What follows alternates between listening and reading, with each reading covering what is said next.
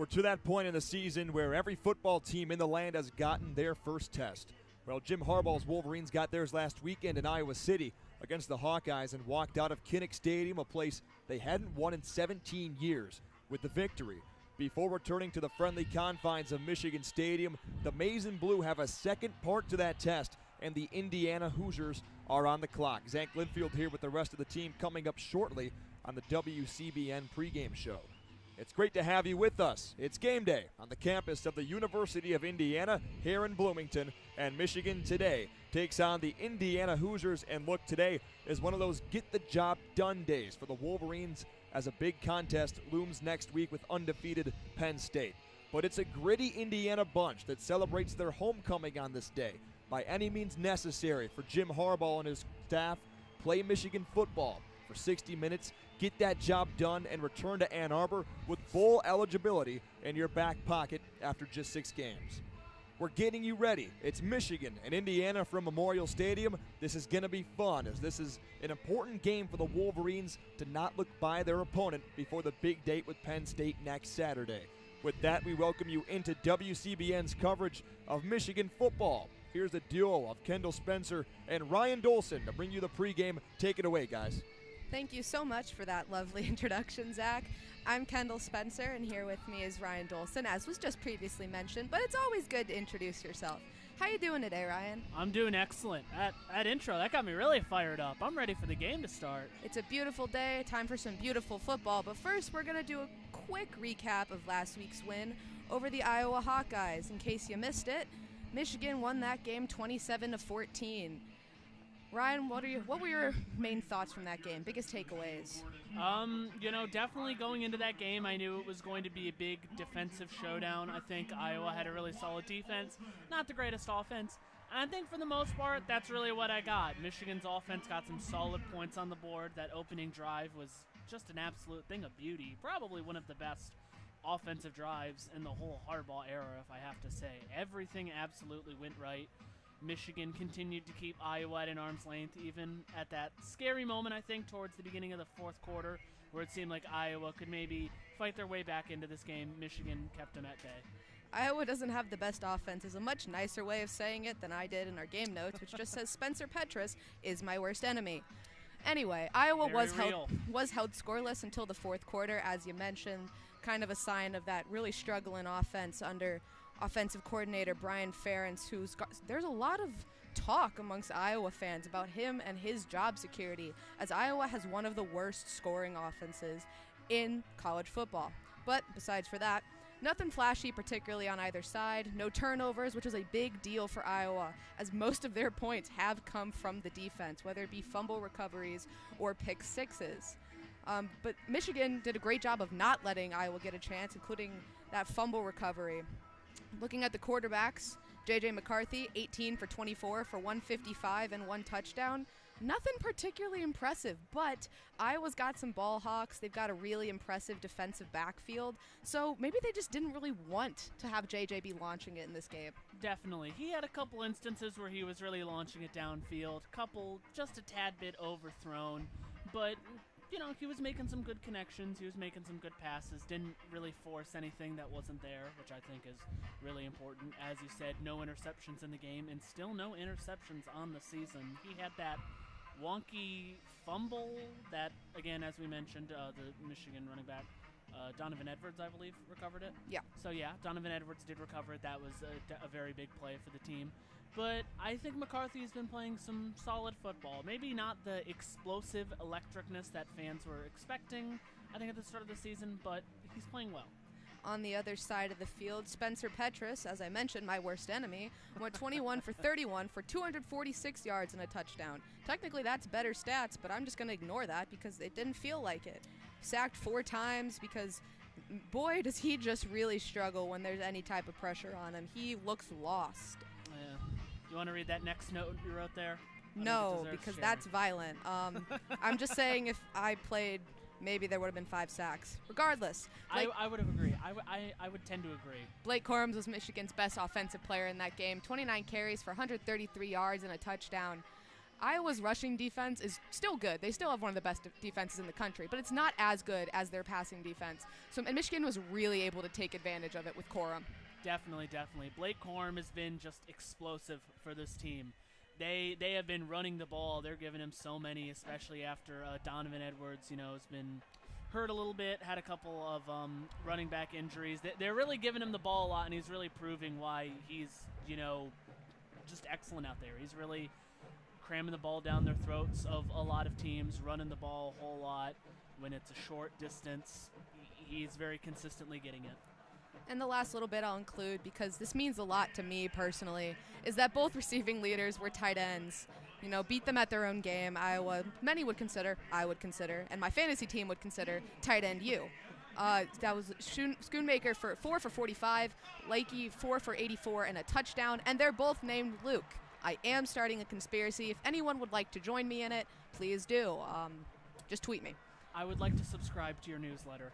I've already touched on my next note, and I would just like to leave. This is very, very self-indulgent, but I went to the Iowa game. I was there in person, and that was for my dad's birthday, and he had a good birthday and enjoyed the game regardless. So I just wanted to give a shout-out to my dad because, that was why I was there. Aww. So that concludes our Iowa recap, and we're going to do a brief game preview before Zach comes back and gives us an out-of-town preview.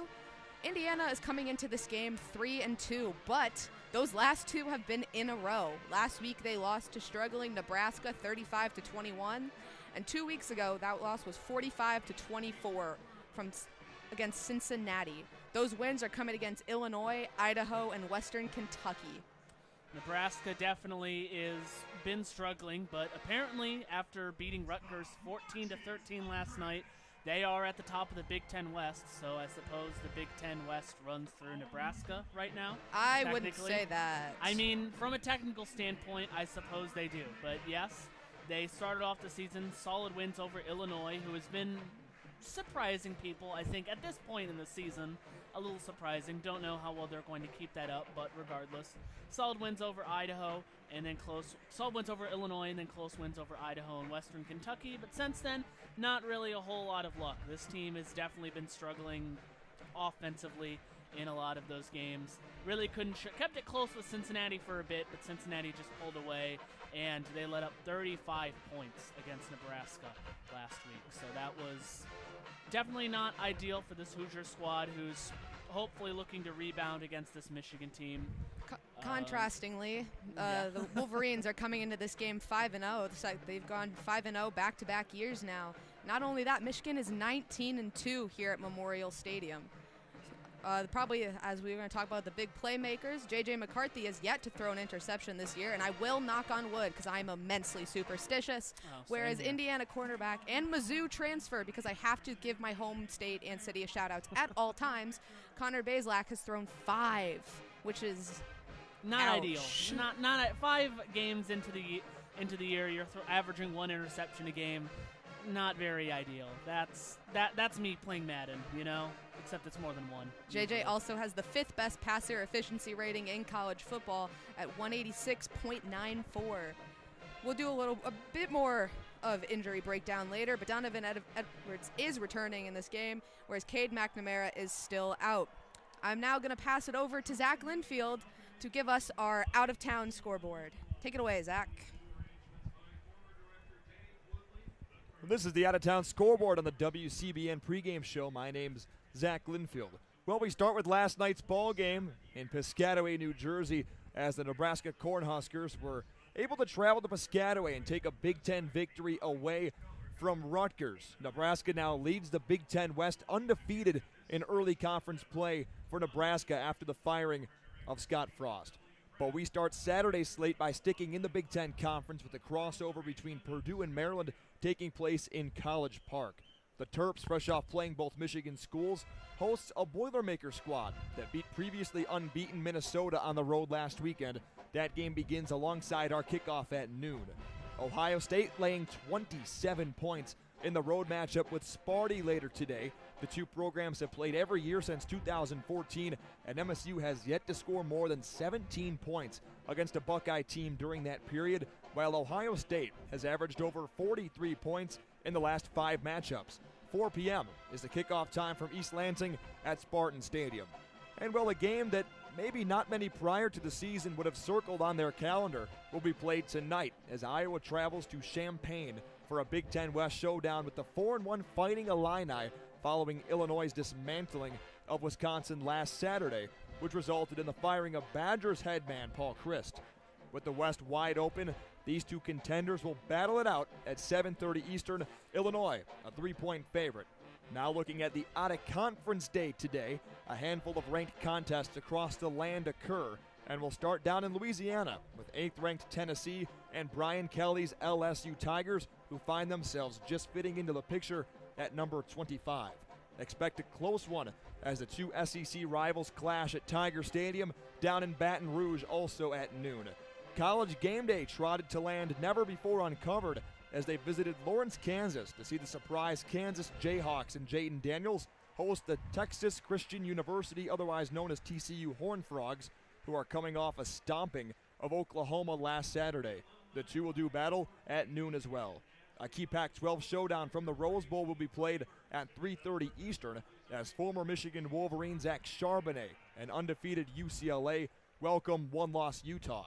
A big chance in back-to-back weeks for Chip Kelly's Bruins to get a ranked win after knocking off Washington last Friday night. Ahead of Michigan in the polls, newly ranked top dog Alabama and second-ranked Georgia, both 20-plus point favorites at home in their matchups against Texas A&M and Auburn. Well, that's the out-of-town scoreboard here in the WCBN pregame show as we near kickoff here in Bloomington between Michigan and Indiana. My name's Zach Linfield. For now, back to Kendall and Ryan for the rest of the pregame show. Thank you, Zach. And again, it's me. So now we're going to, if you missed me, I'm back already. I'm here also. We're going to do a little more of an in-depth preview of today's game along with an injury report. And we'll start with what every football game starts with, which is the first quarter. Indiana has yet to score in the first quarter in any game this season. Comparatively, Michigan is outscoring opponents 65-10 in the first quarter. So maybe that number is probably going to stay 10, but we'll see what the 65 changes to. We'll definitely have to see. Not an ideal matchup for the Hoosiers.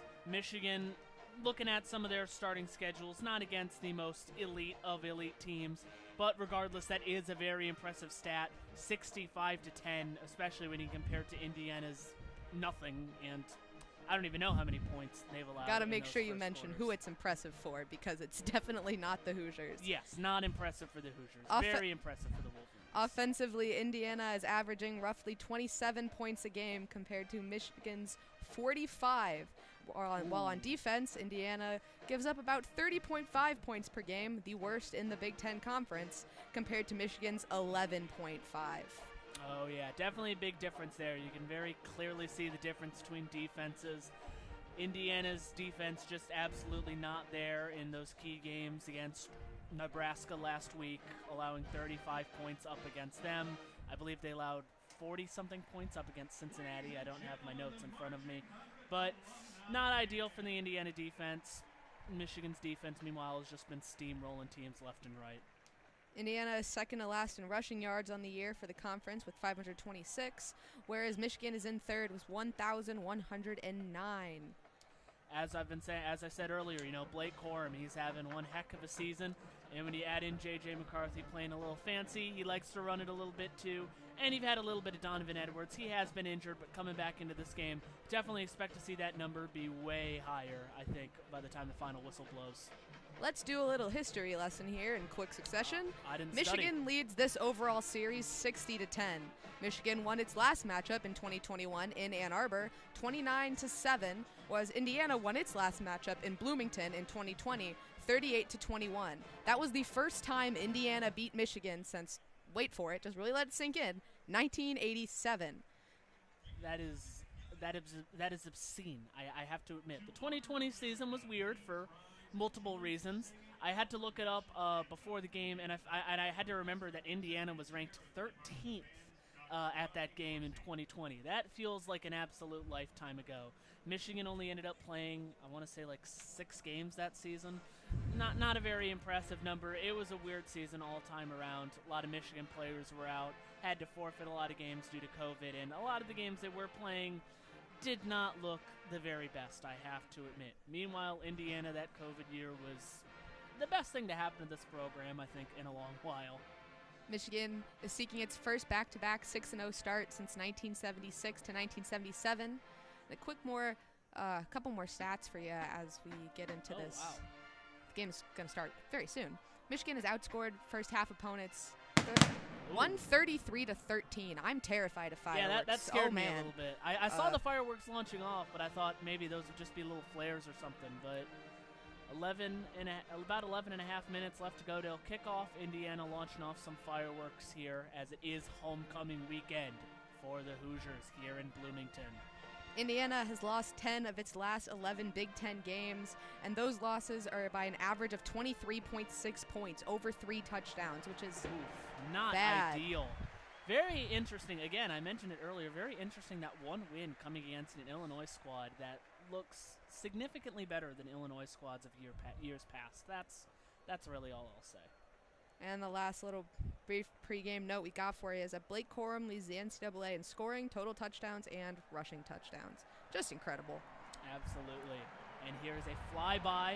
We're getting, Indiana Hoosiers really pulling out all the stops for this homecoming game. There's a few more fireworks. That is enough fireworks. Cut it out. Some of us are scared.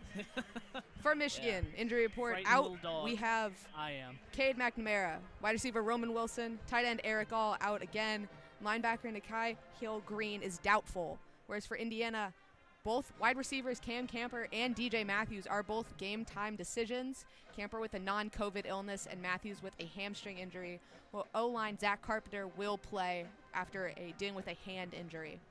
He is a former Michigan transfer, now on this Hoosier squad, so he's definitely going to be an interesting player to look at. I'm sure he's had this game circled on that calendar since the season started. I'm sure he's very excited about it. But for Michigan, a couple key injuries right there. Cade McNamara being out is just a tad bit concerning. You know, I think JJ's been handling himself very well, but still, you like to have that solid quality backup for just in case. But Michigan has had a lot of QBs playing in those first couple of games, a lot of them with plenty of experience.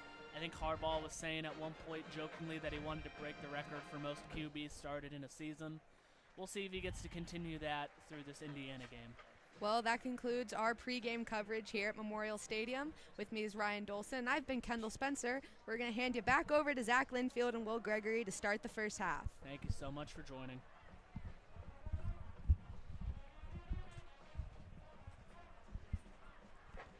Welcome back into WCBN's coverage of Michigan football. We're just about set to go from Bloomington, Indiana, between Michigan and Indiana. Well, the Wolverines, as we welcome William Gregory. Right. Will or William. It's fine. Because this is the first time I believe we've called a football game together. This is the first time together, I've ever called a football game in general. In high school, I played football, so I didn't have a chance to call anything. So you think you know it that well? I know football extremely well.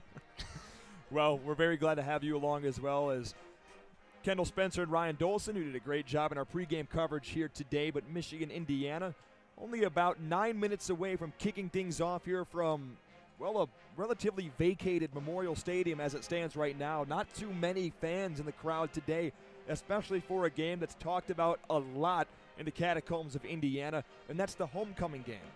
This is the homecoming game, and it's a bit surprising they chose this game specifically, as it's not like Michigan is a lightweight program. Usually you schedule your homecoming games against a team that you usually against win. a team that you usually beat. But Indiana, although they beat Michigan in 2020, there was a 24-game win streak that Michigan was on from 1988 to 2019.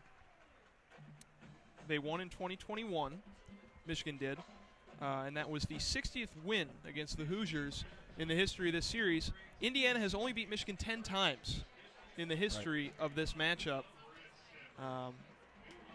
Not sure why they scheduled homecoming for this game. And I'm not sure the fans know either, because like you said, Zach, stands aren't really too filled out right now. We did get a flyover. That was nice. We did. Some fireworks that scared us a bit, as Kendall and Ryan mentioned. But, I mean, Will, you look across the field right now, and we're looking right at about the 40, 45-yard line as where we're perched on what will be Michigan's tunnel side. But as we look across the field, that's Michigan's sideline. And you see the fans that are painted over there. The student section is to our left. but to the right is grandstands for the general public. And I mean, there's two main colors that you see, and it's maize and blue. Definitely. And I think they're outnumbering the students when we at were this point. When we were walking into the stadium, I was surprised at the amount of Michigan fans I saw. This is the first game outside of the first college football game outside of the state of Michigan that I've attended, and the Michigan fans really traveled well. We've seen them all over the tailgates around Bloomington. We saw them walking in, seen them all over this stadium, and yeah, looking right ahead of us at midfield, you can point out more folks wearing maize and blue than cream and crimson. Now, Will, as we talk about today's game, a beautiful setting, a beautiful stadium, big noon kickoff for the third consecutive week for Michigan as we continue on in Big Ten play. You're going to have play-by-play for the first quarter. I'll have it for the second, third, and fourth. But you and I talked a lot about this football game both last night before your coverage of the volleyball game at the Chrysler Center and also on the ride here. We got up at 4:30 this morning, folks. I got up at 3 o'clock. You got up at 3 o'clock. We left at 4:30. We left at 4:30. But we made it here safely, and we're very glad to be here. But we talked a lot about Michigan and the trajectory of their season. What do you expect out of the Wolverines today against Indiana, and perhaps a look-forward game, as it's said pretty commonly, with Penn State on the clock next week? I don't think you can overlook this Indiana football team. Yes, they have been struggling against good opponents, back-to-back losses against Cincinnati and Nebraska, but this is a veteran defense. Quarterback Connor Bazelak is third in the Big Ten in passing yards, albeit at not too much of an efficient clip. You can't afford in the Big Ten to overlook any opponent, especially when you're traveling away to a place like Bloomington, which maybe not necessarily in football, but in basketball they do have a rabid fan base and a great following here all over the state of Indiana. It seemed as we were driving here, everyone either had an Indiana flag or an Indiana license plate, an Indiana logo on their license plate. But I'd say Michigan needs to calm down, play their game. There's no point in looking ahead to Penn State if you lose this one, because then the undefeated season's over. You need to win this game to have any hope of challenging Ohio State in the last week of the regular season for the Big Ten East title. You can't play around with any of your food, no matter how disgusting it might be. How disgusting it might be. How pedestrian some may say Indiana University's football team is.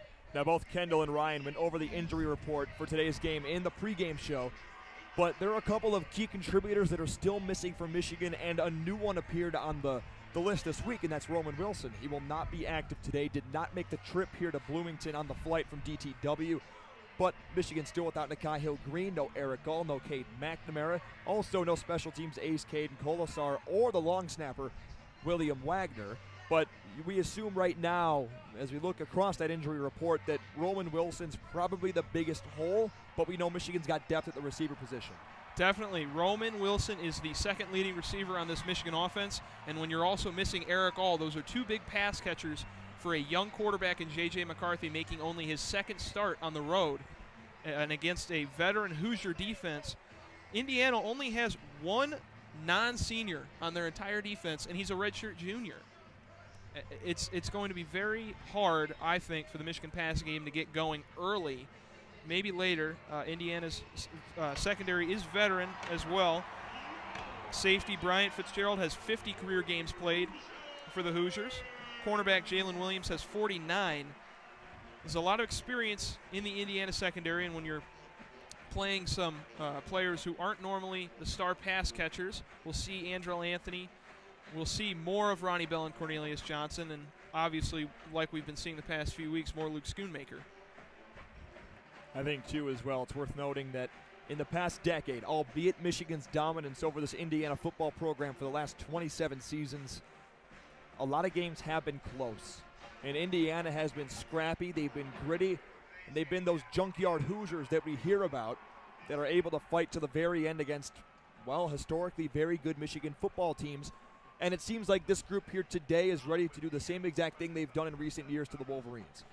I'm not sure if they have the juice, though. We've seen this Indiana football program over the past 2 years under Tom Allen after a successful 2019 and 2020.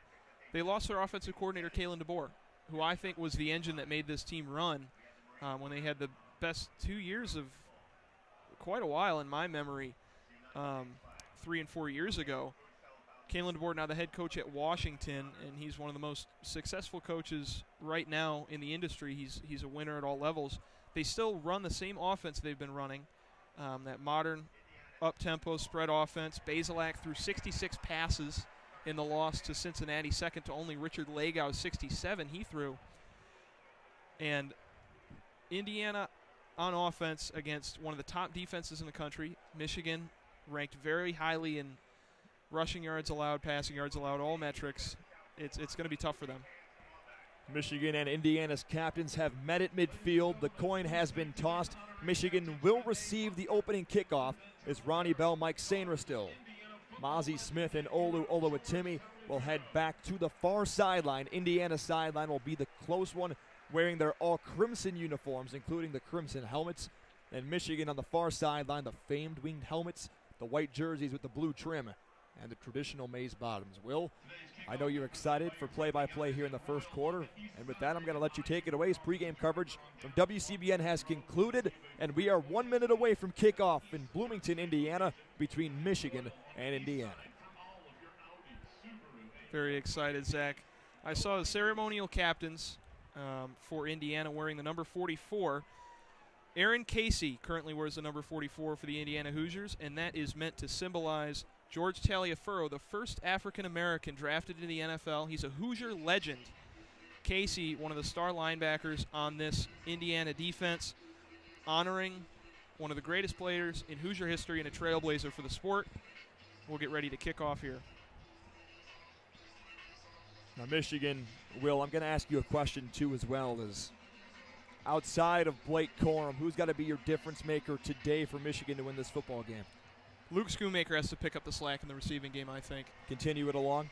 Yes. Ronnie Bell is the leading receiver on the team, but I think Schoonmaker is an excellent safety valve for a young quarterback, and he's proven that he can do it over the past few weeks. I think worth note as well is Roman Wilson, who typically returns kicks, is not active today. So A.J. Henning will return kicks for Michigan. Henning, usually the punt returner. The kickoff specialist is Chris Freeman. He only takes kickoff duties for the Hoosiers. He'll get set to boot it away, and we'll get underway in Bloomington. The undefeated number 4 ranked Michigan Wolverines look to move to 3-0 in the Big Ten against the 3-2 unranked Indiana Hoosiers. Undefeated at home.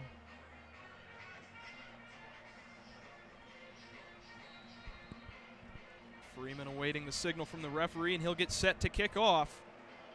To the awaiting A.J. Henning, a dangerous return man. We saw a punt return for a touchdown against UConn earlier in the year.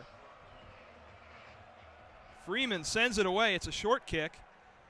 It'll be fielded by Henning at the 5. Henning cuts to the center of the field, tries to make a man miss, but he's tackled down at about the 23-yard line, and the Michigan offense will take the field. Looked like Henning had a short little gap across the left side. It was pretty good blocking from the special teams unit, but just a better defensive special teams play by IU.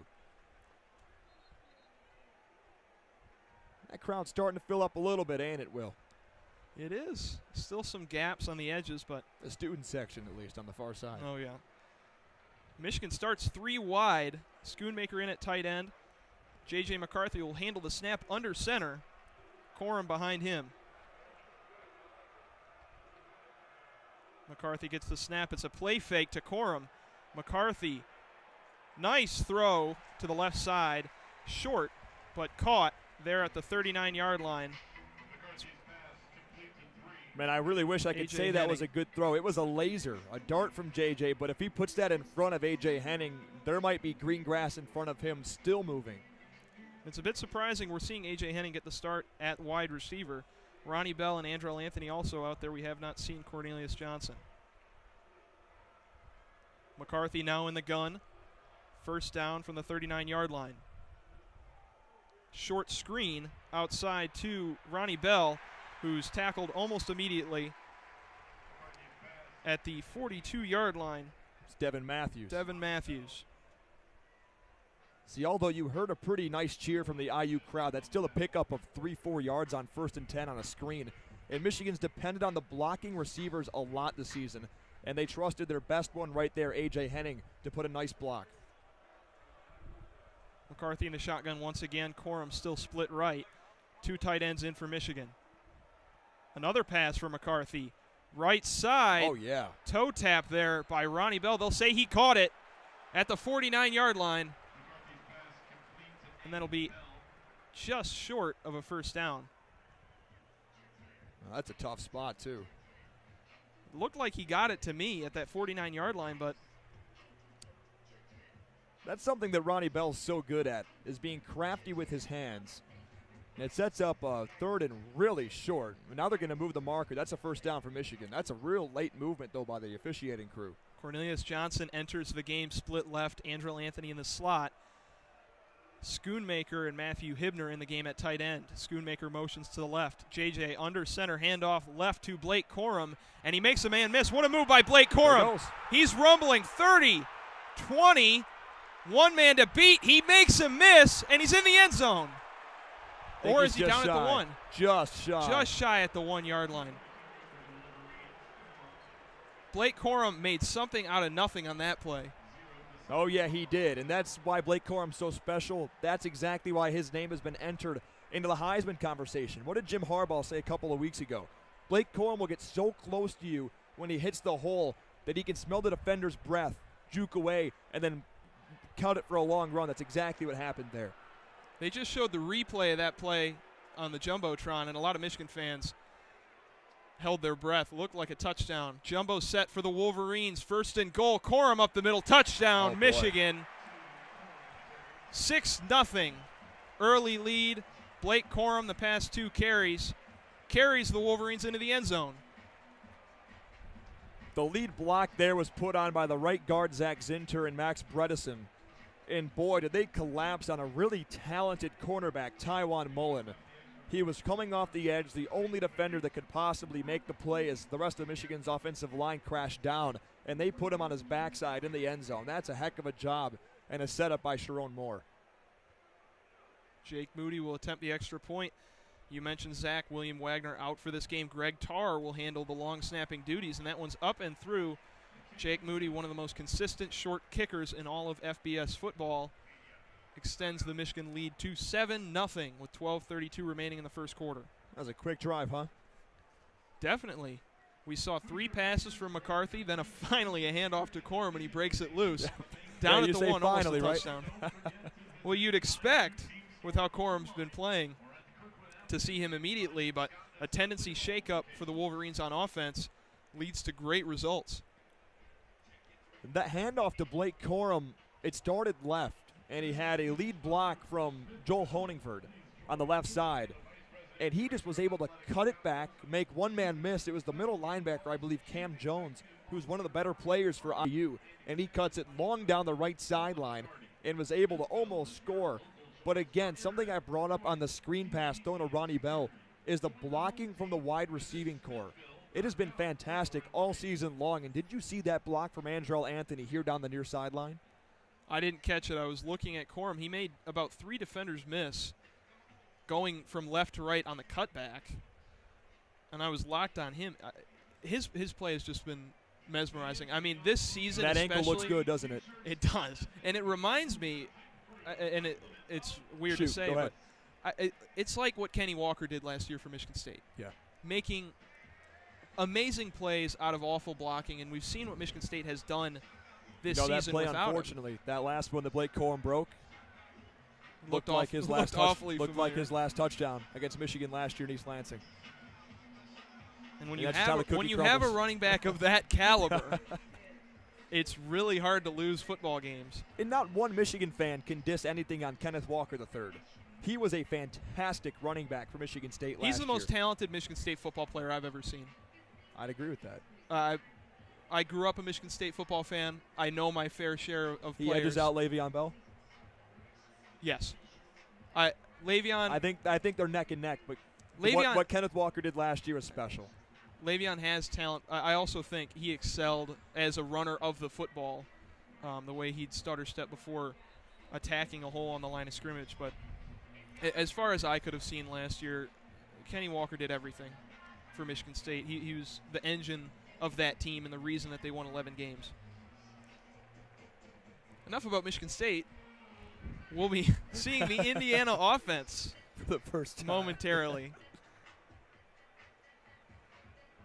Jake Moody set to kick off. I'm interested to see how far this kick goes. Look at the way the wind's blowing.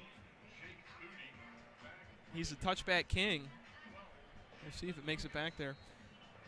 Jalen Lucas back to return for the Hoosiers. DJ Matthews Jr. out. He's one of their normal returners. Be interested to see if Cam Camper's active today. We'll see him on the first drive for IU if he's active. Fair catch called for by Lucas at about the 7-yard line. He's active. There's number 6. That's the number 1 receiver for IU who missed last week. He's doubled up every other receiver in receiving yards. He's got over 400. Nobody else has more than 200. And DJ Matthews, who is second at 198, is inactive. It looks like, as well, the former Wolverine, Zach Carpenter, is active today as well. Offensive lineman playing now at left guard after a hand injury. He started at center. He broke something in his hand, and now he's at left guard. Connor Bazelak starts in the shotgun. Sean Shivers moves out of the backfield to the slot on the right side. It'll be a fake to him, but then Bazelak throws to him anyway. Shivers with a nice gain of 9 yards. It looked like they were going to fake that screen and try and throw deep off of it. Nothing was open deep. Bazelak takes the easy throw to Shivers, and Shivers makes a nice play on it. Indiana quickly back to the line of scrimmage on 2nd down and 1. Bazelak outside once again, catch made. Tackle there short of the first down. That's a nice suffocating play by Junior Colson. Another throw out to Shivers. Indiana's leading rusher makes 2 catches early. Back up to the line go the Hoosiers. Shivers now lines up in the backfield. He'll get the handoff, and he's shoved backwards. Oh, man, that's a bad spot, man.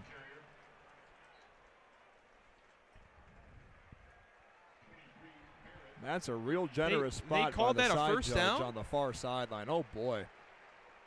Empty for Bazelak on 1st and 10 after a controversial first down given to the Hoosiers. He just has to throw it away under pressure by Chris Jenkins and Mike Morris.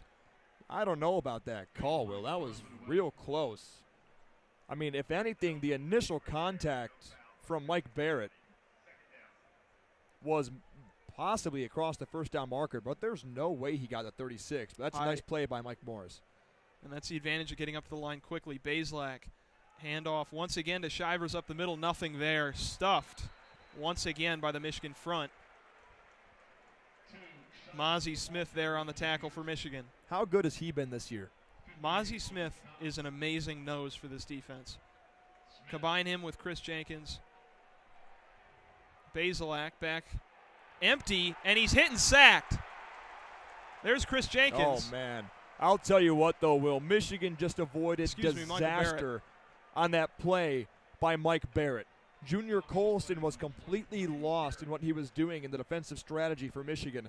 And DJ Turner was screaming towards Junior to get him to go far out towards the far sideline in coverage. IU had 2 receivers. Michigan had 1 defender. And lucky Mike Barrett was able to get there in time. James Evans to punt for Indiana. A.J. Henning back to return. Evans, knuckleball, punt. Tough to field for Henning. He makes the catch at the 28-yard line. Flag down. Henning, though, makes a nice return up to about the 46-yard line where he's pushed out of bounds by Indiana. Going to be a block in the back here on the near sideline. That's an easy call. It's really good field position there for Michigan, but it'll come back.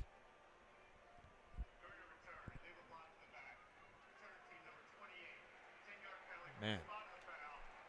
Foul on Quentin Johnson. That's the second time he's been called for that in 3 weeks now. When you're trying to get playing time, you can't make mistakes on special teams. Quentin Johnson's one of those guys who just is on the edge of getting on the field. I know you love these media timeouts, yeah? So much to talk about when you're in Bloomington, Indiana, right across from Assembly Hall. We'll get ready to start the basketball season in about a month.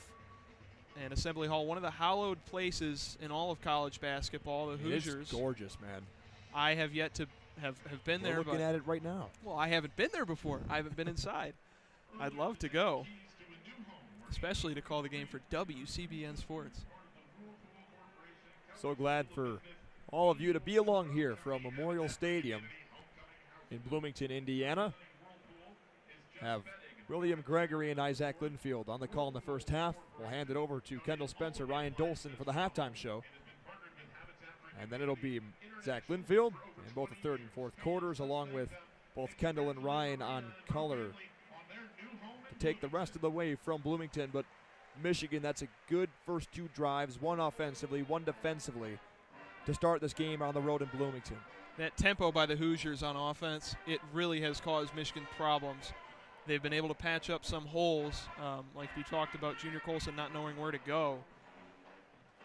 The tempo can cause some mismatches, and Indiana nearly took advantage of it. I just don't think that they are good enough to take advantage against a defense like Michigan's, but only on one drive. We'll see how the rest of the game is impacted by that tempo.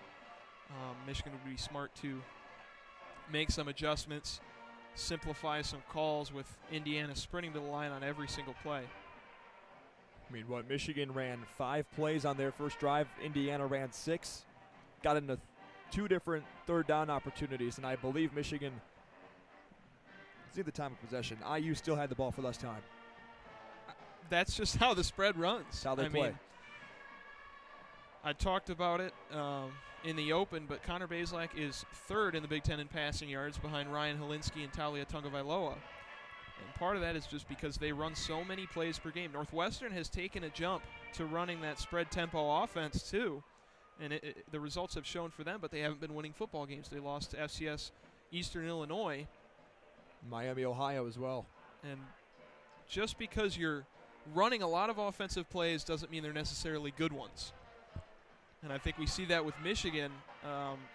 I think joked around for a long time about how slow and plodding and methodical they are on offense, but it does work when you have the talent to execute it. And it seems like Michigan in recent years has kind of come to that meet in the middle between having a tempo offense and huddling as well. They go to the line, they make their checks. Well, and JJ's able to analyze what's going on. We're seeing them come out in the pistol with a 3-wide set to the left. I think a few years ago that would have surprised me for a Jim Harbaugh-led team. Hey, Trente Jones is active right now. That's the right tackle. Motion man from left to right is A.J. Henning. He splits out wide. McCarthy in the pistol. Handoff to kept by McCarthy. He almost lost the ball there trying to hand the ball off to Corum on the read option. But McCarthy gets upfield. That's been the number one thing that we've heard about JJ is his inability to hold on to the ball at times. He has yet to turn the ball over this year, albeit fumbling one time. He was able to get it back. But that's the number one thing that we're still kind of worried about with JJ is holding on to that football and the design carries. In the gun now. On 2nd and 2, McCarthy fake clap. Indiana rushes forward with a stunt. McCarthy pass complete. Luke Schoonmaker first down. And the Luke chants inside of Memorial Stadium. And they were pretty loud last week as well in a more daunting environment in Iowa City. But you said before the football game today that Luke Schoonmaker's got to be that guy from Michigan. He was able to take a big hit right there from Christopher Keys and still get the Michigan first down. That's a nice throw from JJ, though. Get it out quick, move the chains. Another 3-wide set for the Wolverines. Joel Honigford enters the game at tight end, and Donovan Edwards split left for McCarthy at running back. McCarthy fakes the handoff, pulls it away. McCarthy slides, takes a hit, gains about 6 yards, up to the 38. I think that hit was exactly on time. He cuts the first down play in half to make it 2nd and, we'll call it 6. Well, that's a good first down play for JJ, and he's starting to learn, right? You got to slide down once in a while. Yeah, and that rule impacted me there. I called it a gain of 6 from the end of the slide. In college football now, you're down at the beginning of your slide as a quarterback. Handoff left to Donovan Edwards, and he is tackled for a loss. What a play by Indiana. There's Tywan Mullen. Tywan Mullen, a corner, getting in the backfield for a tackle for loss. And Michigan going backwards, 3rd down and 11 now, a loss of 5 on that play. Donovan Edwards remains in the game on 3rd down. Ronnie Bell, A.J. Henning, and Cornelius Johnson all lining up right. McCarthy in the gun. Watch the tight end Schoonmaker here. McCarthy gets the snap, drops back, looks over the defense and throws it to Schoonmaker, but he is tackled short of the 1st down. Michigan will have to punt. Well, I said look out for the big tight end. It's just his drag route didn't go deep enough. McCarthy led him, but it seemed like his feet began to kind of trip over one another, and he was able to be dragged down from behind. That's one thing we know about Schoonmaker. He's not the fastest guy in the world, but he can certainly catch the ball. And it seemed to me JJ was staring him down. And I think Schoonmaker is a security blanket, but on 3rd down and 11, you need to try and make a play deep down the field. Brad Robbins on to punt for Michigan. The over-under on punts in this game set at 3.5. Michigan will get one here. Robbins punts it away. It's short, not returnable for Indiana. Oh, man. And put down at the 22-yard line by Joe Taylor. Joe Taylor, the former dual sport athlete, he got right up into the face of Connor Delp, who's filling in today for DJ Matthews, who's inactive for Indiana. And if he's not down there right in the face of Delp, that ball might go another 10, 12 yards. Kind of kicked off his backside. Yeah, the way it bounced, I'm not too sure, but definitely Delp, a redshirt freshman, thinks twice about trying to get upfield and return that ball. And it wasn't a great punt off the foot of Robbins, especially punting from where Michigan was on the field. But man, with the wind to his back. Indiana makes a good stop on defense, gets the ball back only down 7 points about halfway through the 1st quarter. I think a part of that, too, that last drive for Michigan is the 2nd down play where Donovan Edwards decided to go backwards. You're not supposed to go left and right. You've got to go up and down and help out this football team by going up the field. And we know Donovan's great. He's a great running back with great abilities to do stuff like that. But there was one guy out there, that was Tywan Mullen, and it seemed like Edwards saw him and believed he could beat him to the edge. And I just don't think you can do that as somewhat of an inexperienced running back that Michigan has right now. No Blake Corum on the 2nd and 3rd down plays. And to me, it seemed all year that outside of Blake Corum, I'm not sure Michigan's offensive coaching staff has tons of faith in the running backs behind him. We saw C.J. Stokes fumble on his 1 carry a few weeks ago. He has yet to have seen the field, as far as I've seen. Yeah. Isaiah Gash has been out there, but you're not going to give him too many carries. And now that Donovan Edwards has returned from his injury, he'll get a good portion of the workload. But outside of giving Blake Corum 30 carries a game, I'm not sure this running game will be as productive as a lot of people once thought coming into the year. We all know Jim Harbaugh has confidence in his quarterback to throw the football, but Michigan historically and right now is still a running football team. They're able to trust Blake Corum, and no Hassan Haskins this year obviously hurts Michigan, but they need a second back, and they need Donovan Edwards to be that guy for this team. And so far throughout the year, he has been when he's healthy. But that run right there on the 2nd down and 6 play, it just got to be a little bit better. I think Edwards just has to avoid going backwards, and he cost his team about 4 or 5 yards by going the opposite direction, but he'll learn. He's just a sophomore.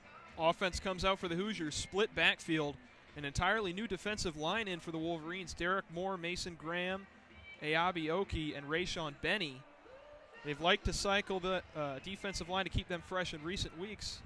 Seems early for a big change like that with how the defensive line played on the first Indiana drive, but split backfield for Bazelak.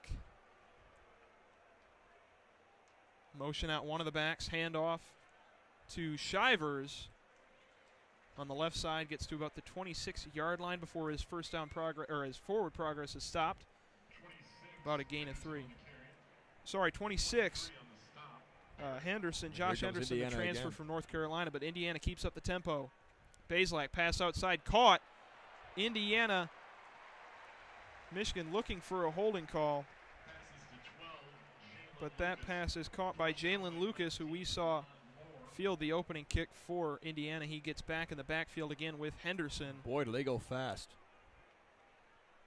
3rd down and 1. Quick handoff goes to Henderson. And we'll see if they give him the spot. Gets up to about the 39-yard line. It looks like they will. The referees mark him about a half yard ahead of the line to gain. So Sean Shivers got the early workload for Indiana on their first drive, and Henderson, the North Carolina transfer, has seen most of the work here on the second. Backfield splits out wide for Bazelak, 5 wide for him. Drops back to throw outside, caught. Yeah, Michigan's getting caught up in this tempo right now. Henderson, the running back, makes the catch, picks up the first down.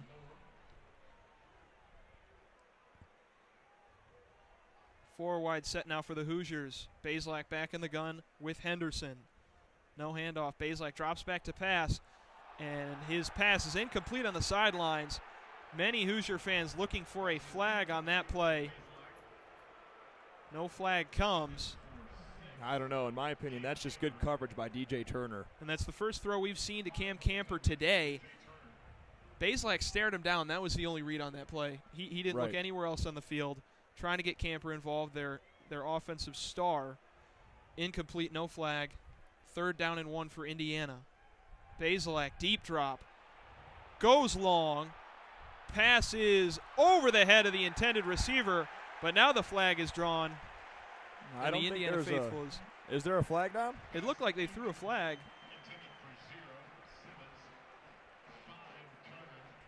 I see one down there. Yeah, the referee's standing over it. And there it is. Indiana cheered for one. They'll call pass interference on DJ Turner, 15-yard penalty. Automatic first down for the Hoosiers. DJ Turner is usually one of the better coverage defenders from Michigan. He got beat off the line. There was safety help from Akari Page. And there was just no need to tug on the back of the jersey of Camper. He was right there, and so was Makari. It was going to be incomplete regardless. And that ball was overthrown by Bazelak, just a touch out of the reach of Cam Camper. Bazelak empty again, 1st down and 10 from the 41. Fakes outside, now a lofted throw to number 84. It's Steinfeld. Now, I think that play, regardless, would not have mattered. He ran himself out of bounds and came back into the field of play. He cannot be the first one to touch it. But that was a good design play. They motioned him out, acted like he was blocking, went up the sideline. Bazelak in the gun once again, straight handoff. And the running back Henderson is bottled up by Chris Jenkins. Pushed back. Let's see if they give the forward progress. They say he lost about 3 yards on that run. Yabioki was the first one there. He's typically only used in pass coverage for Michigan. 3rd down and 13 for Indiana. Hoosiers get back up to the line. A fadeaway throw by Bazelak is caught. Man. What a catch by Cam Camper. DJ Turner, who is the best coverage cornerback for Michigan, is getting beat badly off the line right now by their best receiver. And Bazelak, an excellent throw, fading backwards. The Hoosiers rushed up to the line on that 3rd down. Now he motions out wide as a receiver. Indiana in the Wildcat. Donovan McCulley, the former quarterback, he transferred from quarterback to wide receiver this year in camp. Now he'll get the snap. Fakes the handoff. He'll take it up the middle, and he is slammed to the ground by the Wolverines. Mason Graham, excuse me.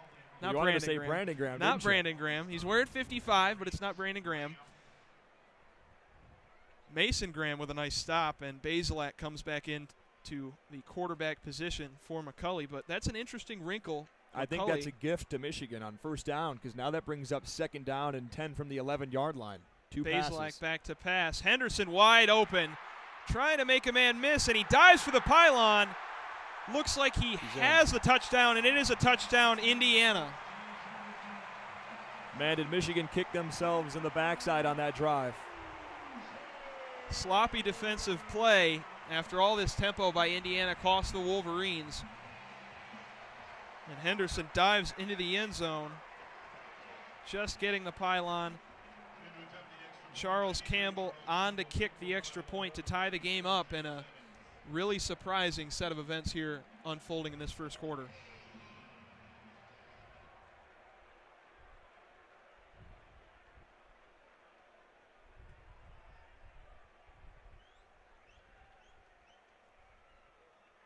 Kick by Campbell up and good. Sevens in Bloomington, Indiana at Memorial Stadium.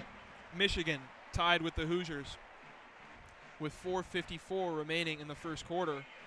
I think Michigan on that first offensive drive was kind of gifted the ball back by some sloppy play from Indiana, and then it kind of evened itself out on Indiana's second drive. DJ Turner gets beat 2 different times, a costly holding penalty on the backside of Cam Camper that would have potentially turned the ball over.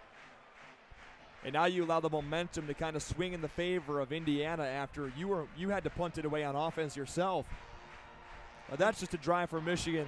They really did shoot themselves in the foot, and they're going to regret that going into the third drive of offense. There was 2, in my opinion, really, really frustrating plays missed by the Wolverines. That 3rd and 13 completion to Camper all the way down the field that set the Hoosiers up for their touchdown.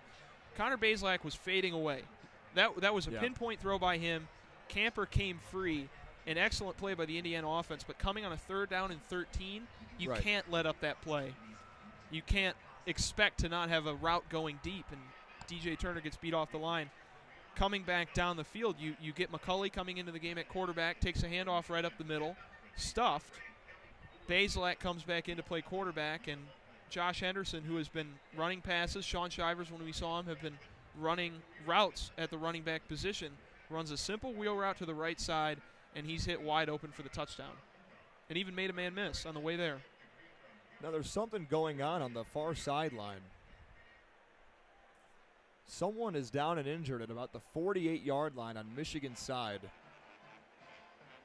What's going on over there? Michigan's defenders are kind of rallied around whoever that may be.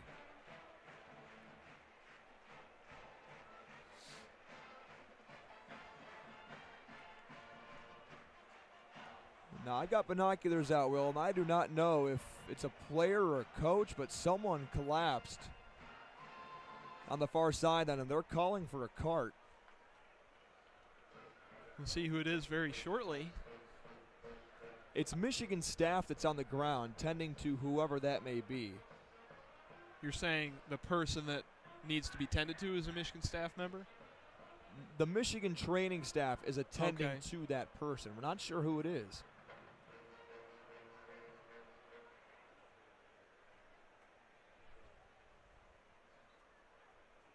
They immediately get the stretcher out.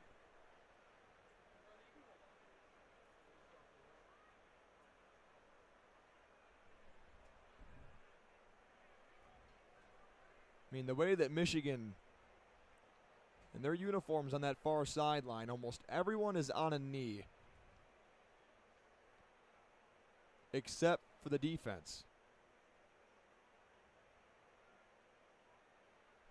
And I got no view of it, Will. Try and do some detective work myself. Now, it seems like this might be a player, guys. Now, unfortunately, I'm looking on the far sideline. I don't see one player. The defense is all there. One player isn't, and it's Mozzie Smith. Oh, boy, that would be a tough loss. Don't want to speculate on who it is.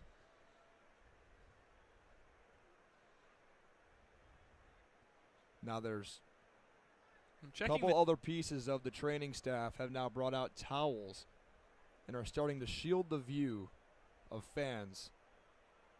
I'm checking the TV broadcast. They're still in commercial, so I'm not sure if they have an angle of being able to see who this is. I mean, that'd be the third captain to go down, Will.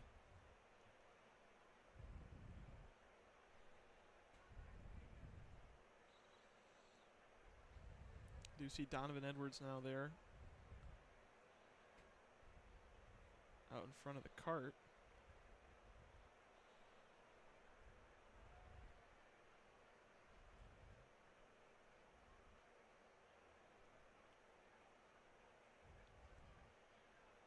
Now, I'm not sure this is a player because Michigan's wearing Mace pants. And it looks like the person they're tending to has blue on. That's just a small thing. Yeah, I've located Mozzie Smith. He's on the sideline. He's on the bench. So it looks to be a staff member. His play has stopped at Memorial Stadium for someone who has collapsed on the sideline of Michigan. 4:54 remaining in the first quarter. Michigan tied with Indiana 7-7 as we await this person to get the help they need.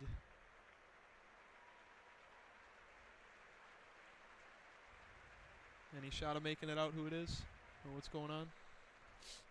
It just looks like a staff member. Well, I don't know who that is, though.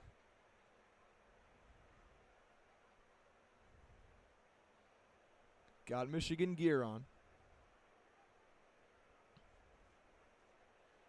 Jim Harbaugh's right there next to him.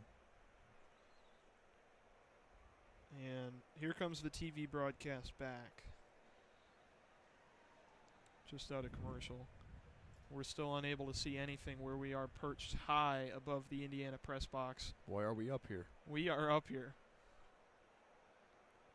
Every single member of Michigan's football program. Some kind of angle.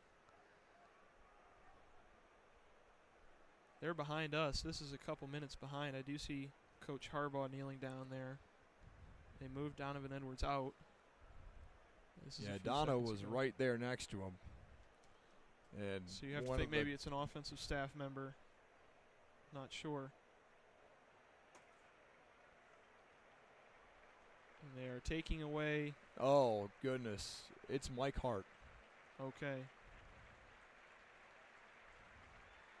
Really scary situation to not know what's going on, and that it's Mike Hart. It makes it obvious why Donovan Edwards was trying to see what was going on, his running backs coach. He's done a fantastic job at Michigan these past 2 years. He's a former coach here at Indiana. Played running back for the University of Michigan, has a wife and kids. And it doesn't look like there's a physical injury. It looks like maybe this is some kind of just collapse he had. Yeah, that makes because there was no physical. That makes it scary, activity, right? In my opinion, to just have somebody collapse on the sideline. We saw at a Michigan game earlier this season, one of the referees collapsed. But play will continue. Like I said, 4:54 remaining in the first quarter. Kind of a lot of the life sucked out of Memorial Stadium after Mike Hart taken out on a cart after collapsing on the Michigan sideline, but we'll be set to kick off directly after this Indiana touchdown that was scored by Josh Henderson to tie the game. Chris Freeman to kick off for the second time. Joe Taylor and A.J. Henning back to receive this kick. I mean, talk about an absolute change of pace, man. Really scary situation. Now, I don't want at all. This is from a certified source that covers Michigan relatively often. It says it looked like Coach Mike Hart may have been having some kind of a seizure on the far sideline. Well, how do you return to playing football after that? We will see if Michigan chooses to rally around their coach, or, as understandable as it would be, take a bit of a reprieve. But A.J. Henning fields the kick, tries to find a crease, but he is stacked up and tackled at about the 24-yard line. He'll be set down. And the Michigan offense will come back out. Their third drive today, the last drive ended in a Brad Robbins punt. The first drive, a long run by Blake Corum, set up a 1-yard punch. He's only had 2 carries so far today, and he's got 51 yards, that long of 50 and the 1-yard touchdown. Outside of that, J.J. McCarthy with 2 carries for 12 yards. A couple catches each for Ronnie Bell and Luke Schoonmaker, and Donovan Edwards had an earlier negative carry. McCarthy rolls right out to pass, and a catch is made again. Luke Schoonmaker for a nice pickup up to about the 33-yard line, 32-yard line. Versatility there from J.J. McCarthy. He was able to pump fake around the defensive end who was in his face, extend the play with his legs, which he's done so often this season, and deliver a strike to Schoonmaker for a nice pickup on first down. Michigan 3 wide receivers on second down and 3. McCarthy in the gun once again. Henning motioning from right to left. Signals zone coverage that the Hoosiers are in. Handoff Corum. Corum up the left side. There's the first carry to a running back after their coach has collapsed on the sideline. And really this whole stadium just feels different after that moment, and the sideline for Michigan seems different, but still have to play football, I guess. Schoonmaker split out wide to the right. After that first down pickup by Blake Corum, McCarthy back in the pistol with Blake Corum behind him. Now he motions left in the shotgun. Snap back, McCarthy drops, waits a beat, hits Luke Schoonmaker over the middle for about a gain of 9 yards. Schoonmaker, his 4th reception already today. Boy, is J.J. McCarthy playing darts? He's throwing that ball with a purpose right now. And right to Luke Schoonmaker about every time. 4 catches for Schoonmaker, 26 yards. Now what this can set up on 2nd down and 1, you can take a shot here if you want. You just got to be ready if you're close to Michigan. midfield. Now one-on-one coverage here with Andrell. We haven't seen him a lot. And under center for McCarthy. Good spot for a play fake here for the Wolverines. There it is. McCarthy rolls out right. Lofts one to Ronnie Bell. Bell cuts back at about the 31-yard line, gets to the 27. Big chunk play by the Wolverines. Nice call there, Will. And a first down to the 28-yard line. Told you I knew football. Might not have called it.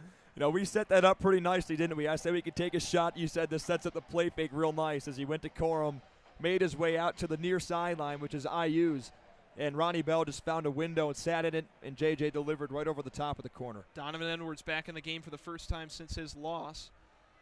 Edwards, stretch handoff to the right side, tackled. Nice play made there by Aaron Casey, wearing number 44, like I mentioned earlier, meant for the honoring of George Taliaferro. It's kind of the same thing I just keep saying about Donovan Edwards, trying to make too much out of something that he really doesn't have a lot of already. If he puts his head down and runs up the field, he gets probably 2 yards there. And now Michigan's looking at 2nd down and 10. Max Bredesen and Colston Loveland in the game. 2 tight ends set for the Wolverines. Handoff left out of the pistol to Edwards, and he's cut down for only about a gain of 3 yards. Well, he heard me from up here, 7. didn't he? Yep. Trying to get all he could out of that run. Wide receivers coming in for the Wolverines. Edwards comes off. 3rd down and 8 for Michigan. Their last 3rd down they faced led to a Brad Robbins punt. Now at the 26-yard line of Indiana, hoping for more than a field goal. Now in a tie game with the Hoosiers 7-7. McCarthy, Blake Corum split right in the gun. Set parallel to McCarthy, won't come up to block. McCarthy drops back to throw. Pass just out of the reach of Ronnie Bell. Incomplete. Flag down on the field close to the pocket. It's holding on Michigan.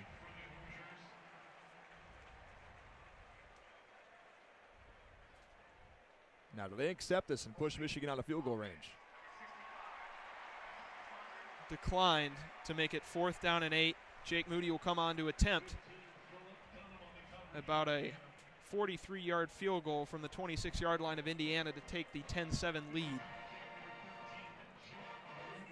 And like we mentioned, William Wagner, the longtime long snapper, out. Greg Tarr, who has made a few snaps so far this season, in as the long snapper.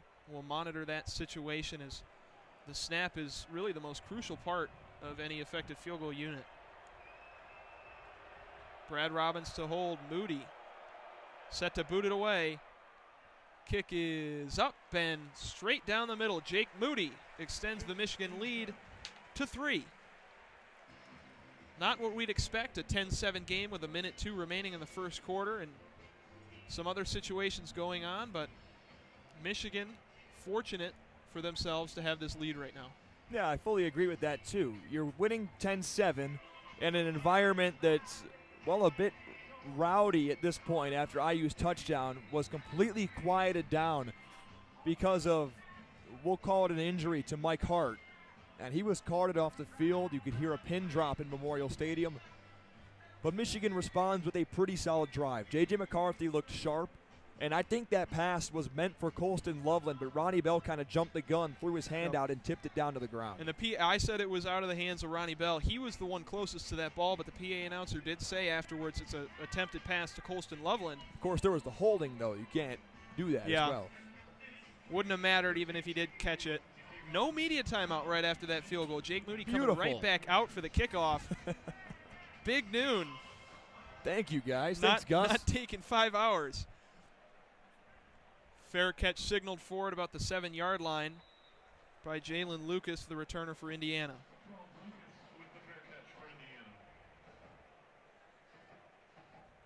Time to set back up on defense. Michigan has had 2 drives now to try and figure out exactly what Indiana's going to do with this tempo. And, well, the riddle's not that hard. They're going to throw the football, and they're going to try and do it fast. Michigan's just got to settle in. DJ Turner is not out there on the first play of this drive. Makari Page in. So is Will Johnson. Will Johnson also in, the freshman from my hometown, Grosse Pointe South High School. How about that? Connor Bazelak. Running back split left is Sean Shivers. He'll get the carry up the middle. And the one thing the Michigan defense has done extremely well is stuff these runs before they even get a chance of going. And Sean Shivers, although Indiana is a very pass-heavy team, has gotten a lot of carries this season so far. But in a lot of air raid schemes, those running back carries aren't too effective. Bazelak, play fake to Shivers, and he's hit and sacked. Jalen Harrell gets him by the shoestrings, and Harrell is flagged. It looks like it'll be for taunting or some sort of related penalty to that. Yeah, as they're going to get him for an excessive celebration. And Harrell, it was a really nice play made on the sack. Bazelak didn't know what was hitting him. Unsportsmanlike conduct on Jalen Harrell that'll wipe out the sack and move Indiana forward. Terrible penalty for Michigan on that play, on what could have sent Indiana backwards for a 3rd and long from Jim deep in their own Harbaugh territory. was absolutely livid on the sideline, and I think that Jalen's going to hear about this one. Harrell immediately taken out for a Yabioki. Comes in to replace him on the right side of the edge. Man. Indiana, that split Want to talk about shooting set. themselves in the foot? It's been the story this first quarter. Bazelak, he's got a split backfield, 1st and 10 now from the 31. Nice jump by Mike Morris. He pressures Bazelak, but he steps up, throws complete to Sean Shivers, who breaks a tackle and gets about 2 yards. Mike Morris was off the ball in a flash on that play. He looked a little like Yabioki has in the first couple of weeks. And Oki was off too. He but was too. They both converged, but Bazelak, really nice job stepping up in the pocket. We'll see. It looks like Indiana's going to take this down to the end of the first quarter. And that'll do it, 10-7. Michigan leading, and I'll toss it back to Zach for the second quarter for play-by-play. I've really enjoyed having my first experience of calling a football game. It's a lot of fun. An interesting first quarter. Right. And it's only a Michigan 10-7 lead in Bloomington. But go back to that penalty by Jalen Harrell. You throw Indiana way behind the sticks. And I'm not going to complain about the officiating on it because, yes, he did a short celebration, but I mean, I feel like nowadays there are plenty of celebrations that go around in college football that are much longer and more celebrated than what he just did, and he got flagged for it. It really looked slight, and to me, there's been a little bit of home cooking today for Indiana. They've had some nice spots that Michigan slight hasn't tug gotten. on the jersey from DJ Turner. Yeah, and that penalty on the excessive celebration. Indiana, they have benefited from the penalties, but they put together a really nice drive for their touchdown drive. Now at their own 33, 2nd down and 8, outside of those big plays they've made and some penalty yardage, it's been tough going for them in their short passing game and inside run game. I think more and more we're going to see Indiana kind of take and mute the running game out of their offensive game plan the rest of the day. Shivers has 3 attempts. Henderson has 3 attempts. Outside of that, Bazelak's been brought down behind the line 2 different times. Ambulances to coming out of Memorial Stadium. Man, we've got a perfect view of Assembly Hall, Memorial Stadium, and the surrounding area. And with the cop car behind it, you've got to figure that's Mike who's Hart probably in that ambulance right now. Oh, no, man. Really hard situation, and you have to wonder what the tenor on the Michigan sideline is obviously, when this is a guy they love. You love your coaches. You're with them every single day. You interact with them, and to see, and we saw Donovan Edwards' reaction trying to get over and see what was going on. It breaks your heart to see something like that happen. Michigan came back out and kicked a field goal on the ensuing drive, but it still just seems different on that sideline ever since that moment occurred.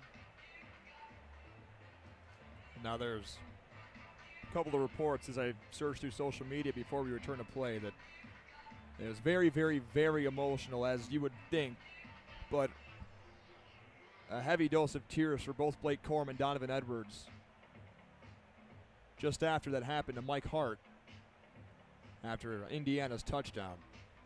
Man, I mean, it just kind of sends weird chills through your body to think about a man that's done so much of the program at the University of Michigan, did so much as well for the University of Indiana, and something like that happens on the sideline where Michigan currently stands right now.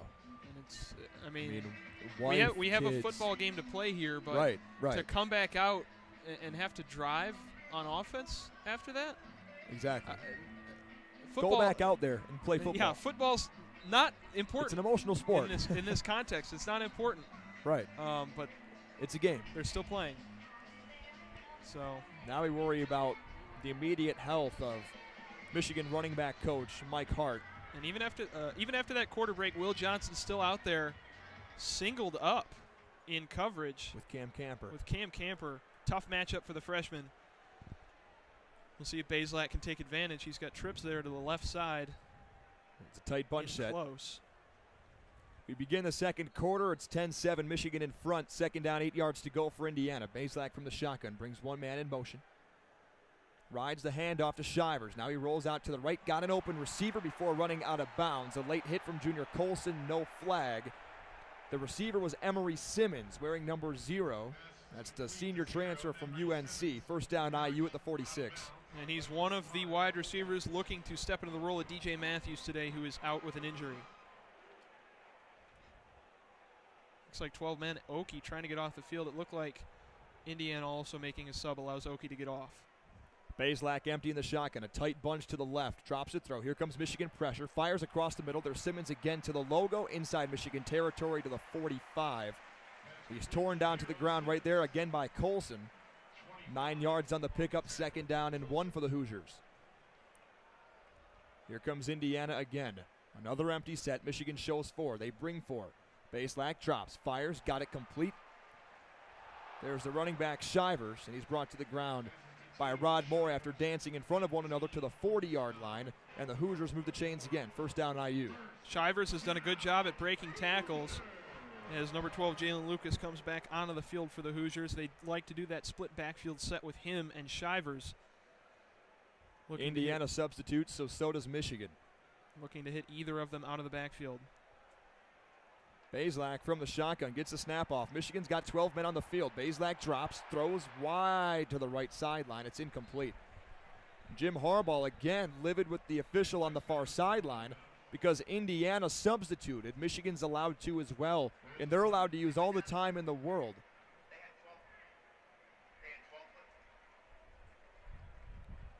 And Jim Harbaugh pleading his case to the official on the far sideline because,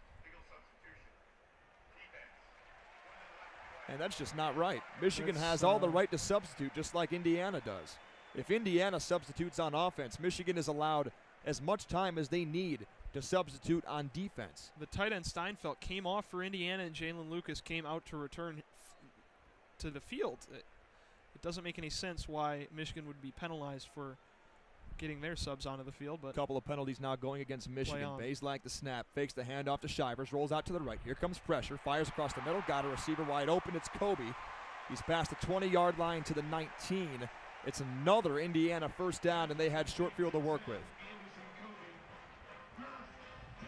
The tempo is roughing up Michigan once again on this drive, aided by some penalties, like I said, at the quarter break. Some home cooking for Indiana, but they're taking advantage of it. See, right now Michigan gets the benefit of the doubt. Shivers remains the deep back for Indiana. Off the left hip of Bazelak. Quick snap, fires deep to the end zone. It's incomplete, and there's a flag down. They wanted Steinfeld. The flag will go against Khalil Mullings, and Michigan's defense is struggling right now. Clear penalty there by Mullings holding Steinfeld. It looked like he would have been beat. Held him up to avoid a bigger play.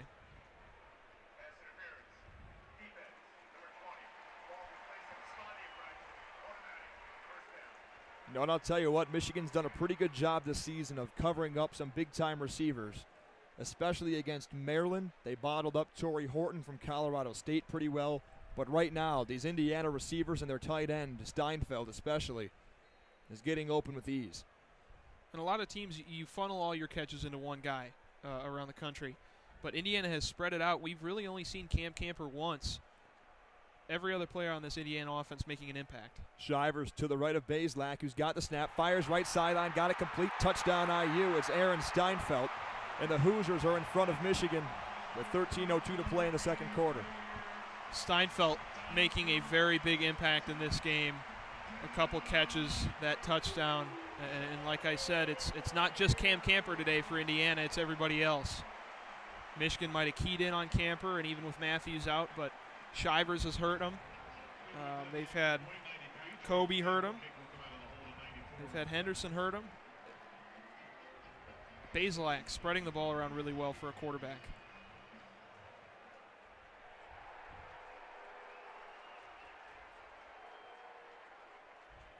Now, there's a flag down here on the near sideline. Do you think this might be for a pick? That's what Michigan's defense seems to be pleading for here. That was if there was any play that would have resulted in a pick, it would have been that one. Steinfeld came wide open. Yabi Oki also, he looks livid as well up on the far hash. Okay, so they will call the touchdown back. Pass interference on the offense. That's a pick route, Will. You can't do that. The outside receiver ran inside, completely picked the Michigan defensive back, and that's why Steinfeld was able to come wide open. And to go back on that, it was a linebacker covering the tight end.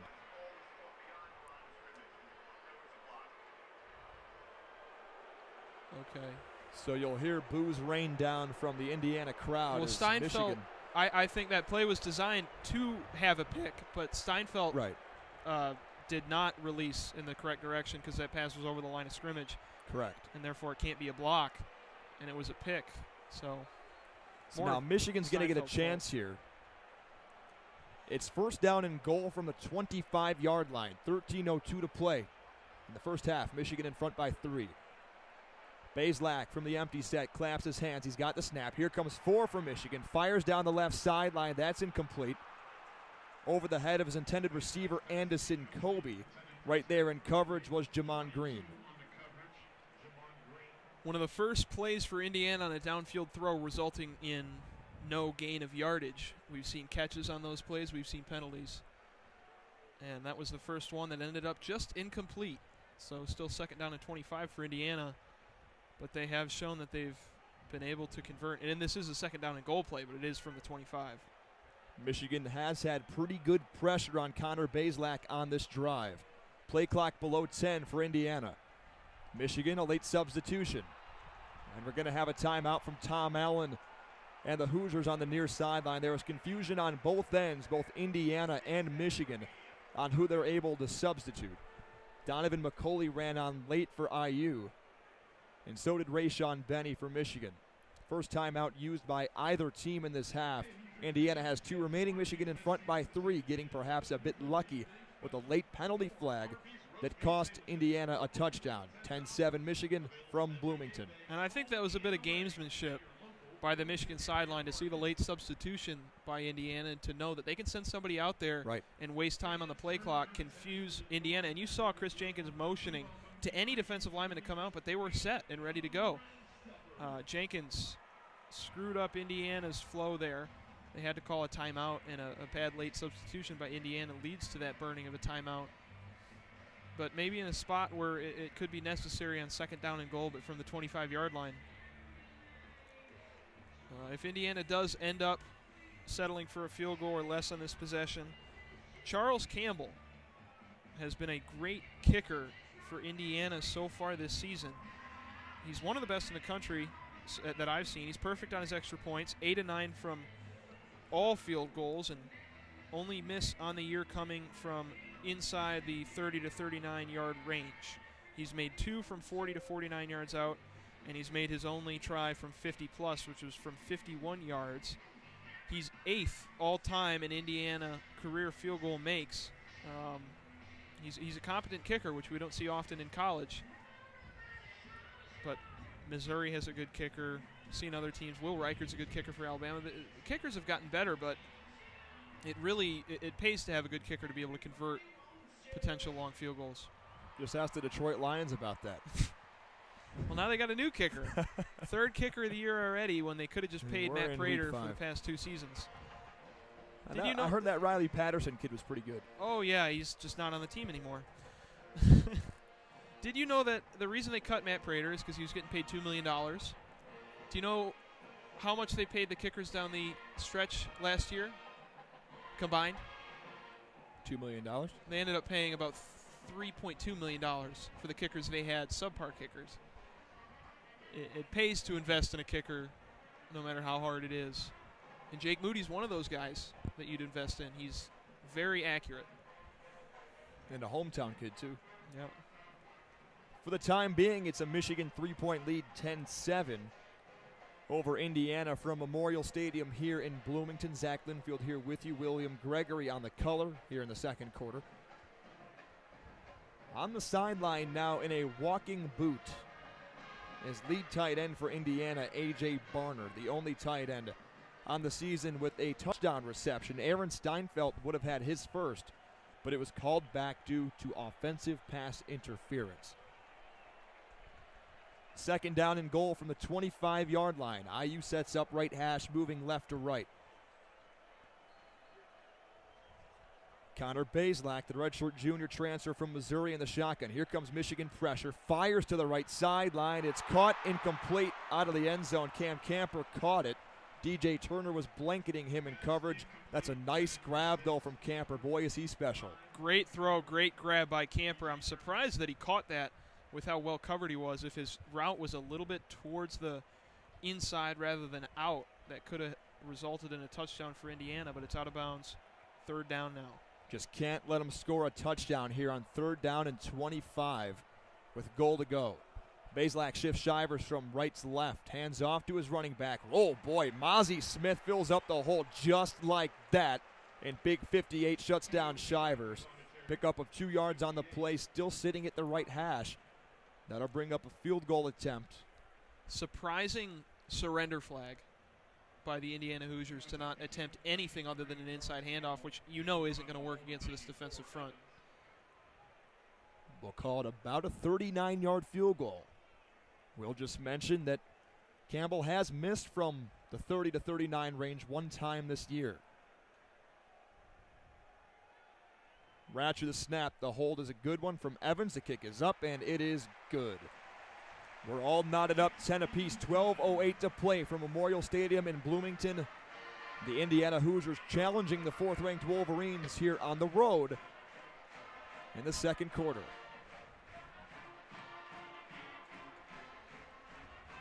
And boy, is this team fighting Michigan, man. I'd be interested to see how the running backs come out and play for this next offensive series for Michigan. They're the backbone of this team so far this year, and they've lost their personal leader. I really don't have anything to say about it other than I don't know how they will continue to play right now, but you got to find it. Blake Corum and Donovan Edwards have a tall task in front of them. And that's now playing for Coach Mike Hart, who went down with, we'll call it an injury for right now. On the far sideline, former Michigan running back, former Michigan great running back, former Indiana running backs coach, co-offensive coordinator here at Indiana, and now the running back coach at the University of Michigan. He's taken away in an ambulance with a police escort just outside of Memorial Stadium. We were able to see it from our perched view at about the 40-yard line here on the Indiana sideline. but a team Michigan has struggled to play in the past. It seems like it's always a close game with Indiana, and this game was going to go pretty much one of two ways. It was going to go like this, where it's close. The tempo gets to Michigan a lot, or Michigan runs them right out of the door, and it seems like right now it's the latter. It's been really tough for Michigan on defense to keep up with Indiana's tempo. Like I said, I was surprised on that last drive by Indiana. We've seen them be overly aggressive throwing the ball down the field on those third down situations, but they hand the ball up the middle, gain nothing, and settle for the field goal. That touchdown coming off the board is huge for Michigan. That 14-10 score puts you in danger zone against a plucky upstart that's trying to get an upset at home on homecoming. But now only tied 10-10. You have the ball. It's still very early. Michigan not in the weeds just yet. I think, too, you'd still like to see the defense play a little bit more composed, although it's tough with the tempo that Indiana's running right now, and also play smart. They've been penalized a number of times now. Jalen Harrell, that bad unsportsmanlike conduct penalty, which really cost the team. But now you're going to get the football back. 12:08 to play, tie ball game from Bloomington. 10-10. Michigan scores on their first drive. Indiana scores on their second drive. Michigan and Indiana both go scoreless on their next. Michigan converts a field goal, and then Indiana does the same after they had a touchdown on the board wiped off by an offensive pass interference call.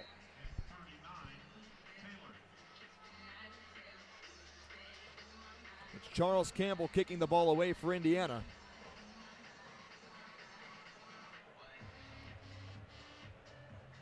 He'll check with both sides, walk up to it, and kick it away. A.J. Henning will return from the 1 yard line on a back pedal to the 15. Makes a cut 20, and he's tackled at the 23. Boy, I think he had one man to beat and a lot of green grass in front of him. Nonetheless, first down, Michigan from the 23-yard line. They'll move from right to left in a tie ball game. A.J. Henning will never fair catch anything if he doesn't have to.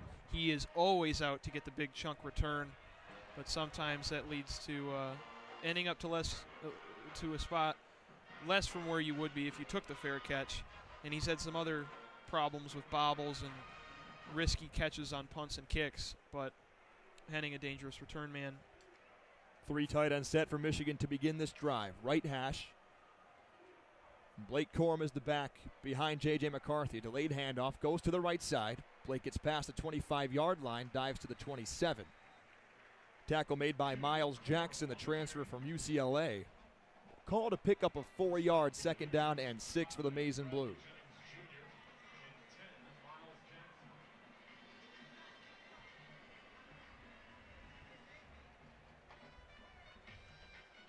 Clock moving just above 11:30 to play in the second quarter. 10-10. Memorial Stadium here in Bloomington. McCarthy under center. A tight bunch set to the right. Direct give to Blake Corum. He's met right in the hole, swallowed up. Nice play by IU's defense. On the stop this time was Matt Holt, coming from his linebacker position. A couple different IU defenders were in there on the stop. Platoon swap for Indiana, coming on with a nearly entirely different unit on a third down play. Michigan going out wide after starting out this drive in the bunch sets. They tried to hammer the ball home in the run game, but now have to pass on third down. Third down and 5 for Michigan. Edwards in the backfield. McCarthy drops, fires, incomplete. He was looking for Ronnie Bell or A.J. Henning, threw it right over the top of both of them. Heavy pressure came early on that play for McCarthy. An exotic blitz brought by Indiana. Michigan's offensive line couldn't corral it. And Michigan certainly looks rattled right now, don't they? And they'll have to punt for the second time.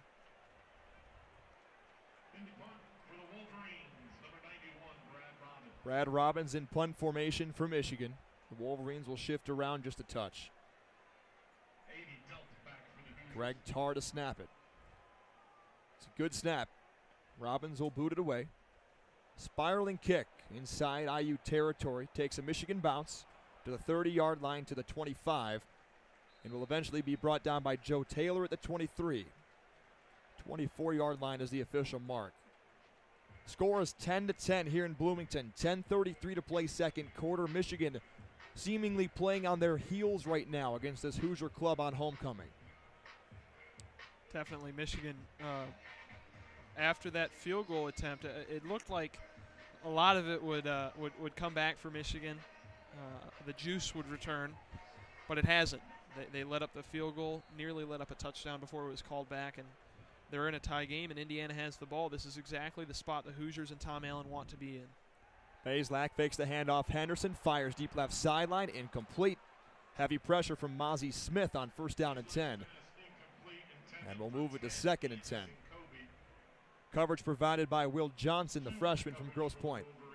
And this is a true baptism by fire for Will Johnson against such a fast-paced, air-it-out offense.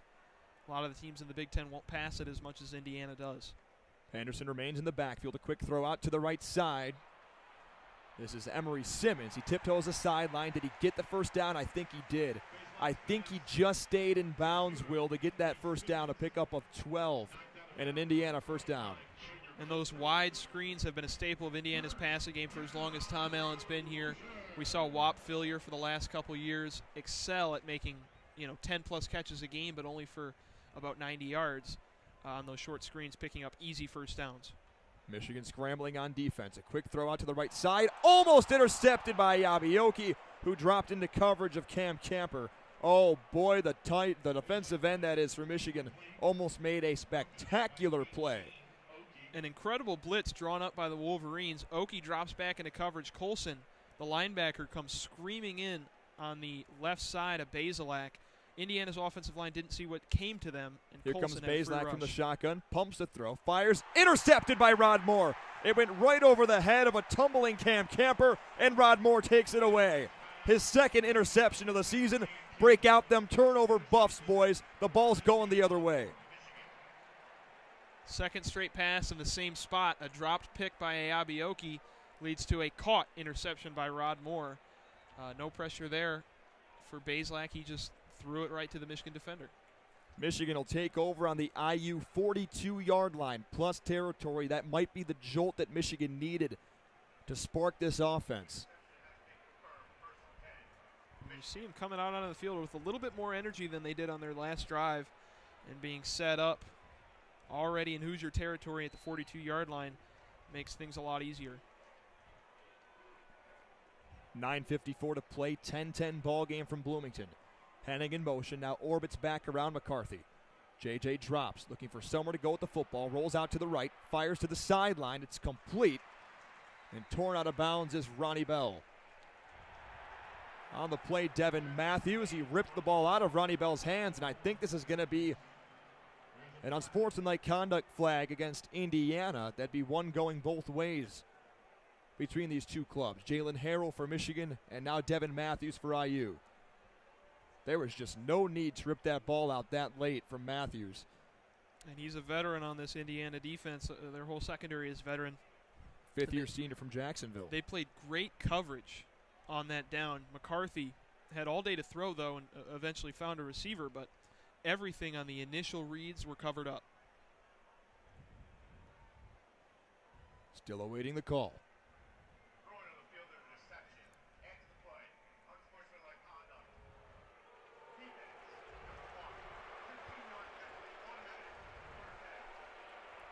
And that's going to provide another jolt to Michigan's defense.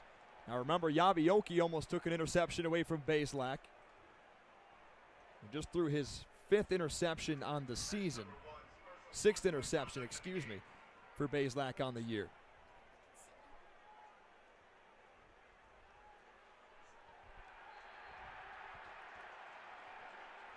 There's another flag down. What's going on here with this officiating? I think it'll be something on Coach Harbaugh on the sidelines, is what it seems like it'll be to me. Because Michigan did. Yep.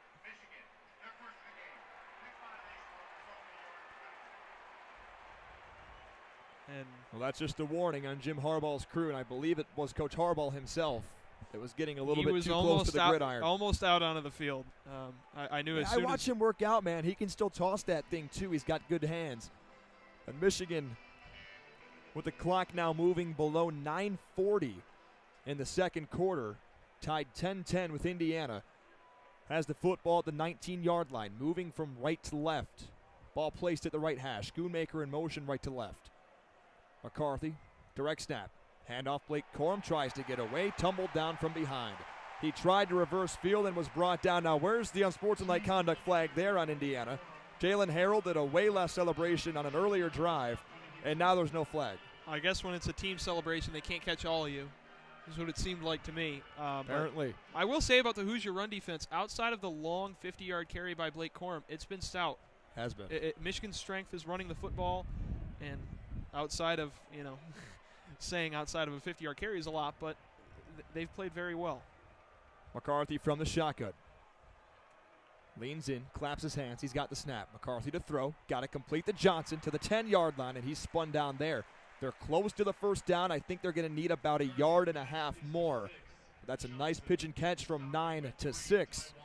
And Tywan Mullen makes the stop for IU. And I think the next step in J.J. McCarthy's development is to hit wide receivers on those short passes instead of waiting for a crossing tight end. He needs to get the wide receivers more involved because they're incredibly talented on this team. Right. Andrell Anthony needs the ball in his hands more. Cornelius Johnson does as well. Ronnie Bell and Roman Wilson get it enough, I'd say. Jim Harbaugh, down the sideline, calls timeout. His 20-yard dash was tested there. He goes and calls a timeout. There is 12 seconds remaining on the play clock. Michigan and Indiana both have 2 timeouts remaining here in this first half. It's a 10-10 ball game, 8:14 to play in the second quarter. And boy, is Indiana giving Michigan one heck of a fight right now in Bloomington. Is this really week 6 right now? It looks like an early season game. We're almost halfway through the year, and both these teams are making a lot of unnecessary mistakes on both sides of the football. Correct. That are leading to big chunk gains on penalties or missing coverages. It's been very sloppy, and even the coaches have been involved in that. Sideline warnings, timeouts late substitutions. But maybe that's part of the situation that's ongoing in this game, throwing everyone off. I'm not sure. Got a big play upcoming here. 3rd down, 1 yard to get for Michigan. They split the hashes, 10-yard line. They need 3 feet, man. Got to dig deep and go get it. McCarthy. Dive handoff to Blake Corum. He's got the first down. Brought down from behind by Casey. They'll mark him at the 7-yard line. Nice push by that offensive line for Michigan to get that first down. But those yards are still hard-earned right now for Michigan. It's not like it has been in the last couple games. The offense that they're putting onto the field has had to earn these yards. They started at the 40-yard line. This drive's taken a while. Now at the doorstep. Michigan knocking on the door. Here's a handoff, Blake Corum, and he falls down at the 8-yard line. I think he ran right into the back of his big left guard, Trevor Keegan. Michigan's offensive line continuing to not really get the push we're accustomed to seeing. And it's limiting Michigan's run game. As incredible of a runner as Blake Corum is, he needs some level of support on the offensive line. And when defensive linemen are already into his lap at the snap, it's hard to break something. Michigan's got to really want this one here. 10-10 ball game, 7:10 to play second quarter. McCarthy drops, fires end zone, incomplete, wanted Ronnie Bell. Nice coverage by Keys. Excellent technique there by the DB to knock that ball free. Brings up a 3rd down and 8, but Indiana's defense staying tall in the face of what has been a really tough drive for them, starting out at their own 42-yard line.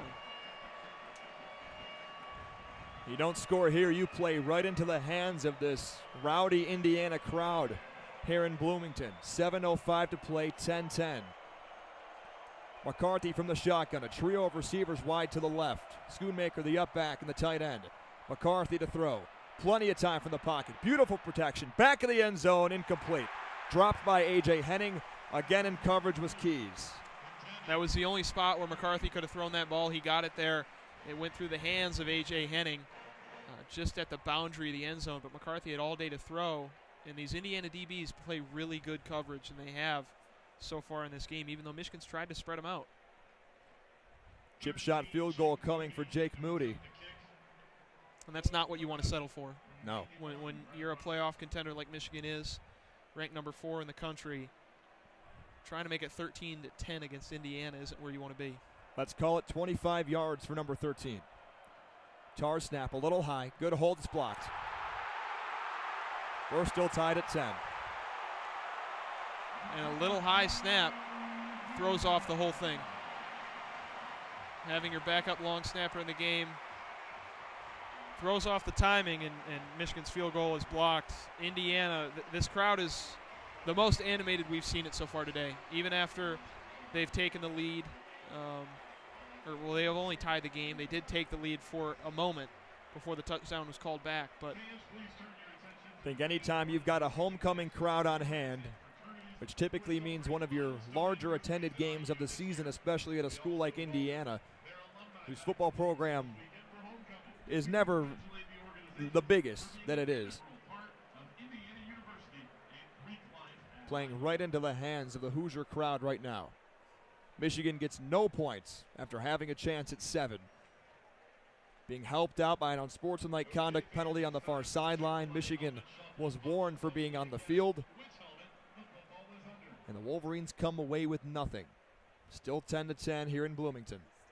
And we talked about scheduling your homecoming game against a team that you don't often win against. Maybe that's the better strategy, to get the crowd more involved. Instead of putting a layup on the schedule, you put the big bad Michigan Wolverines on homecoming and say, hey, come and get it. Come and deal with our full contingent of fans. And so far, it's played into Indiana's hand to have all these fans in attendance. Even though there is a fair bit of maize and blue, we've seen the Indiana faithful fill out a good portion of the stadium after the game started. And the student section also out in full force. And as we talk about the very, very near future of Michigan, you take the field on defense. Indiana does not take much time off the clock. A very pass-heavy team, lots of incompletions, lots of plays that run the receivers out of bounds. You would expect to get the ball back likely at least one more time in this first half. But if Indiana is able to somehow sustain a drive and take the rest of the clock off this quarter in the half, taking it into the locker room, remember, they get the ball in the second half. Michigan's going to have to go in with some major adjustments, especially on the defensive side, because the offense continues to move the football. They're just not converting right now by getting into the end zone. Now, you also think right now you're a bit lucky because realistically you could be behind 14-10. And those middle 8 minutes, the 4 minutes ending the first half and the 4 beginning minutes at the start of the second half are what coaches a lot of times say are what swings games. And I think this season so far it's about 70% of the teams that win the middle 8 have won their games. If you stop Indiana here, go down and score, and stop them on their opening possession of the second half, you're in good shape. But that's a lot of things that need to happen for the Wolverines. And so far they haven't shown that they can do a lot of those things, specifically here in Bloomington today. Maybe the rest of the season they've been able to do that, but Indiana has played extremely well on both sides of the football. Lost to Nebraska by 2 touchdowns last weekend. Lost to Cincinnati by 3 possessions the weekend before.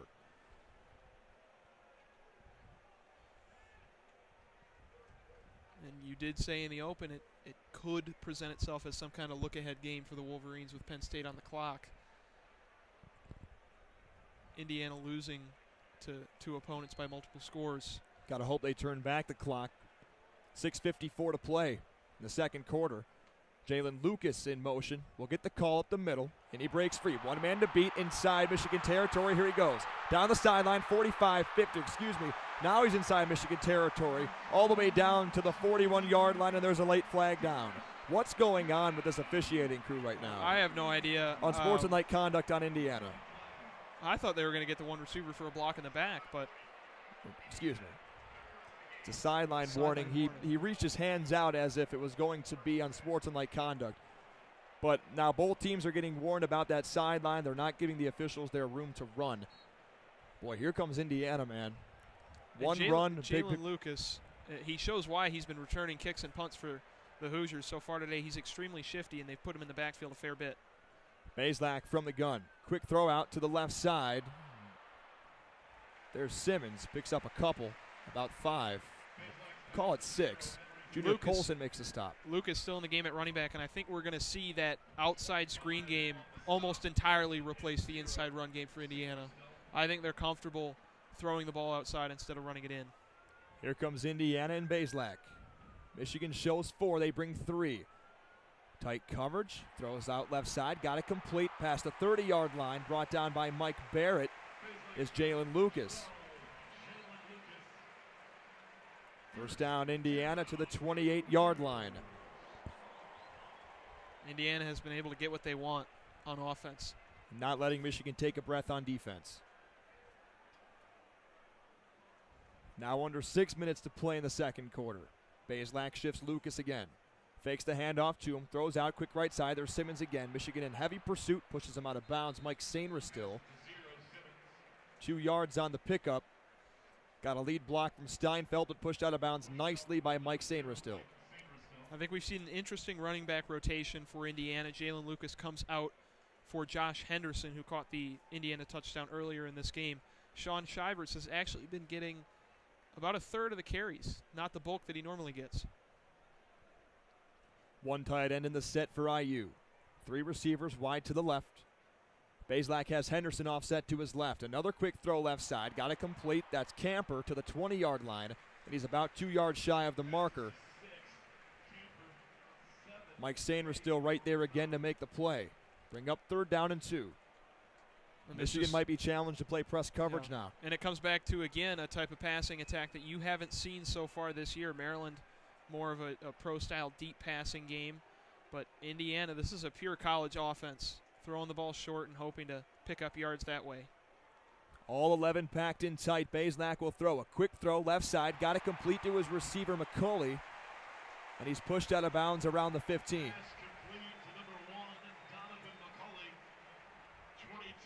that's the 7th different Indiana player to record a reception in this first half. Man. Spreading it all over the field is Bazelak, and they spread it again with 5 wide. Michigan's defense not quite set again. Quick throw out to the right side. There's Henderson, 15 to the 20-yard line. Makes a cut near the 5. Got another Indiana first down. Mike Sainra still, Jimmy Rolder, and Rod Moore. All 3 of them had to combine on the tackle. Indiana, man, they're moving this ball well.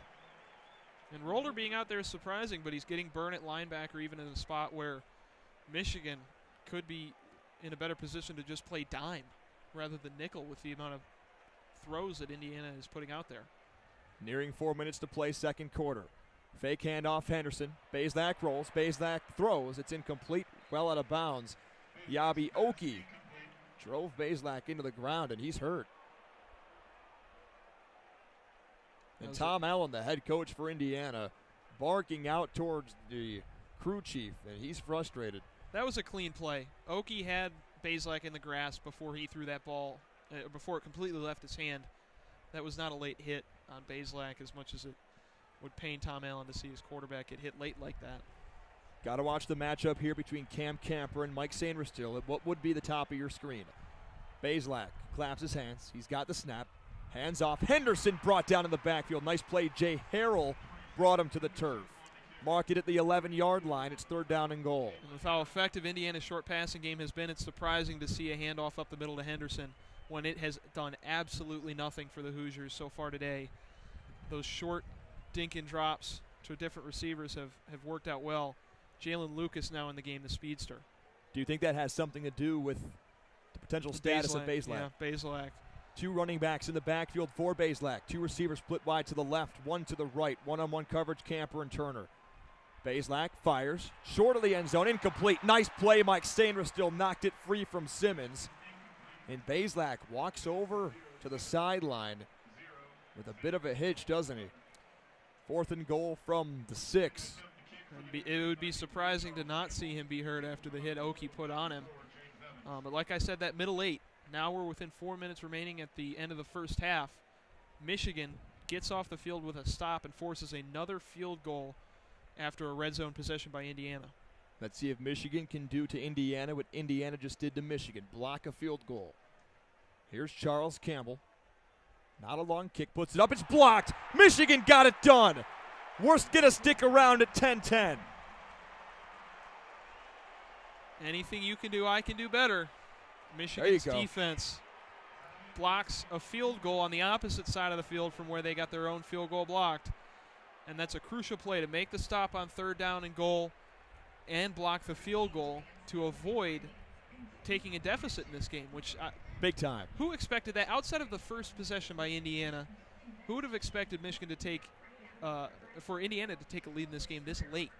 But it's still tied at 10-10 with 3:17 in the second quarter, and Michigan's got a shot to take one last drive to end this first half. And I think they need to get points on the board. They do. With Indiana getting the ball at halftime and how they've played on offense, they haven't been able to punch it in on their 2 previous attempts in the red zone, but their offense is dangerous. It's too dangerous to not score some points on this ensuing drive for Michigan. You think a team that's sitting at home right now who has a bye week, that's Penn State. They're sitting and watching this football game, and Penn State's known for running a bit of tempo as well, not necessarily at the pace of Indiana. But do you think James Franklin, and I don't want to look ahead because it's 10-10 right now, but Michigan's getting exposed by an up-tempo offense right now. And I think that proves to a team like Penn State going on the road in the big house environment that's the Maze out next week that Michigan is not great against fast-paced offenses. It puts a weakness on film that can be exploited, and maybe Penn State doesn't have the personnel or they can't install that sort of game plan this late in the year, but it's something to get past one of the best defenses in the country that we haven't seen yet so far this year. Maryland put up 27 points and played well in the pass game, but they couldn't come away with the win. Not only is Indiana holding up their end of the deal on defense, but their offense has been effective enough to tie the game. They don't need to put up a million points if their defense is playing this well, but this is the type of offense that can. I just don't think they have the talent to have a quick strike touchdown the way that an Oklahoma of a couple years ago would have, or a Mike Leach-led air raid offense can just go one play down the field, touchdown. They haven't been able to do that. The Jalen Lucas run was nice for the Hoosiers, but outside of that, it's been those short passes, screens, penalties have helped them. Right. And Michigan is allowing Indiana to try and beat them, but they're not doing a great job. No. Michigan, on average, has been penalized just over 2 times a game. In the first half alone today, 5 penalties, 54 yards.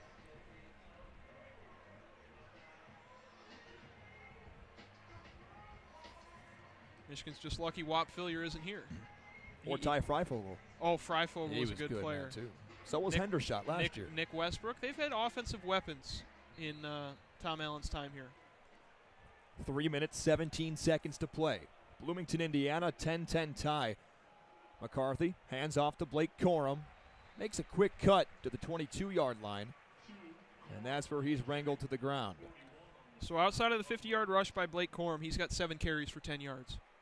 A bit gimpy to get up, Trente Jones, and here comes the Michigan training staff. Carson Barnhart immediately from the far sideline emerges and will take the field. And that's not going to help this offense any more than what it's been able to do. Now Barnhart is the 6th man on and the Michigan offensive line. He has been with the high ankle.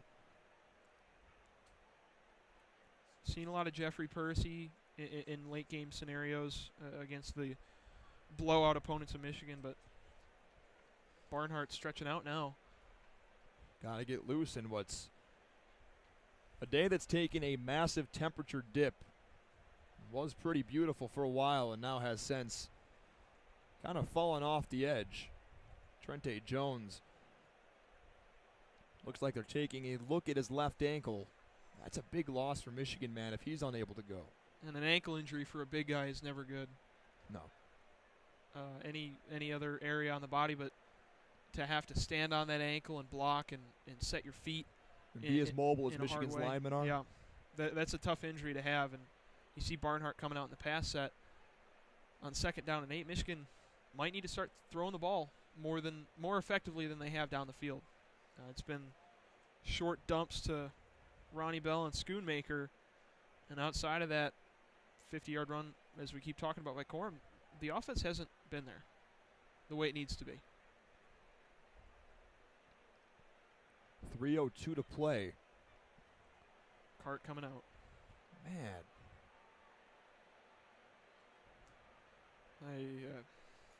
I mean, seems like they're testing that left leg of Trente Jones. And Trente, the 6'4", 310-pound senior from Grayson, Georgia, getting checked out. They've got the card out for him. And it seems that everything that could have gone wrong in this game is going wrong. Right. I mean, everything. Injuries, what the scare with Mike Hart, the running game, the passing game not being as effective as you'd like, and Indiana really exposing Michigan on the edges with their tempo. It's really incredible. Michigan's still tied at 10-10 in this game as Trente Jones gets up and heads onto the cart. Getting help from multiple members of Michigan staff. And, you know, you hate speculating about injury, but this looks like a tough injury to Trente Jones's left leg. It's already, like you said, a thin offensive line. And Trente bided his time here at Michigan the past couple of years. Now given the opportunity to start full-time at right tackle, tough scene for an offensive line that has, for the most part, stayed together.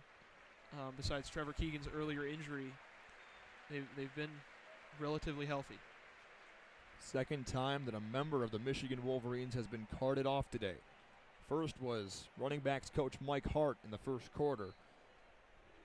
And now Trente Jones, 3:02 to play. Second quarter, 10-10 tie ball game. Blake Corum is the back for McCarthy. With a new tackle in the game, watch that edge. Here's a quick throw out right sideline. Got to complete to Schoonmaker. He's well shy of the first down. Fifth catch now for 86. He's up to the 28. That brings up 3rd down and 2. Donovan Edwards, the receiving back, enters the game for Michigan. And he'll be a compliment to Blake Corum. And on that first play where Barnhart entered the game, Indiana runs a stunt to his side to try and throw him off. Obviously, he isn't comfortable yet. As someone who played football, you need a few plays before you get into it. And a 3rd down situation isn't great to have a new right tackle in the game. Michigan splits 4 wide. 2 to each side. And Tom Allen calls timeout near sideline. We'll have 2:23 to play in the second quarter when play resumes. And we'll have 3rd down and 2. Michigan staring right at it after the timeout.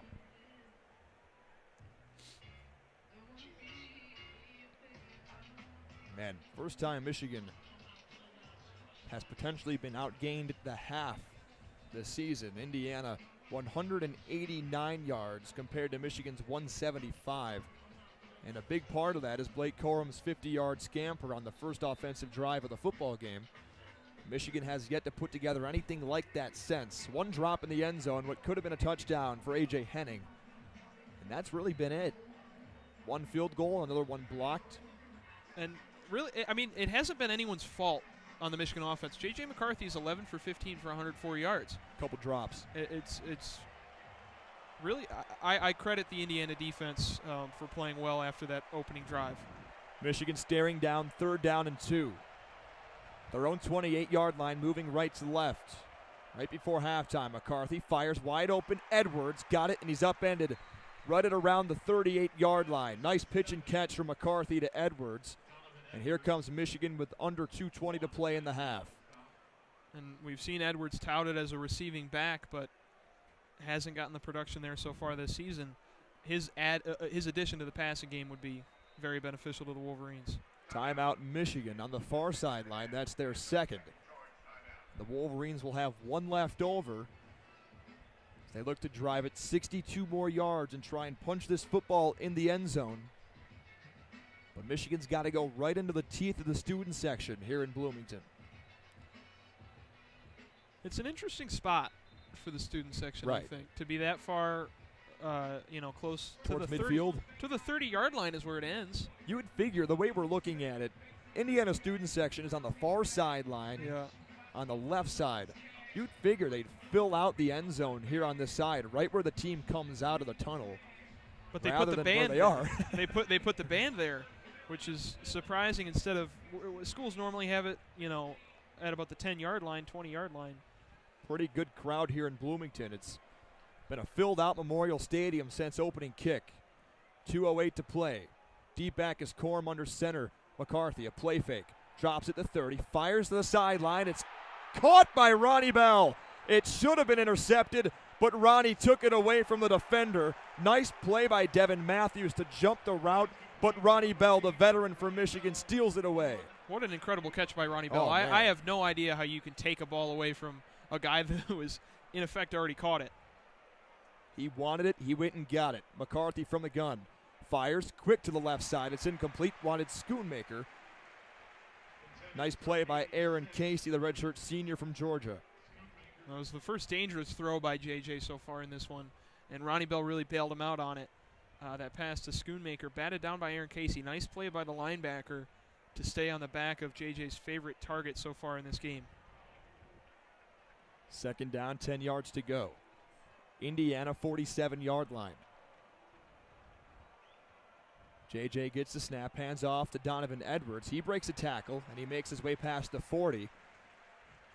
That'll move the clock to 1:45 and bring up 3rd down and 2. Fortunate Michigan wasn't passing the ball there. The nickel blitz came late. The corner came down. But a run up the middle neutralized whatever Indiana was doing. It didn't look like Barnhart saw him, and he was going to come free. That'll rev up this Bloomington crowd on 3rd down and 2. Michigan left hash moving right to left. McCarthy. Hands off. Donovan Edwards. I don't think he got it, Will. He's well short of the first down. They're calling him short, and from our angle, it may have looked like he got it, but if you're standing parallel to where he was, Elliott made the tackle for IU. 4th down and 1, and Michigan's going to go for it. And this, I think, where the lack of a traditional fullback hurts Michigan. Jim Harbaugh loves his fullbacks. They'll get up quick. Michigan goes to the line quick. J.J. McCarthy will sneak it. Timeout. Michigan. Wow. He had it. He had the the first down, but Jim Harbaugh called the timeout. The timeout negates it. Man, 51 seconds to play in the first half.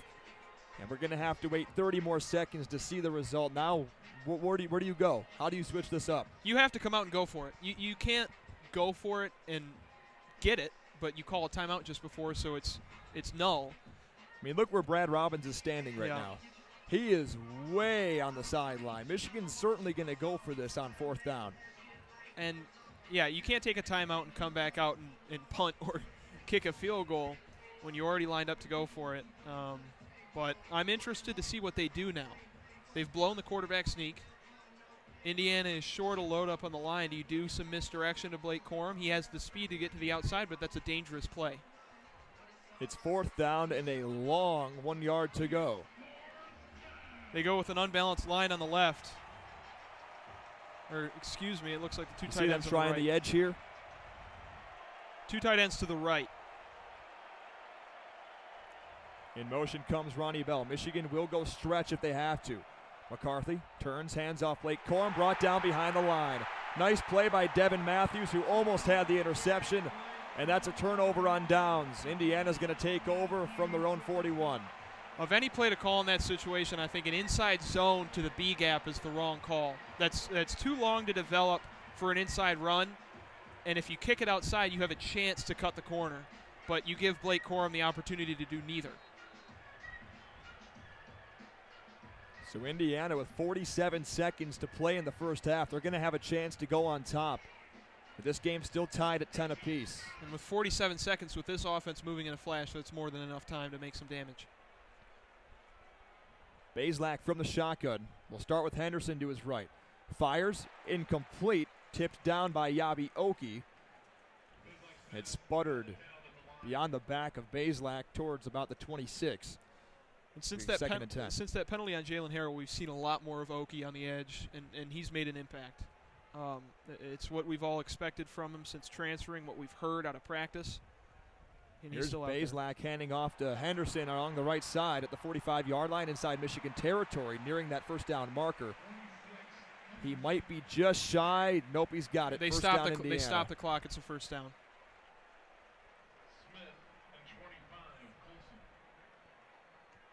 Bazelak empty in the shotgun. Here comes 4 for Michigan. Mike Morris buries him into the ground. Nice play by Morris. Boy, did he run right over the tackle for Indiana, Parker Hanna. And that brings up 2nd down and long.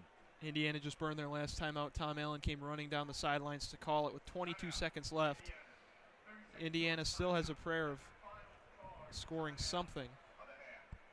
Because they were going to have to wait on the right tackle, Hanna, to either get up or be attended to. That would have brought some time off the clock. So instead, Indiana uses that final timeout with just 22 seconds to play here in Bloomington.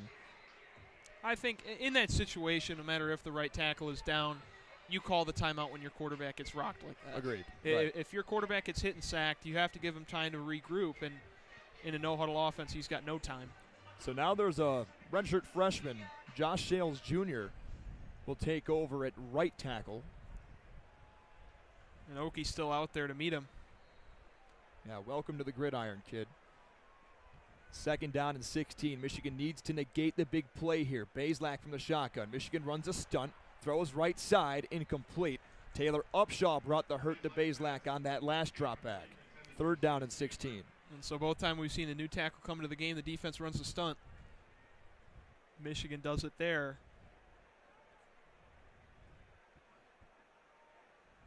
Now, Will, do I have something wrong, or was there time added? Because there's only 21 seconds now. They added it to 26. I think Okay. Allen called the timeout at 26 seconds. Clock went to 22. Bazelak hands off to Henderson. Gets away from Upshaw, but is buried at the 45. And that will likely take us to the break. And another surprising play where Indiana doesn't try and make something happen. Are they going to? Man, DJ Turner's got to get away from that Indiana sideline. Him and Cam Camper are face-to-face. I think Tom Allen tried to call a timeout, but he had none left. The officials had to clarify he had no timeouts. So Indiana will head to the locker room behind a big cheer from their crowd here in Bloomington. It's a 10-10 tie ball game. Indiana certainly scrapping with these Michigan Wolverines from Memorial Stadium. Well, Will, your first half, we recap it. First drive, Michigan goes all the way down, scores. Blake Corum, 50-yard scamper. He gets down to the 1-yard line, and then he punches it in for a 1-yard score. Later, Indiana able to tie up the football game, 7-7. Then 2 field goals and 2 field goal blocks. Oh, welcome to halftime. It's 10-10. And 2 drives at the end of the first half that end up in nothing for either team. The turnover on downs by Michigan on the inside handoff to Blake Corum, and Bazelak and the Hoosiers drive stalling out at midfield, trying to put something on the board with 47 seconds remaining. But this has been an entirely surprising game. After that first Corum scamper to the 1-yard line, I thought, oh, well, smooth sailing like the rest of the season has been when the rushing yards have been that easy. But they haven't been since then. Nothing's been easy for the Wolverines on defense or offense. They haven't been able to stop the quick passing game for Indiana, and they haven't been able to generate really anything on offense since. Michigan scored 10 in the first, none in the second. IU scores 7 in the first, 3 in the second. Michigan outgaining Indiana 206 to 193. But really, it seemed like the grittiness and the scrappiness of Indiana that's led them to this tie at the break. Your halftime adjustments for Michigan and Jim Harbaugh. They need to figure out how to run the ball. They've done it well all year, and it's really unexpected to say you need to figure out how to run the ball when they're a top 10 rushing team in the country, but it's not there today. It hasn't been since that first drive, and it really hurts their offense. The offense, the engine is Blake Corum, and he's been kind of shut down. And when you have a young quarterback like J.J. McCarthy in his second career start on the road, you need the supporting cast to show up. And for the most part, outside of Luke Schoonmaker or Ronnie Bell, it hasn't really. Indiana will go through their homecoming activities here in halftime from Bloomington. It's a 10-10 tie ball game between 4th-ranked Michigan and unranked Indiana. Just under 20 minutes until we resume play from Memorial Stadium. Here's Ryan Dolson and Kendall Spencer with our halftime. So, Kendall, certainly a interesting first half. Definitely not the halftime score I think really either fan base would have ever expected, I think. No, I don't think anyone would have predicted this. I mean, I think I even said back when we did the pregame, and maybe I jinxed it, and I'm going to say I jinxed it because, once again, I'm immensely superstitious. I was almost convinced that, they were not going to be scoring in that first quarter. That's something Michigan has done really well, and that's something that Indiana has done really bad. And yet we saw Indiana able to collect themselves and get their first points in the first quarter this season. Not only that, they've been able to hold the Wolverines off, keeping them tied. There's been blocked kicks on both sides. There's been, just kind of some wild football. Michigan just kind of shooting crazy. themselves in the foot is what I would say. There's been a lot of penalties, and the Wolverines are one of the least penalized teams in the nation normally, but we've seen a couple really just abysmal penalties. One unsportsmanlike conduct one. There was that long pass interference one on the pass from Bazelak that was not going to be caught. However, there was a pass interference, and that put them right there and set them up for the touchdown. Definitely. I'm a very big fan. I believe it's Mike Tyson who has the quote. It's everybody has a plan until they get punched in the mouth. And Michigan seemed to have a plan. That first drive was excellent. They were driving down. They were throwing it, it was only 5-6 plays.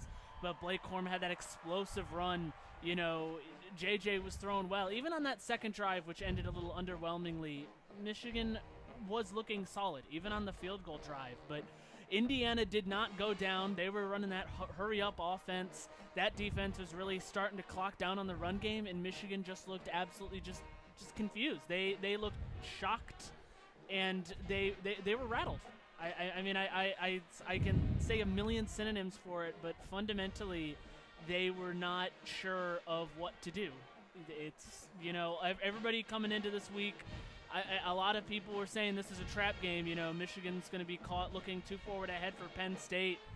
But I wasn't thinking it was going to be – I did not think this was going to be a trap game as much as it was. But, 10-10 at halftime.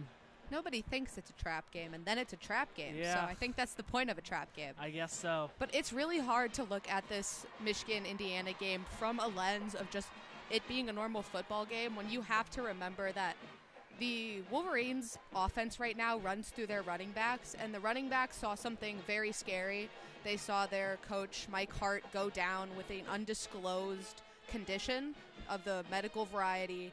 The sources are saying that he was taken to a hospital nearby to be observed. And you could see Blake Corum and Donovan Edwards were visibly upset. They were crying. There was clearly a lot of emotion over there. And not just for the running backs, however, that they were clearly the most affected, but for the entire team. When you see someone you look up to and someone you trust, go down like that, it's scary. I don't know how I would ever be able to play or recover from that. So, they're going through a lot right now, not just on the field, but mentally, and I think nobody was prepared for that. You can prepare for anything. You can prepare for any offensive, defensive scheme, anything to go wrong, any interception, but you cannot prepare for something like that. And I think we're really seeing that they're just unsure right now. And I think they're kind of razzled, and hopefully having halftime, the ability to go back, hopefully get a good update on Hart's condition, and they can come out for the second half, feeling a little more put together than they left it. Definitely. It was really just a terrifying moment. Suddenly play stopped. They had the card over, and all these players were huddled over. My phone was blowing up with texts. Everyone asked me, what's going on? Dude, what happened? Who is it? And I had to keep saying, I don't know. They were sealing that off quite well. And, this team has not really looked the same since, at least offensively, I think. I was sitting there, I was watching the game to myself. I was sitting there, I was like, if we can go into halftime just still tied, I wasn't even thinking we would be, I wasn't even saying, oh, we could be up if this happens. I was saying, if we can go into halftime tied, that would be such a blessing. Indiana starts off with the ball to start the second half. Initially, I have to admit it, I was thinking that was such an interesting, odd decision. I was texting my friend about it. I said, why is Indiana letting Michigan get the ball first, especially after that first drive? I thought that was going to be such a momentum killer for Indiana, and they'd never be able to keep up. But clearly, they have been able to keep up. Michigan had that great first drive, and the offense has just sputtered out a lot of times. You had that big interception that you're able to drive down the field a little bit, you stall out, and then you have a blocked field goal. That's the really big one where it's just like, I wish this team could have that back. If you're Coach Harbaugh right now, what are you telling your guys in the locker room? I think just for a lot of them, I think you're just screaming at them to wake up, you know? You got a lot of players just making real sloppy mistakes. This defense really not properly covering a lot of receivers in a lot of instances. You got a lot of players unsure of who they're supposed to be covering because you got this Indiana offense running so fast. And as we said, lots of silly penalties. Michigan has 5 penalties for 54 yards. You remember that excessive celebration that turned a 3rd down and long to a 1st down, which I believe Indiana was able to turn into a field goal. I'm pretty certain, yeah, that was the one where they got called for the pass interference on the way down. But that was a really big game-changing moment, and the fact that Indiana was able to get that penalty and drive down the field and put some points on the board was a real big momentum shift, I think, for the game. I think the momentum was really starting to turn, but you felt Michigan would properly get a handle on it, and they really didn't. Hopefully he's also able to deliver them some good news about their coach. And obviously we haven't heard anything else, but we want to extend our thoughts and condolences to Mike Hart and his family. Really scary sight. Never want to see anybody go through that, and we hope that he's doing all right. No, and that we'll have good news to share with you at some point in this broadcast. Yeah. Now, I kind of want to look at some stats a little bit because, I don't know, I'm going to major in statistics, kind of.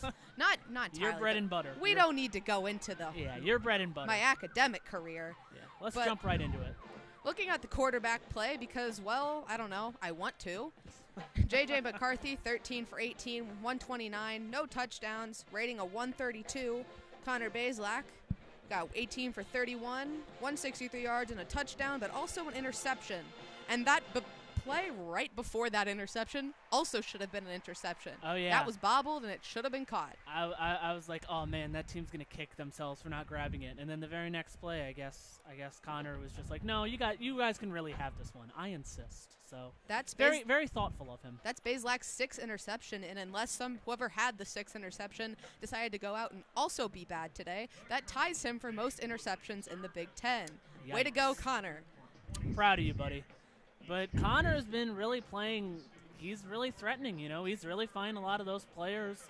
I mean, he's got 31 completion attempts in the first half alone. That number is like, I don't think JJ's had 31 attempts in any games at all in like a full game this year, which is just crazy. But I mean, Michigan's shutting down the run game for the most part. They had a couple 1 or 2 big plays they were able to go. Only 30 yards for Indiana. Yeah, they had 1 or 2 big plays, but apart from that, Michigan's shot down the run. Indiana is just, you know, they're rushing up to the line. They're getting a pass play off, catching the Michigan team off guard, and it's not working 100% of the time. But for 18 of those 31 passes, they do have more yards than Michigan for throwing, at least. And I would like to extend a congratulations or good job to Bazelak. I know it seems like I'm being very harsh. Yeah, that is because, he's playing but that is because multiple invested parties in my life are still a little upset with him because he is a Mizzou transfer, and I am from the great state of Missouri. So that's a shout out to my friend who told me to be overtly critical of the Indiana quarterback today. Yeah, here's a shout out to all my family members listening from Kansas City, I hope. Love you guys. In addition, Indiana has 16 first downs to the Wolverines' 10 and are 4 for 8 on 3rd downs compared to the Wolverines' 2 for 7. And you've got to think that part of that is just the Wolverines are giving them to them. Yeah, there's been so many instances. I mean, it's like 3rd down and 1, and it's like the team just knows. It's like, they're going to get a first here. It's and you also got to remember Michigan is also 0 for 1 on that 4th down play that just really could not have gone any worse on that. They had that handoff up the middle. Indiana player immediately broke through, got his hands on that leg, and just got him down, shut him down. I mean, that was a really ugly end to the half. It was really worrying that Indiana was going to drive down the field, get something on board.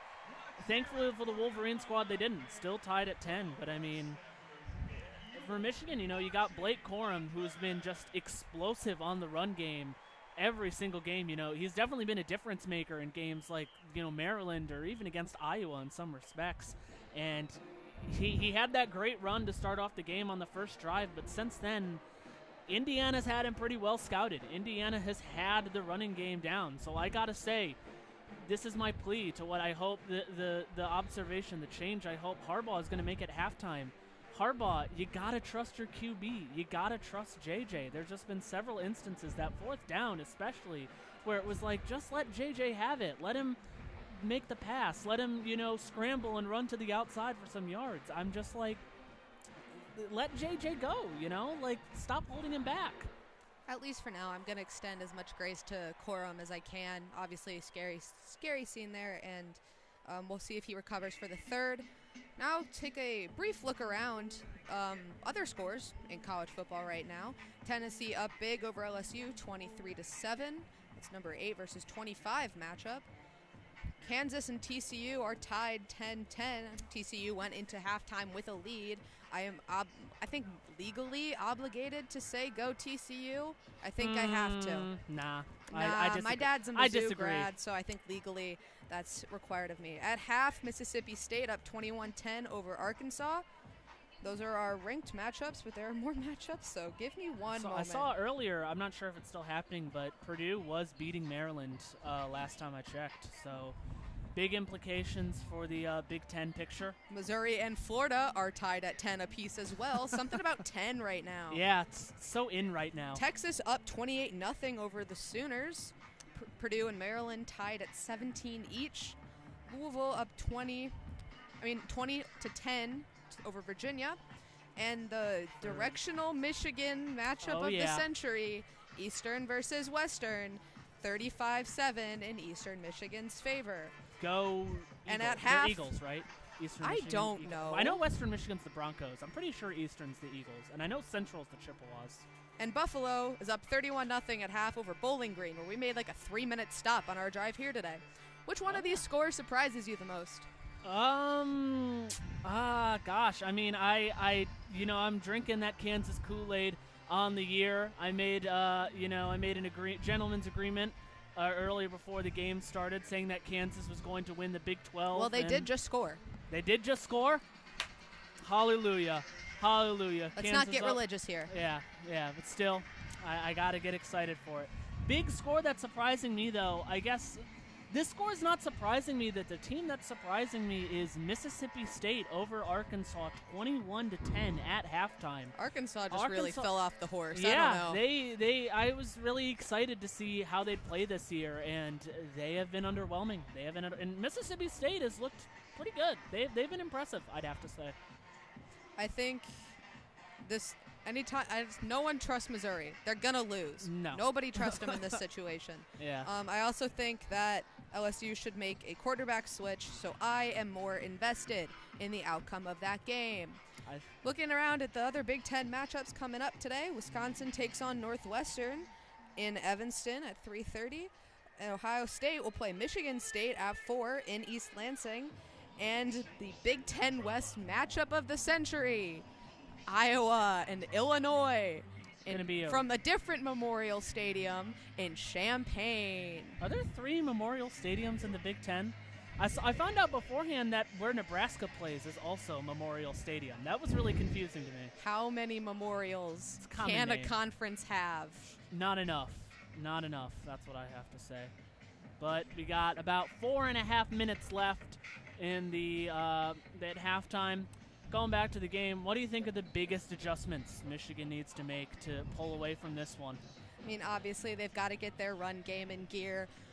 While they do have reason to be looking shaky, they are also like the backbone of this offense. Absolutely. So obviously, seen something horrifying, go into the locker room, recover, come back out strong for the third quarter, and really put something together, really get a drive going, Really struggled to get a drive going throughout all of that second quarter. I believe all of Michigan's 10 points came in the first quarter. Yes, that is true. So that second quarter was really just couldn't get much going. They were kind of near the midfield range to end out the half, and then they turned the ball over on turnover on downs on fourth. I think Michigan's defense needs to come out here with a big stop against Indiana. Offense needs to come out, make a big drive. I think if they're able to do that, I think this game gets much more comfortable for Michigan, and I think they start, I don't want to say cruising because that implies that they're sleeping a little bit, but I think it gets considerably easier if they can manage to do that. In addition, no more stupid penalties. Ugh, absolutely. I mean, both teams kind of Indiana is definitely not guilty. They only have 2 penalties for 30 yards, but that excessive celebration they had too really saved Michigan's bacon in a sense. It's not even necessarily the penalties. It's just like the circumstances, Yeah. in which the penalties are coming. Yeah. Especially with the unsportsmanlike conduct call and the pass interference call, both of which directly led to points, and both of which, if they had been avoided, would have led to Indiana having to punt it away, most likely, or at least setting up a second or third and long. Yeah, Michigan's the defense especially just seemed a little bit rattled. Seemed they were a little bit frazzled. Didn't really think Indiana was going to come out as hard-hitting as they were. Weren't really expecting to be caught off guard by that hurry-up offense. And they were just making a lot of sloppy mistakes. They were making penalties to try to hope and slow them down. They were letting receivers wide open. They were just they just couldn't get it done, really, in a lot of senses.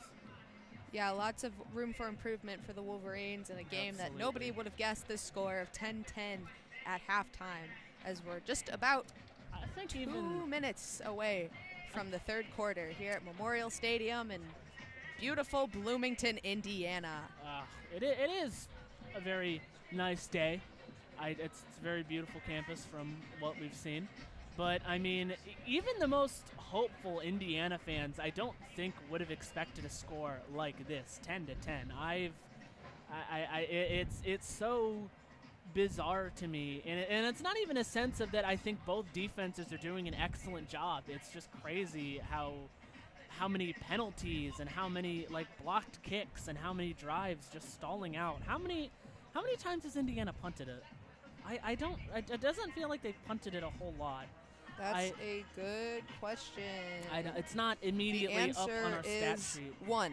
Indiana's 1 punt. Yeah, I was going to say, It's so bad for me because I want to mention their Kiwi punter from New Zealand. I love when they're from over there. Oh, my favorite thing in the world is Australian and New Zealand punters. Yeah. I don't know. They do They're a phenomenal job. They're so good. But those both of those missed field goals, well, I guess not missed, blocked field goals, real big momentum changers. Michigan was driving down the field, had a good drive set up. That blocked field goal really kind of froze the offense up in their tracks. And then when the Indiana offense was able to drive down, that blocked kick really kind of put us in a stalemate, it would seem. I completely agree. But I do believe the halftime is about to come to a close. Thank you all so much for listening. I'm going to swap it over to Zach for the third quarter, but Kendall, I do believe you're staying on for this one. Yep. Best of luck. More of me. Thank you so You're much stuck for with listening. me, everybody. As there's a little transition now that I'm just going to talk through. Well done by Ryan Dolson and Kendall Spencer, as always, on the halftime on WCBN's coverage of Michigan football. 10-10 tie ball game from Bloomington, Indiana, Memorial Stadium. On this day, their homecoming, the Michigan Wolverines saw a couple of their comrades go down in battle. One on the sidelines, Mike Hart, the running back coach, and one of the emotional leaders of this football team, was taken away in an ambulance to a nearby hospital. Right on social media, thumbs were up. In high spirits was Mike Hart as he was taken away. And then late in the first half, Trente Jones, the starting right tackle for Michigan, goes down with what looks like right now not a great injury to his left leg. Kendall Spencer's got the color in this quarter. I'll be with you, Zach Linfield, on play-by-play. Jake Moody lines it up, puts the toe through the ball, and almost puts it through the uprights. Indiana will begin with the football, 25-yard line on their own side of the football field. And Kendall, Michigan's defense, they were exposed with the up-tempo offense that Indiana had to showcase in the first half. What are your adjustments for this football team? I mean, they've just got to, I don't want to be graphic here, but they shot themselves in the foot quite a bit on defense with a lot of kind of irresponsible penalties that really ended up changing the momentum. You can't give Indiana any momentum. They've got to earn it themselves. So if you set up, also there's been a lot of times where they've been confused, and that's something Bazelak giving the ball off to Lucas across the 35-yard line, brought down near the 40. Nice play by Makari Page to bring him down, the Michigan safety, the last man in defense. First down, Indiana. As I was saying, there's also missed some defensive assignments, so just really communicating with each other and then forcing Indiana to go and take it themselves and not handing it to them. Bazelak from the shotgun. Hands off to his running back, Shivers. Brought down by the shoestrings by Mozzie Smith. Pickup of 3 yards on the play as he made his way back to that right hash mark. Brings up 2nd down and 7. We've definitely seen them using their running backs a bit more here late after Bazelak went down kind of awkwardly. Makes you wonder if something's hurting. Empty backfield for Bazelak. Claps his hands, gets a snap, fires across the middle quickly for Simmons. Picks up maybe 2 or 3 before Junior Colson closed in on him. Brings up 3rd down and 4. Big chance for Michigan to get off the field here, Kendall. They really need to stop them here. Obviously, that sounds like so cliche, but like Indiana has just been absolutely dominating momentum in this game. Bazelak quick out of the backfield. He's got Lucas. He's got the 1st down inside Michigan territory. He made DJ Turner miss as number 5 was going to take him down behind the sticks. Made one quick shift, and they're inside Michigan territory with a tie ball game. Oh, another thing that they should probably focus on is making tackles. There's just been a lot of times where the first guy is missed, and that ends up giving them the extra yards. Bazelak feels pressure from behind, torn to the ground by Junior Colson. Nice play by the Michigan sophomore, and that moves Indiana well behind the sticks. About a loss of 9 yards on the play. That works too. I love that for the Wolverines.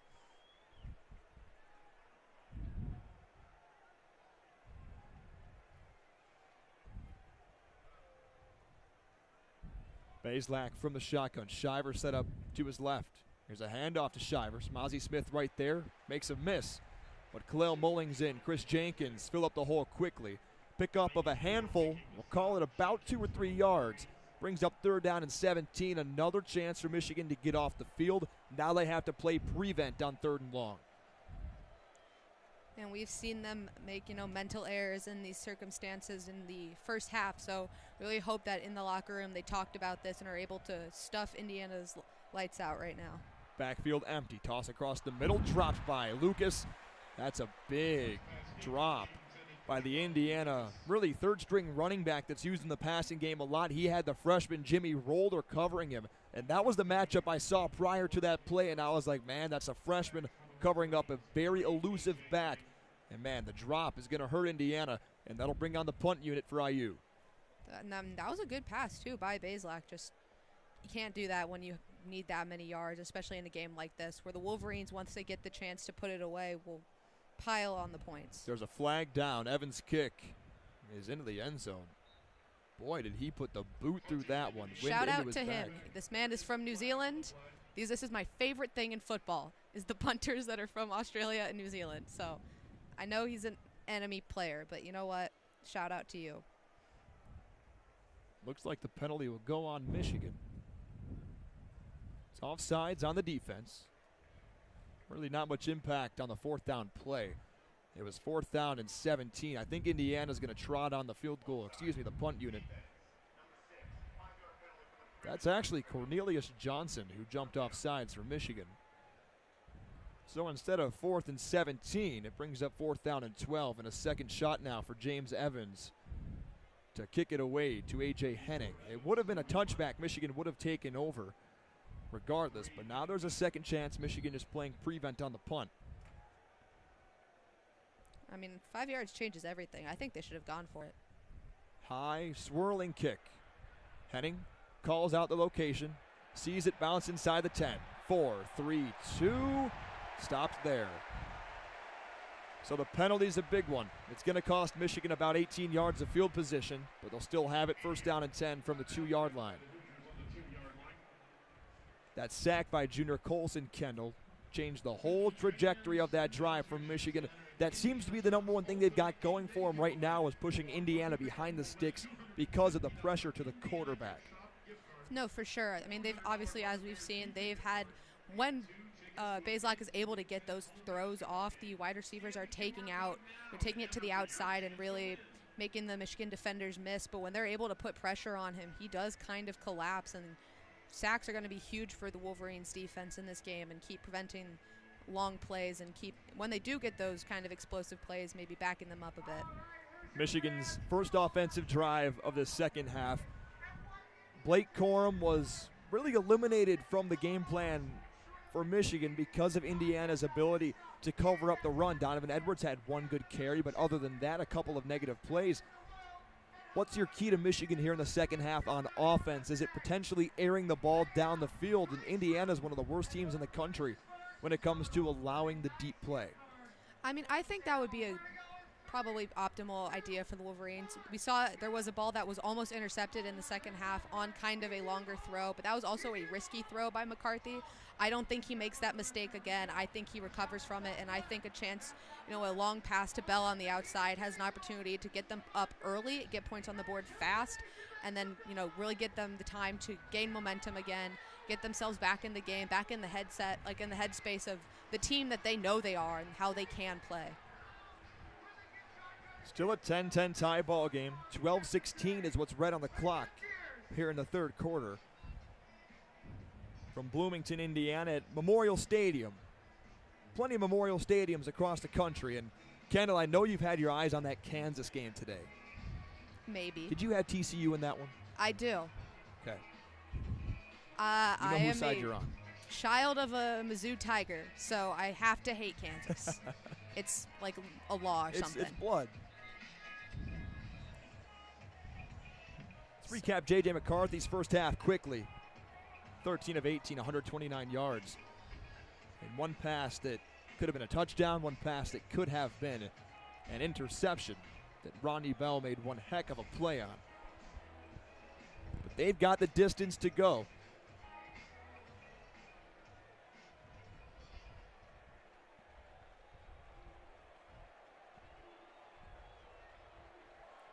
There's the whistle, and we're back to play. Michigan staring down a 98-yard gridiron in front of him. McCarthy hands off Corum, but there's a flag down. I think it's going to be a false start on the back. Michigan's going to lose 1 yard. Be half the distance to the goal. Yeah, that was called before they had any chance to get anything going.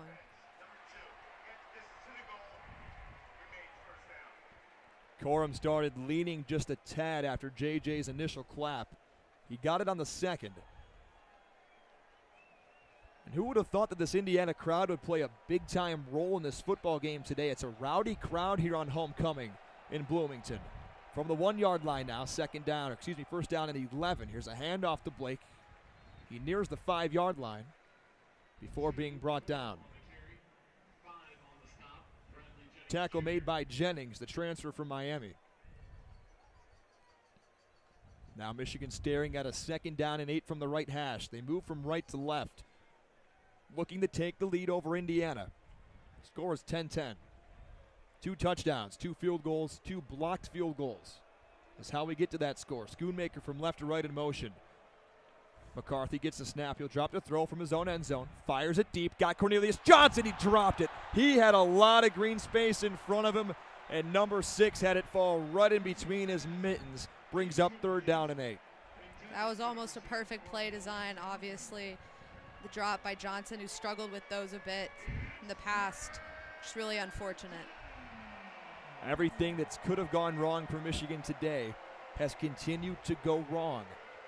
Johnson out of the game. Anthony in.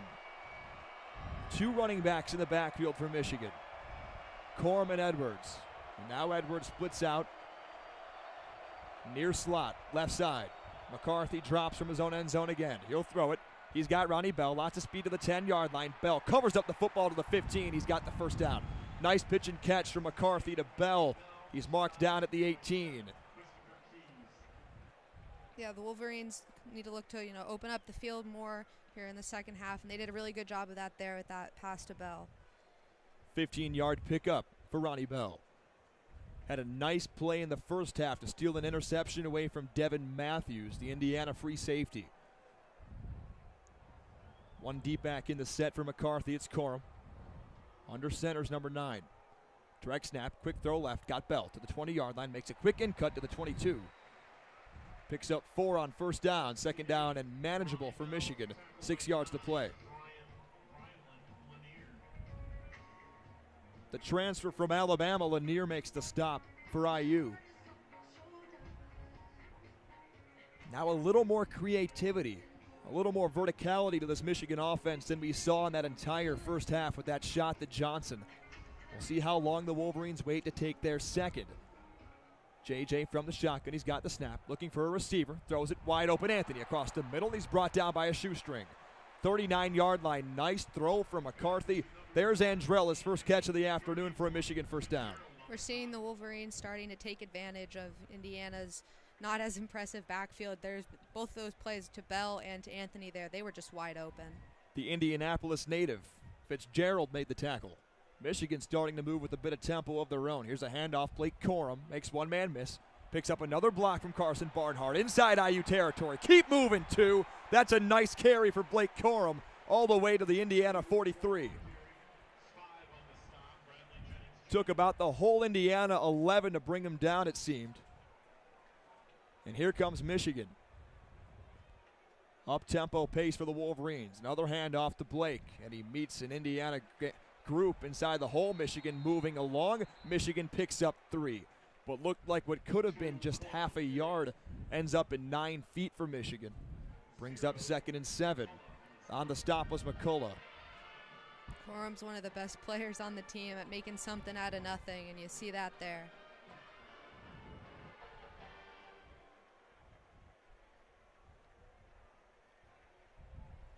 The versatile back Donovan Edwards re-enters the game for Michigan. Blake Corum gets a breather. 2 receivers wide right. Cornelius Johnson back into the game following his drop. Michigan gets the snap. McCarthy takes a shot. Deep right sideline going towards the end zone. It's incomplete. He wanted the veteran Ronnie Bell. Coverage was by Tywan Mullen. Brings up 3rd down and 7 for the Maize and Blue. Just barely overthrown. Now, Kendall, you're Jim Harbaugh and his staff. Do you run the ball here on 3rd down and 7 and set up potentially a 4th down play? You're tied with Indiana 10-10 third quarter. We're going to find out. We'll hold on to your answer. McCarthy from the shotgun. He stands at the Indiana 45. Low snap. 9 drops, 9 tucks, 9 to the outside, 9 to the sideline. JJ's got the first down, stretches forward. How about the sophomore now? He can still move those legs, can he? Don't even need to set up the 4th down play. Just go and get the first down. That's really the first time in a couple weeks now we've seen JJ use his legs on a scramble rather than a designed quarterback run. That's big-time stuff from the former 5-star quarterback. 31-yard line now for Michigan. Corum back in the ball game.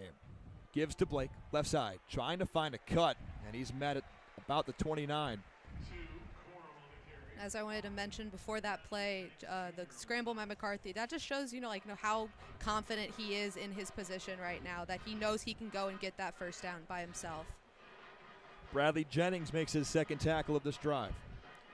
Also, I would have said throw it to the tight end, but that's more like my lifestyle, like my morals, so. And that's bread and butter Michigan football right there. JJ signaling to Cornelius Johnson to spread out wide left. Now in motion comes CJ. McCarthy from the pocket. He's got to roll out to his right. Wide open receiver Johnson. 20, 15, 10. Johnson to the 5. Johnson to the pylon. Touchdown, Michigan! What a way to redeem himself after that drop pass earlier. Go out and get the touchdown. 30 yards from McCarthy to Johnson.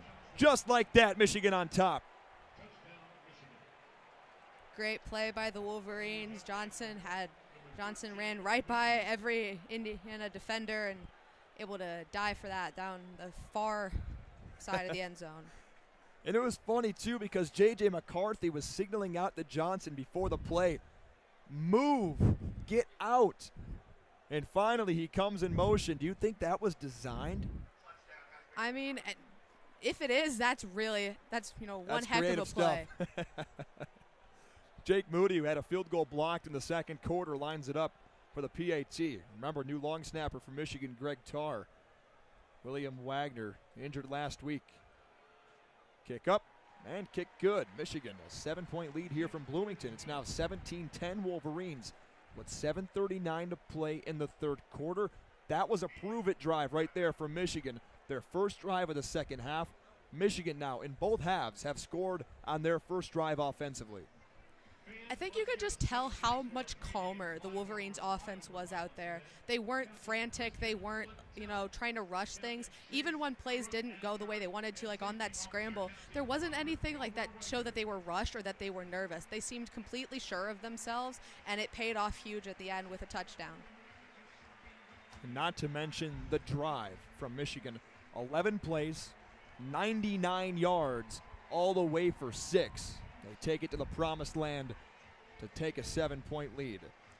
They really struggled putting together a solid drive towards that end of that second half. To come out and do it right on your first chance here in the second half is great for the Wolverines. And now as we get back to the defensive side of things as well, which has been really Michigan's struggle point a lot of the day today, is through the air, Indiana has 173 passing yards, and they've been able to pick apart the Michigan defense at different times today.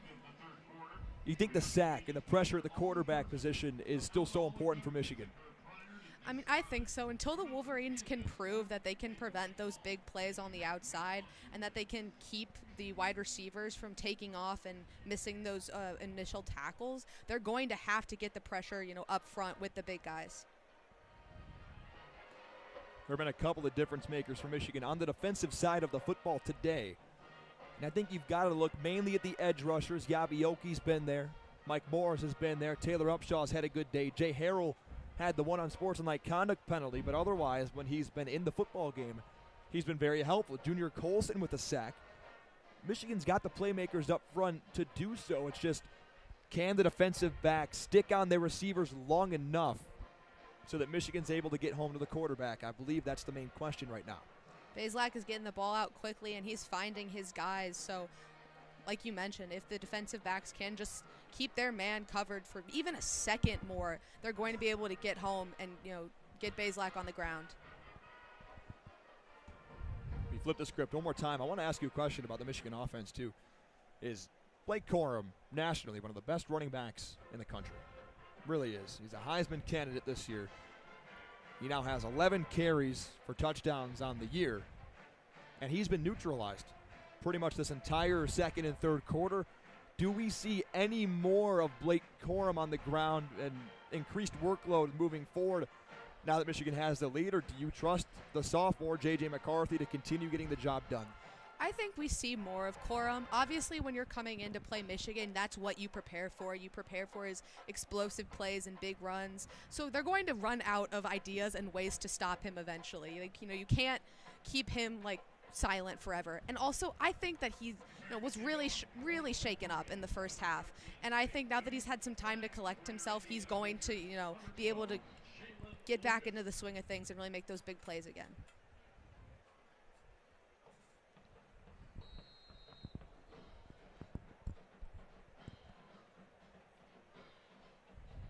Just like we began the half, Jake Moody lines it up from the 35-yard line at the right hash. White tops, maize bottoms, winged helmets. Moody boots it away to Jalen Lucas, who says no thank you. Ball bounces into the Indiana end zone on the far left side and will enter a media timeout again. I love media timeouts. They're my favorite thing play in the third whole quarter. world. Yeah, Big Noon Kickoff will get you, won't they? And we've got them again next week. Now, let me ask you a question. Personal. Are you disappointed about the kickoff next week being at noon? It's the maze out. Why is it at noon?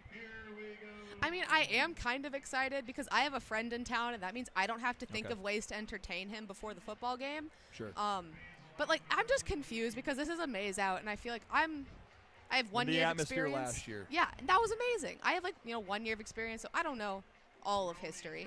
But the late night maze out was so nice, and I just think it's I don't know. I just think we are going to be cursed by Big Noon forever. We will never escape it. Just make Gus Johnson the voice of Michigan football at this point. Why not? He does a good enough job. Probably knows the guys by heart at this point, the whole roster. It's probably, you're right. It's got to be very convenient for them. Definitely saving them a lot of work when you just follow the Wolverines everywhere. They reuse the same spotting charts every week. Shoot, you're looking at mine right now, and I've used the same one. I mean, you can use the same for 6 graphics weeks. too. Like, you can reuse video. Like, from a graphic design standpoint, it's very efficient. You think the graphics producer is tired of pressing touchdown Blake Corum? Probably. Yeah, I me too. think if whoever's in charge of graphics has to see Blake Corum one more time, they're going to throw a fit. Sorry, because it's going to keep happening. 7:39 to play, third quarter. Michigan in front, 17-10. That's a nice response to Indiana's drive, which started very successfully but then slowed itself down. And Michigan, for the most part, besides 2 solid carries from Jalen Lucas, themselves have been able to bottle up the run game pretty well. No, absolutely. We've definitely seen Indiana. They went to their running game a little bit more in that end of the second half, end of the first half, beginning of the second half here. But besides for that, they've been pretty much silent because they're not getting anything. I'd also like to mention I have nothing against Big Noon. We're just seeing a lot of you guys. I had a sign get on Big Noon last year, so I think. And I got a trivia question right, and they were giving out T-shirts, and they did not give it to me. And I was so mad because it was like an Iowa question too. So I knew I got it right.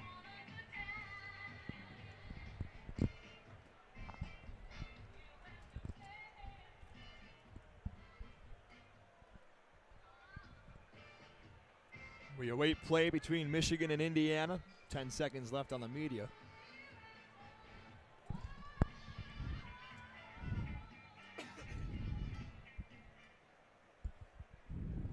After the Michigan 99-yard touchdown drive, Connor Bazelak comes out in an empty set. Throws right side, Henderson, and he's pushed out of bounds by Mike Barrett. After about a pickup of 4 yards, those quick screen plays have been very efficient today for Indiana. Brings up 2nd and 6. I mean, that's been almost their entire offense because a lot of their long plays have just been their players broken off on one of those. Henderson back into the backfield now as the running back. Fakes the handoff, throws left side, incomplete. Wanted Simmons, nice defensive play by Mike Sainra still. Brings up 3rd down and 6. Indiana last week, in their 11 drives, went 3 and out 5 times. For the first time today, we hear a roar from the maize and blue crowd in attendance. Painted across Memorial Stadium. 3rd and 6. Bazelak drops. Lots of pressure. Fires left side. Got it complete. Kobe pushed out of bounds by the freshman Will Johnson. Nice play by number 2. That's a perfect example of the Wolverines making the improvements in the second half. That was huge for them in the first. That was one of their biggest problems, was that they probably would have let that go for a first down. They wouldn't have pushed him out of bounds. And here we're seeing them really step up, know what they're doing, and make those tackles. That is the first 3 and out of the ball game today between either Michigan or Indiana. Michigan runs on a late defender. James Evans in punt formation. Barely gets it off. A.J. Henning back deep to return it from his own 18. Makes his way, moving left. Makes a cut to the 20-yard line, 25-30. A.J. Henning to the 40. Henning to the sideline, 45. Bounces out of bounds at the 47. Penalty flag down. Late hit. Michigan's going to pick up 15 more. A.J. Henning pumped up deep inside Indiana territory as he runs off the field. Michigan's outstanding defense leads directly to a huge play there. A.J. Henning able to make a couple guys miss at the start of that run and take it all the way to his own, all the way to the half. What am I trying to say? Midfield. I'm really tired. I'm so sorry.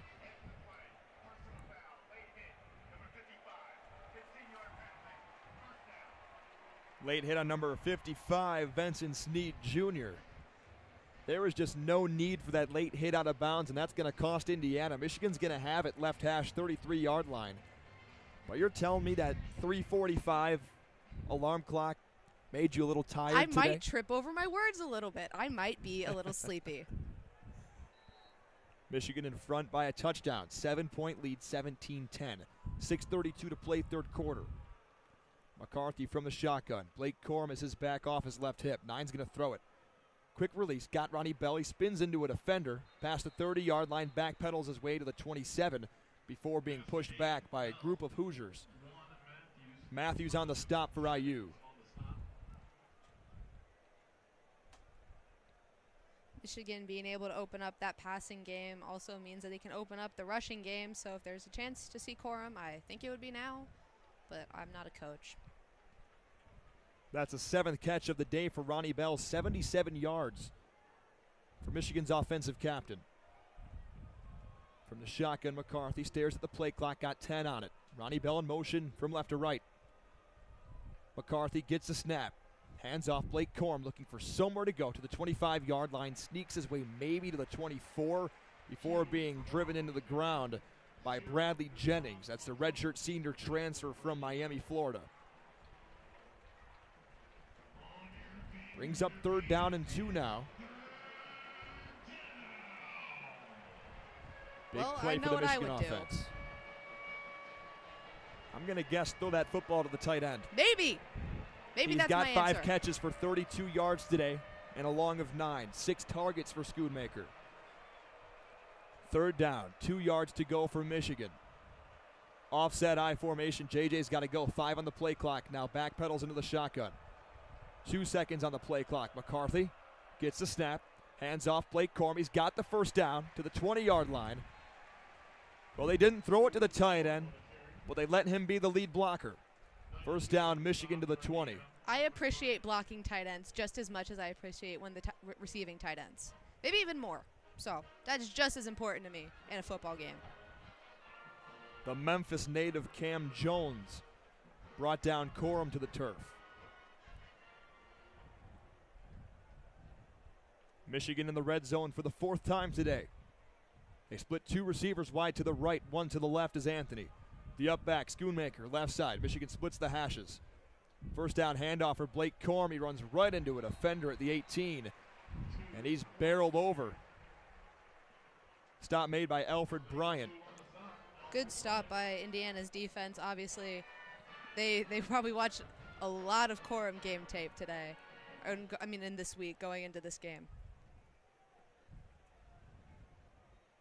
So in comparison to that last drive for Michigan where they went up-tempo a lot of the time, they slow it down a little bit here.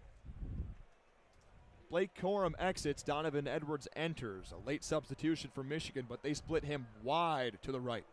He stands on the numbers far sideline. McCarthy's going to throw it on 2nd down, looking for Bell in the end zone, tipped up into the air, intercepted. Devin Matthews had it earlier, and he brings it down this time. Nice defensive play by Taiwan Mullen to defend Ronnie Bell, and just like that, J.J. McCarthy's got his 1st pick of the year. Not much more you can do about that. I mean, it was a perfect bounce out of Bell's hands and into the hands of the ready and willing Hoosiers defender. And doesn't that just suck the life out of you?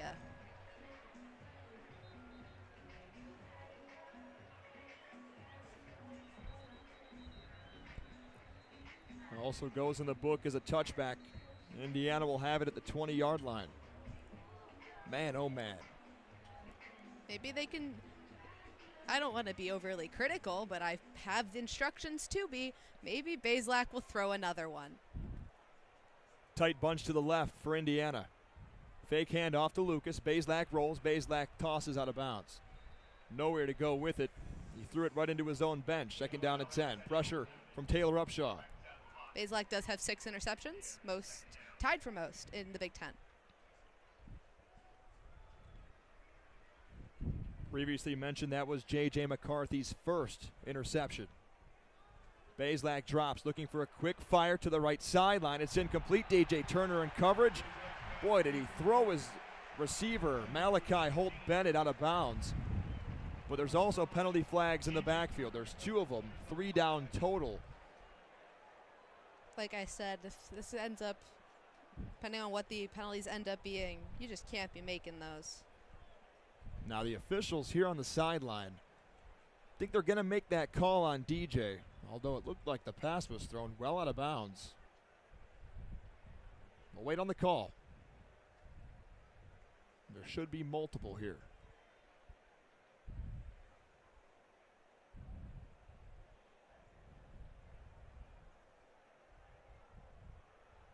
I love the little waiting game.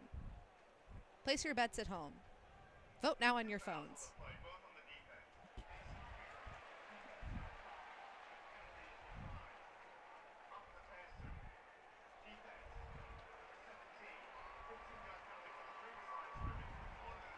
Well, Michigan does not have a number 17 on defense. It was a ghost.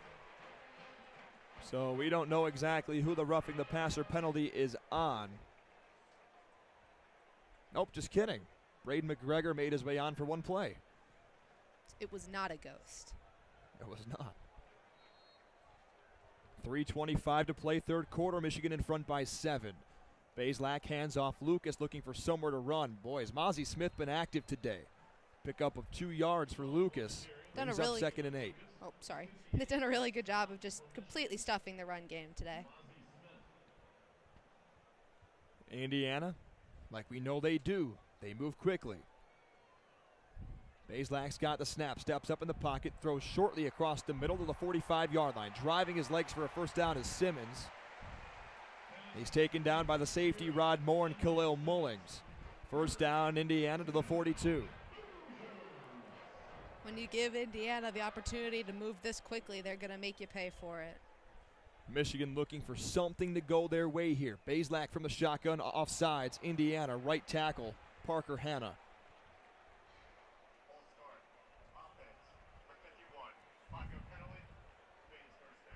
Hanna was Indiana's big right tackle that was hurt in the end of the first half, and he was replaced by Josh Sales Jr., and immediately the redshirt freshman re-enters at right tackle.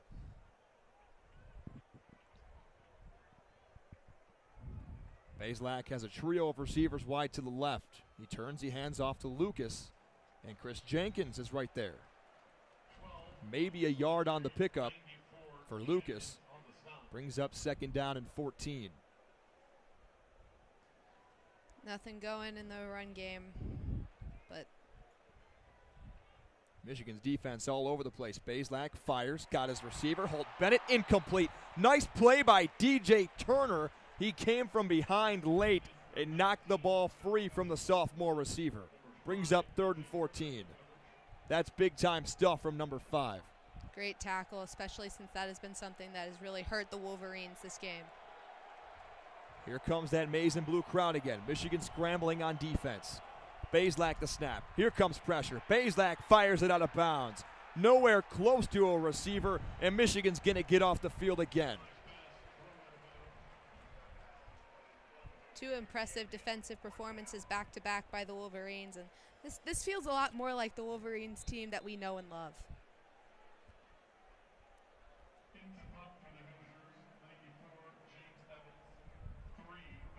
And I get to talk about my punter again. That's James Evans.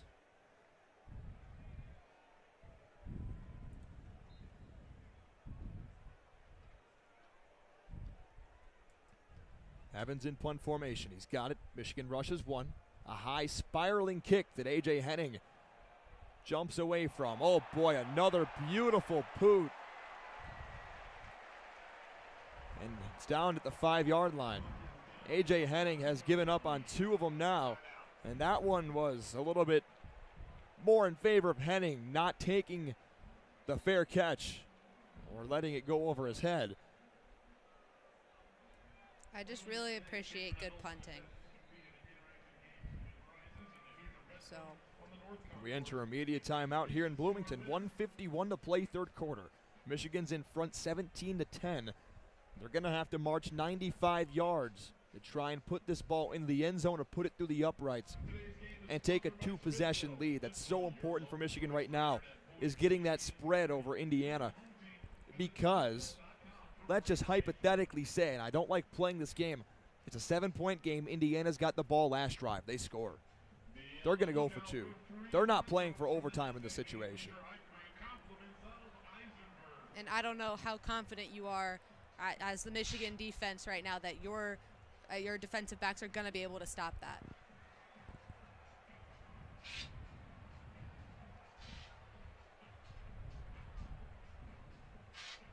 Also, in case anyone wanted an update, it's 31-24 TCU. Maybe a bit closer than people thought it would be, huh? Probably.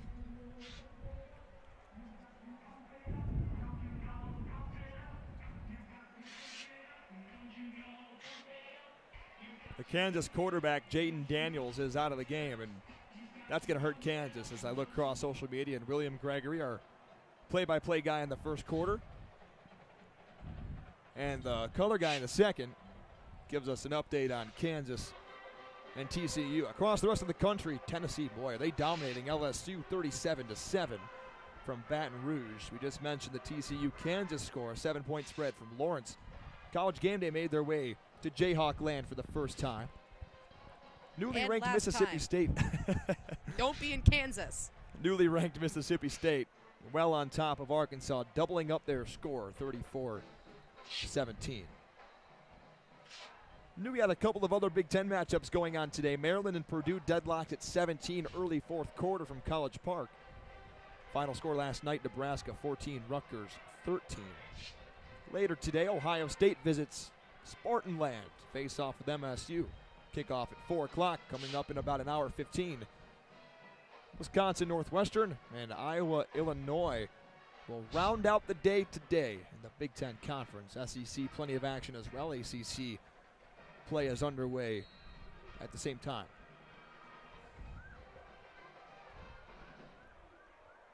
.151 to play, third quarter. Michigan's got to go 95 yards to score here. Here's a handoff, Blake Corum. Boy, is the run game being stuffed right now by Indiana's defense. They sniffed that one out right away. Patrick Lucas, on the stop.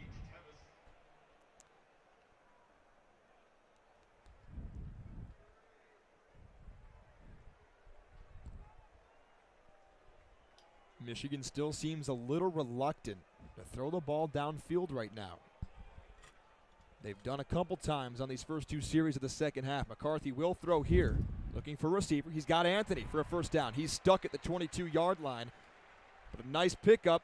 Fitzgerald brings him down.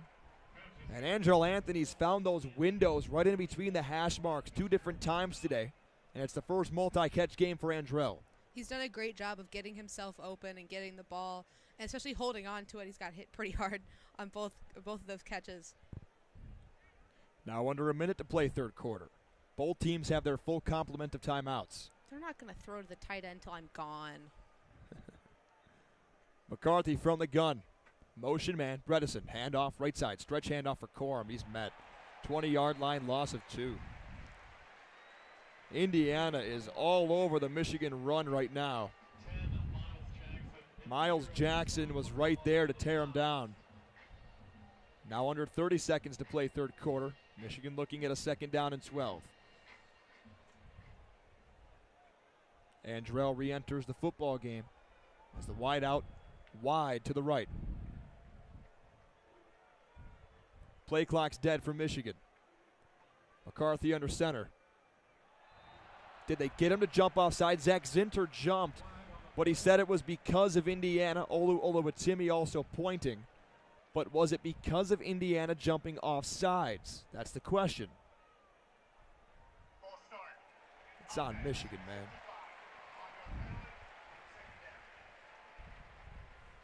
So now Michigan looks at a second down and 17 with 7 seconds to go in the third quarter.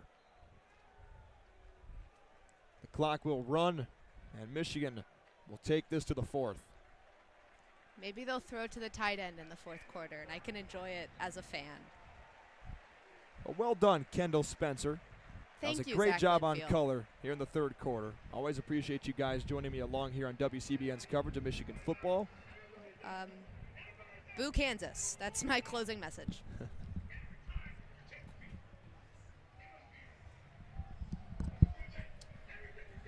Just like that, we welcome Ryan Dolson into the broadcast. It's the fourth quarter from Bloomington. Michigan still leading by 7 points, but they're looking at a second down and 17 when we return. Both teams, all 3 timeouts. Indiana playing a scrappy game of football here today, Ryan. Your fourth quarter key for Michigan to securing this victory and getting out of Bloomington with a W. Yeah, definitely. I think offensively, I think a lot of important adjustments were made coming into halftime. Trusting JJ a lot more with the ball. He was making some great throws. The interception was just really unfortunate. But the defense has looked better coming out of this half, and the passing game has looked solid. JJ is 19 for 27 Don't know how many attempts he's had on the half, but I feel it was like 18 maybe going into halftime. Something like that. But regardless, he's had a lot of great plays. 215 yards, 1 touchdown, 1 interception. First interception of the year. He made that really great pass play on that second down, I believe, a minute ago. So hopefully he can keep that going, not let this drive stall out, because Indiana's going to start getting a little desperate, I think. They're going to be going for it on 4th downs. I think you really want to get some points on the board here, keep them at a bit more of a distance. Don't let them sneak their way back into this thing. Michigan and Indiana. The spread and the yardage total is 101 yards. Michigan's outgained IU 335 to 234. But they've been penalized 9 times today, costing the Wolverines 80 yards. Indiana's been penalized 4 times for 50 yards. Just completely unacceptable from that Michigan team. You look at so many of those penalties, and so many of them so preventable, so preventable, so sloppy. That false start happening on that second down that just happened just a minute ago, just really careless. Just so many careless penalties happening in this game. I really think Harbaugh needs to ingrain the game footage from this game into this team, because they've just been making so many mistakes you don't really expect them to be. A potential dropped touchdown by A.J. Henning late in the first half. Oh, yeah. The interception that J.J. McCarthy had unfortunately fallen into the hands of Devin Matthews. I don't necessarily blame him for that one too much, but as it stands, it is unfortunate in such a tight game like this. You really don't want that first interception to be coming here on a 1-possession game. Thankfully, Indiana, unable to get anything done, gave the ball back to Michigan. We'll see how they do. It's 2nd down and 17. This is a big play here, I think. This is what Michigan's been longing after when they're on the defensive side, is getting Indiana well behind the sticks. And what's important here in the 4th quarter, and I want it to be known, is that Michigan is going away from the Indiana student section. That does play a factor. That's by far the loudest part of the stadium. Oh, yeah. And they all rise to their feet on 2nd down and 17. This Indiana crowd has really showed up in a sense that I wasn't expecting, and I don't think the players were expecting either. Welcome to homecoming. It is homecoming. I thought it was a very interesting decision. I was saying so in the beginning of the game. Why pick homecoming for this one? But I can see why. To bring out a good crowd, that's why. Oh, yeah. I can definitely see why. 2nd down and 17 for J.J. McCarthy. Lined up at the right hash. He's got the snap, and there's a penalty flag down. I think this might be false start on Michigan yet again. That is just rough. Again, continued sloppy play, continued penalties. That's Olu Oluwatimi, the transfer center, and the Remington Award finalist from a year ago from Virginia. That is going to be the 10th penalty for 85 yards on the day for Michigan. I mean, just no matter what way you slice it, just completely unacceptable from this team that was not having a whole lot of penalties entering this game. 2nd down and 22 for McCarthy. Corum is his back. JJ's going to throw it. Pressure coming. Fires left side. It's complete for Cornelius Johnson. JJ got hit, knocked to his backside. He got absolutely rocked on that play, but able to make a solid completion, just barely grabbed by Johnson. right. James Head Jr. knocked down McCarthy. Took an extra second to get back up, but he is still out on the field for a big 3rd down and 11. Corum remains the back. Donovan Edwards also into the ball game. He's lined up as a receiver. One lone to the left side is Schoonmaker. McCarthy, plenty of time to throw. Steps away from a defender, now gets away again. Nice blocking by Barnhart. McCarthy unloads, got Bell. Bell reaches for it. Did he get it? No, he didn't. He's shy by about a yard. Just short. Beautiful scrambling, beautiful footwork by McCarthy right there. Really seemed like the Indiana defender was going to get that hand on him and bring him down, but he scrambled. He kept on going. Michigan will bring on the punt unit. Bit of a reluctance there. From the 31-yard line, I think this is the right decision from Michigan. You really hate it. It's such a frustrating 4th down and 1 because you know if you get it, that changes the whole fundamental nature of the game. But if you don't especially get being in 2nd down and 22 like they were. Oh yeah. But if you don't get it, I mean, that's just disastrous. You can't let Indiana have this opportunity, especially after that failed 4th down conversion earlier in the game. Robbins in punt formation will boot it away. A spiraling kick that sends Delp back inside the 15. Makes his way around one defender, and Iman Dennis chases him down from behind at the 18-yard line. And they'll give him the 19. Indiana's got to go 81 yards to try and tie up this football game with 13:24 to play 4th quarter. We enter a media timeout before we resume yet another, play. As one does. So many media timeouts in this game, but that is big noon Saturday for you. 13:24 remaining in this 4th quarter. Michigan still up 17-10. This is going to be a very big drive for Indiana. I can feel time is running out. Clock is ticking. I really think, the opportunities are running slim to get something going. I don't think Indiana is going to be taking this drive lightly. We know Michigan's capable of taking the football away from Indiana. Interception earlier by Rod Moore, his 2nd of the season. And now if Indiana puts the football on the ground, well, Michigan's able to come away with an interception. You figure they got to go down, they got to score and take a 2-possession lead, because right now you certainly are not comfortable leading by only 7 against a team that you know is here to upset you on their homecoming. Absolutely. You got to make this quick stop here, and I think you just got to get any kind of points on the board, even if it's just a field goal. You make it a 2-possession game. Defense has been playing much solider in the second half. I think any sort of 2-possession lead will hopefully, I would imagine hopefully for this Michigan team, put them away. But as it stands, Indiana with the ball on their own 19-yard line. Michigan huddled up, far sideline. Around the 30. The offense is also huddled up beyond the sideline, trying to figure out what they can do potentially to get the running game going, because right now, if Michigan had the football with a chance to ice the game, finish it, bring the clocks to zeros, I don't know if they're going to be able to do it on the ground. Blake Corum has been bottled up here in this second half and in the second quarter as well. 150-yard run, 19 attempts, 94 yards, and a score. It's not the usual Blake Corum that we're used to seeing. Definitely not. He had that explosive run. 40-something yards, I want to say, 50. on that very first drive. 50 yards on that very first drive. And since then, very quiet game from him. Have to admit, we did get that touchdown on basically the very next play. But Indiana's defense has really had this running game scouted by Michigan and has really put a stop to any potential big plays. As the Indiana team finally comes to take on the field. 17-10 Wolverines. Media timeout still ticking away. Michigan's done a good job of neutralizing Cam Camper in the second half. Look for a couple of targets on this drive. Fake handoff, Shivers. Backpedaling Bazelak, fires down the left sideline, well out of bounds, incomplete. He wanted Simmons.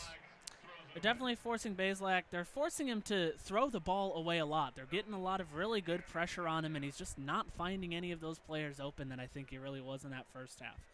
They've made some solid adjustments. And I think it really shows in these last couple of drives, the way that he has just been pressured and forced to throw those balls away. The edge rusher Harrell and the cornerback Green in coverage for Michigan. Lucas in motion out to the right side. Bazelak fakes a throw to him, wants a screen, fires it into the dirt.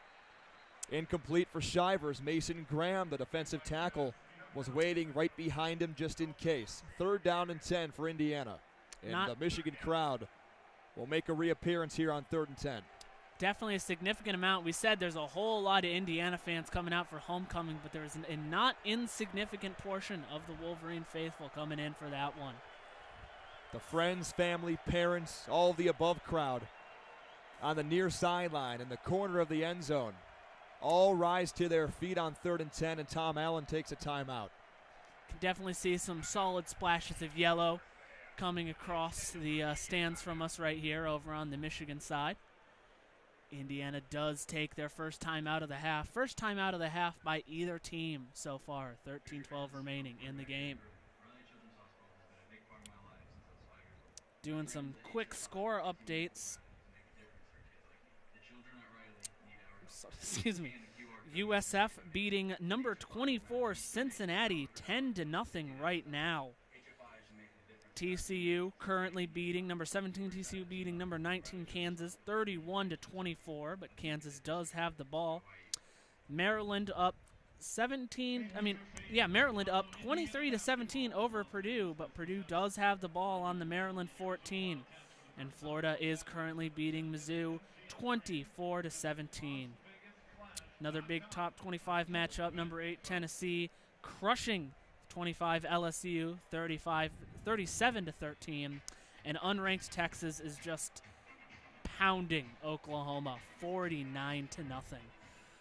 Oklahoma's downfall in the season has really surprised me. I mean, I know that they, lost the coach. I know that they lost a lot of key players, but they have just not looked good these past couple of games, and they're just getting absolutely demolished by Texas right now in that Red River Showdown. And things would look a lot different for Oklahoma. Of course, if Lincoln Riley was still the head man there and they didn't lose a good portion of their squad, the transfers, including Caleb Williams, who's now the quarterback at USC. Boy, has he had a good season as he finds himself probably second right now in the Heisman candidacy behind C.J. Stroud at Ohio State. He's having himself one heck of a year. 16 touchdowns, just 1 interception. They have Michigan State today. I would ask for your prediction in that football game. I don't think it's going to be a very pretty one. I think it's a very bad matchup for Michigan State, just like last year, Even when Michigan State was coming off a solid win against some team that I can't quite remember, they got absolutely just dogged on by Ohio State, who managed to shut down Kenneth Walker to less than 10 yards, I think. Something like that, some ridiculous number, but I think it was just a blowout from the very beginning. I think it's going to be a very similar matchup this year. I think Michigan State is very poorly matched up with Ohio State. I think they're going to crush them. It'd be a really tough start for Sparty, wouldn't it? Oh, yeah, absolutely. 2-4. Oh, yeah, they started off those 2 games. Those first 2 games, I mean, they had a little rough spots, but they did win pretty confidently in those. And then just since then, it has just been disaster after shortcoming after just blowout. None of their losses have really been close, as it were. But play will resume after that Indiana timeout. 13-12 remaining in this fourth quarter. Michigan up 17-10. As the media timeout concludes, here comes the Michigan crowd. 3rd down and 10 here in Bloomington. Big Michigan play. by 7. Bazelak drops, looking for pressure. Here it comes. He's sacked. Yabioki, have yourself a day, kid. Just an explosive second half defensively by Michigan. An absolutely beautiful sack that Wolverine squad needed right now. Indiana player a little shaken up, hurt after the play. That's the reserve right guard, Khalil Benson. He is writhing on the ground. That seems very ugly. Those teammates, they tried to help him up, but I think they immediately knew something was up. Trainers are going to go out and take a look for him. You got to hope that he's okay. Yeah, he couldn't get to his feet at all. Trente Jones for Michigan. Haven't seen him in the second half, and we figure what is to be a pretty significant leg injury for Trente, Michigan starting right tackle. But Carson Barnhart has made his way in and played pretty well for the Wolverines. But for now, Benson, the redshirt sophomore from South Haven, Mississippi, being looked at by IU's training staff in Michigan, just put Indiana well behind the sticks, like Kendall Spencer and I talked about in the third quarter. Michigan's able to do that. They put themselves in a good position to get off the football field. And I think that's what they did right there, bearing any odd penalty, bearing a fake from Indiana deep inside their own territory. The Wolverines are going to have a prove-it drive right here. Can they go down, put the ball in the end zone, or put it through the uprights and take a 2-possession lead? I think a 2-possession lead would be with how this Indiana offense is looking and how dominant this Michigan defense is, I think a 2-possession lead would be just about insurmountable this late into the game. Indiana player is helped up to his feet. He is walking back to the sideline on his own accord. Very happy to see it. Glad that he seems okay for the time being, but the Indiana punt squad coming out onto the field. 4th and 19 on their own 10-yard line. James Evans kicks it away. Spiraling punt to A.J. Henning. 45-yard line of Michigan. Stays on his feet and gets cracked from both sides. And the official on the far sideline says that A.J.'s knee was down after the initial contact. So Michigan will have it, and they've got to go 56 yards to try and punch this baby in. I think both teams know just how important this drive is.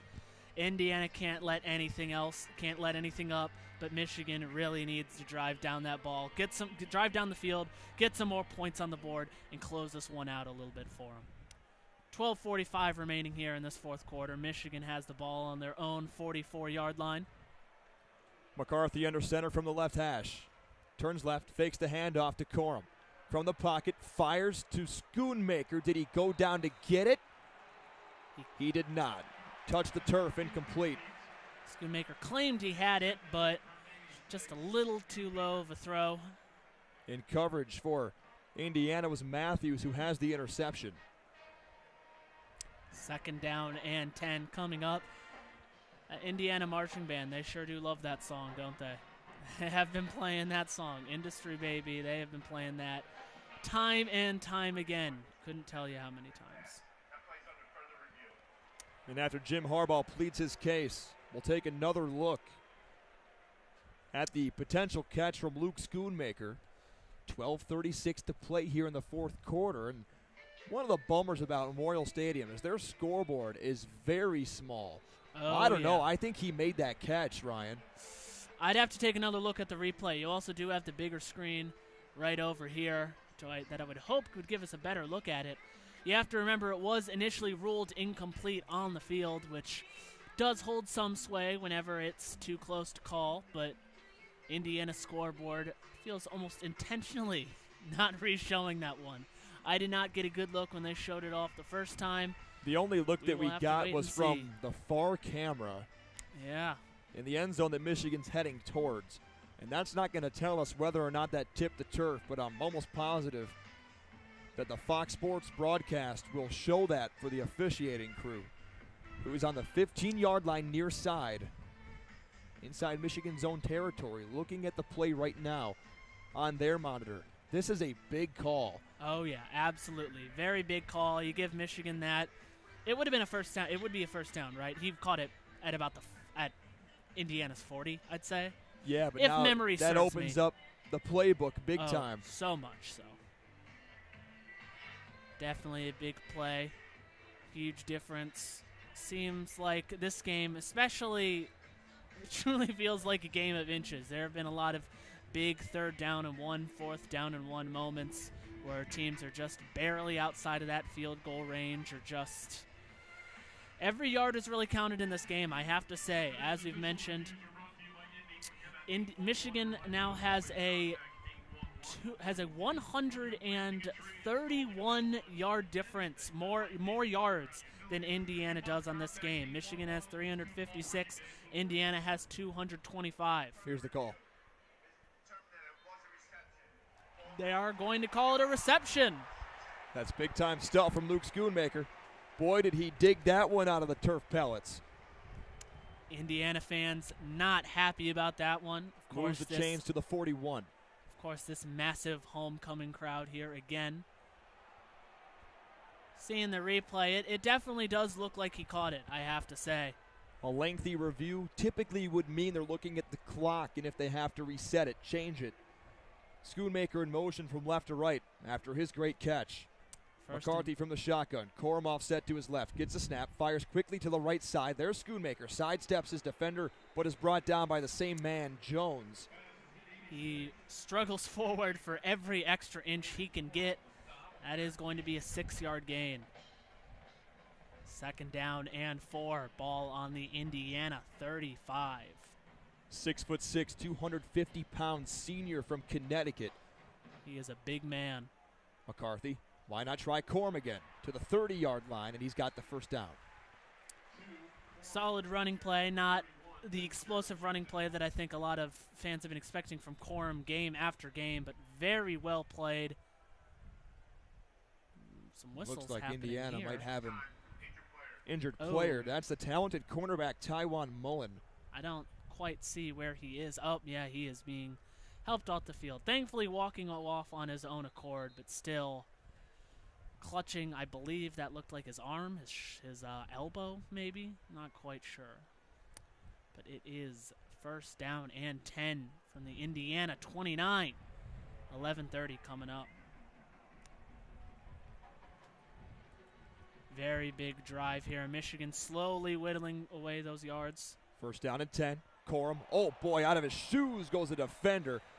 Man, did he make a nice move on Devin Matthews. There's some pushing and shoving after the play down the field. Blake Corum picks up about 7 yards, Ryan, on the first down carry. Jim Harbaugh said he'll let the defender get right in his face, let him smell his breath, and then make one cut last second. Boy, oh boy, did he do that. That is exactly what happened there. We'll call it second down and 4. Motion man is Bredesen across the formation. Here's another call for Corum. He makes a bounce, 20-yard line to the 15, and he's brought down there. Harbaugh feeling much more comfortable calling some running plays for Corum. Really feels like he wasn't getting a whole lot of snaps, especially during the second half, as Indiana was really bringing down that run game, and that is going to be another injured Indiana player. Yeah, they've been all over the place, haven't they? Oh, yeah, they are really starting to drop like flies. You never like to see it, especially in such a hard-fought game. You got to respect Indiana for, never lying down, never saying die, but this brutal game, this exhausting game on both sides is really starting to take its toll. The redshirt senior and a transfer from the U, Miami. It's Bradley Jennings, the Bowl linebacker for Indiana. They have a couple of interesting names that they use at the linebacker position, including Bull and Husky. Being helped up a little bit.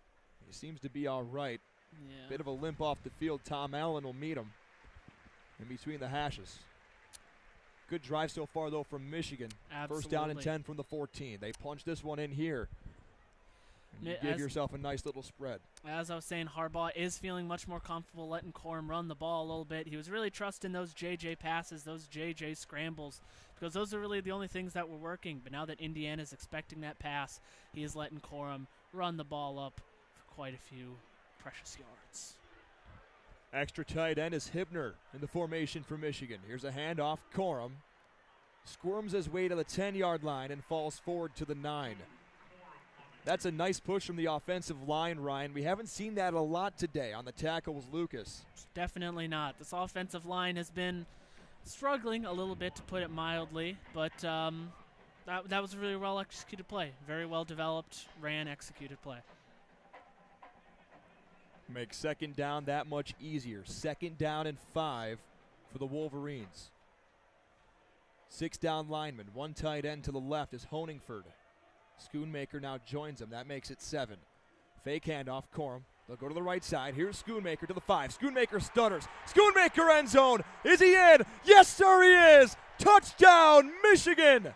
Absolutely beautiful play. I was just about to say right before it snapped, you got to be expecting the play action from Michigan after so many running plays. You got the Indiana defense ready for that run, only to make a quick, beautiful pass and have Schoonmaker run towards the end zone, scoot his way towards the end zone. Huge touchdown for Michigan. Don't really know, based on what we've seen from this Indiana offense this half, really don't know if they have it in them to come back from this 13, hopefully soon to be 14 deficit.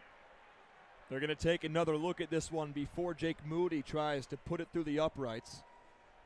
As it stands right now, touchdown pass of 14 yards from McCarthy to Schoonmaker. And Schooney, he did that himself. It was a quick arrow route from J.J. McCarthy. And Schoonmaker, who's not necessarily known to be the most fleet of foot, put a good move on a defender and then dove towards that near pylon And that's going to help out Michigan big time if this is confirmed as a score. Oh, yeah, absolutely. And if they're not, I mean, you know, ball is going to be placed at the 1, probably half-yard line. I think with how this Michigan team has been running this drive, I'd say that I have very strong confidence in their ability to punch it in over the next play. But regardless, they are going to take a look at it. Lots of stoppages of play on this drive. Lots of injuries and a couple reviews has slowed down this game decent amount, I have to say. But it appears the referee is done looking at it. Here is the call.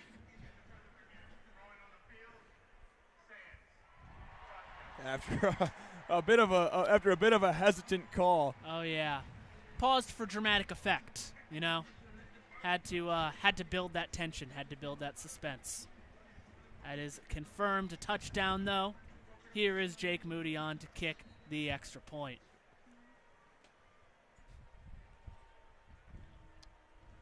Jake Moody, who is perfect on those extra points this season. 100% in his career as well. He converts. Will remain perfect. 9:43 to play, fourth quarter. Michigan in front, 24-10. That's big-time stuff from this Michigan offense to drive that football right down the field. And how about the reemergence of the running game, Ryan, on that last drive? It went to sleep for about almost 2.5 quarters. Oh, yeah. And then Blake Corum's able to find some space, make some things happen with his feet, and all of a sudden it's a 14-point lead. Oh, yeah, absolutely. With less than 10 minutes left to play, I mean, that drive just looked effortless. You know, I don't think there was a single third down scenario in that entire drive. It doesn't seem familiar to me. It was all second downs. Oh, yeah, all first and second downs. Michigan was driving, it was throwing that ball down. They were running that ball down. They looked excellent, I have to say. 14-point lead. And as I was just saying a few minutes ago, this lead really does feel insurmountable for the Hoosiers with how they've been playing in this second half. Excuse me. Even with that explosive offensive first half they were having, they only managed to score 10 points in 2 quarters. So they're going to have to do more than double that in this remaining time to have a chance coming back against this Michigan squad, who feels like a fundamentally much different team coming out in this half. Yeah, I was going to ask you, Ryan, what exactly your halftime adjustment was, or what do you think Coach Harbaugh said to the squad at halftime to maybe light a fire under this team? Because it's shown the defense has been vastly improved in the second half as compared to the first. And Michigan's offense has put together 2 solid drives. Oh, yeah. It resulted in 2 touchdowns. Oh, yeah, and a solid third drive that just ended in a tragic interception in the end zone that I don't really blame JJ for a whole lot, but regardless did not result in points.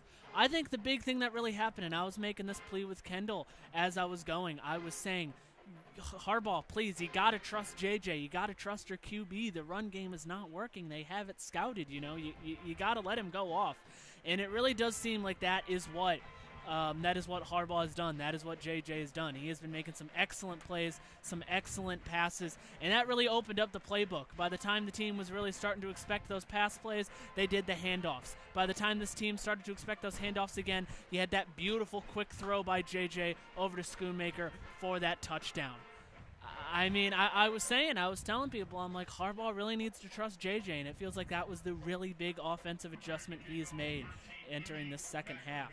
He is 24 for 32 on the day, 266 yards, and 2 touchdowns. The most passing attempts in one game in his young career. As today marks start number 5 for the sophomore quarterback from LaGrange, Illinois. Jake Moody getting ready to kick this ball off. 9:43 remaining in the game. The native of Northville from the 35-yard line boots it away. Deep to return it is Lucas. He'll take it from his own 2-yard line. Lots of blocking down the sideline, but knocked out of bounds by the freshman tight end, Marlon Klein. That's a nice play because he had the sideline open. Oh, yeah, definitely. I definitely was seeing planes of open field on that sideline, but thankfully he got pushed out of bounds and got taken out at, I believe, the 21. They're going to spot it at the 21. Indiana ball. Bazelak will start in the shotgun. Crucial drive here. Let's see how Indiana responds with their biggest deficit of the game. Takes the handoff. Henderson throws it incomplete. Nice coverage from Mikey Sainer still. He was all over Cam Camper, who's the favorite target of Bazelak. As I said, this is Indiana's. This is both teams. This is the biggest deficit of the game. Michigan currently up by 14. Indiana has not been up all game, and Michigan's previous biggest lead was only by 7 at the very start of the game when they went up 7-0. Two running backs in the backfield for Bazelak. One goes in motion. Connor steps up. Connor hit. Connor flutters the ball free. It falls incomplete. How about the freshman Derek Moore all over him? Third down and long for IU. Very beautifully played. I mean, as I've been saying, just this second half, the receivers are being much more covered.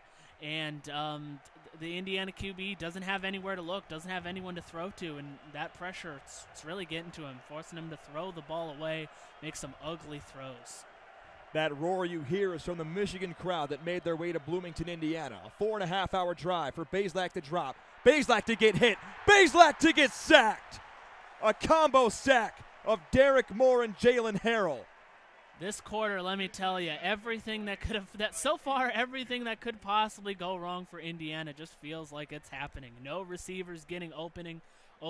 So much QB pressures and sacks, and Michigan just driving down the field with ease. 4th down and 21 on their own 10-yard line. Indiana forced a punt. Not a whole lot of time left in the game. You can tell they don't like this decision, but what other option do they have? Here comes pressure from Michigan's unit. Punter just falls down. A.J. Henning will return. A bit ill-advised. He picks up the football, gets back to his feet at the 40-yard line. Oh, boy, he fumbled it. That would have been a tragedy for Michigan.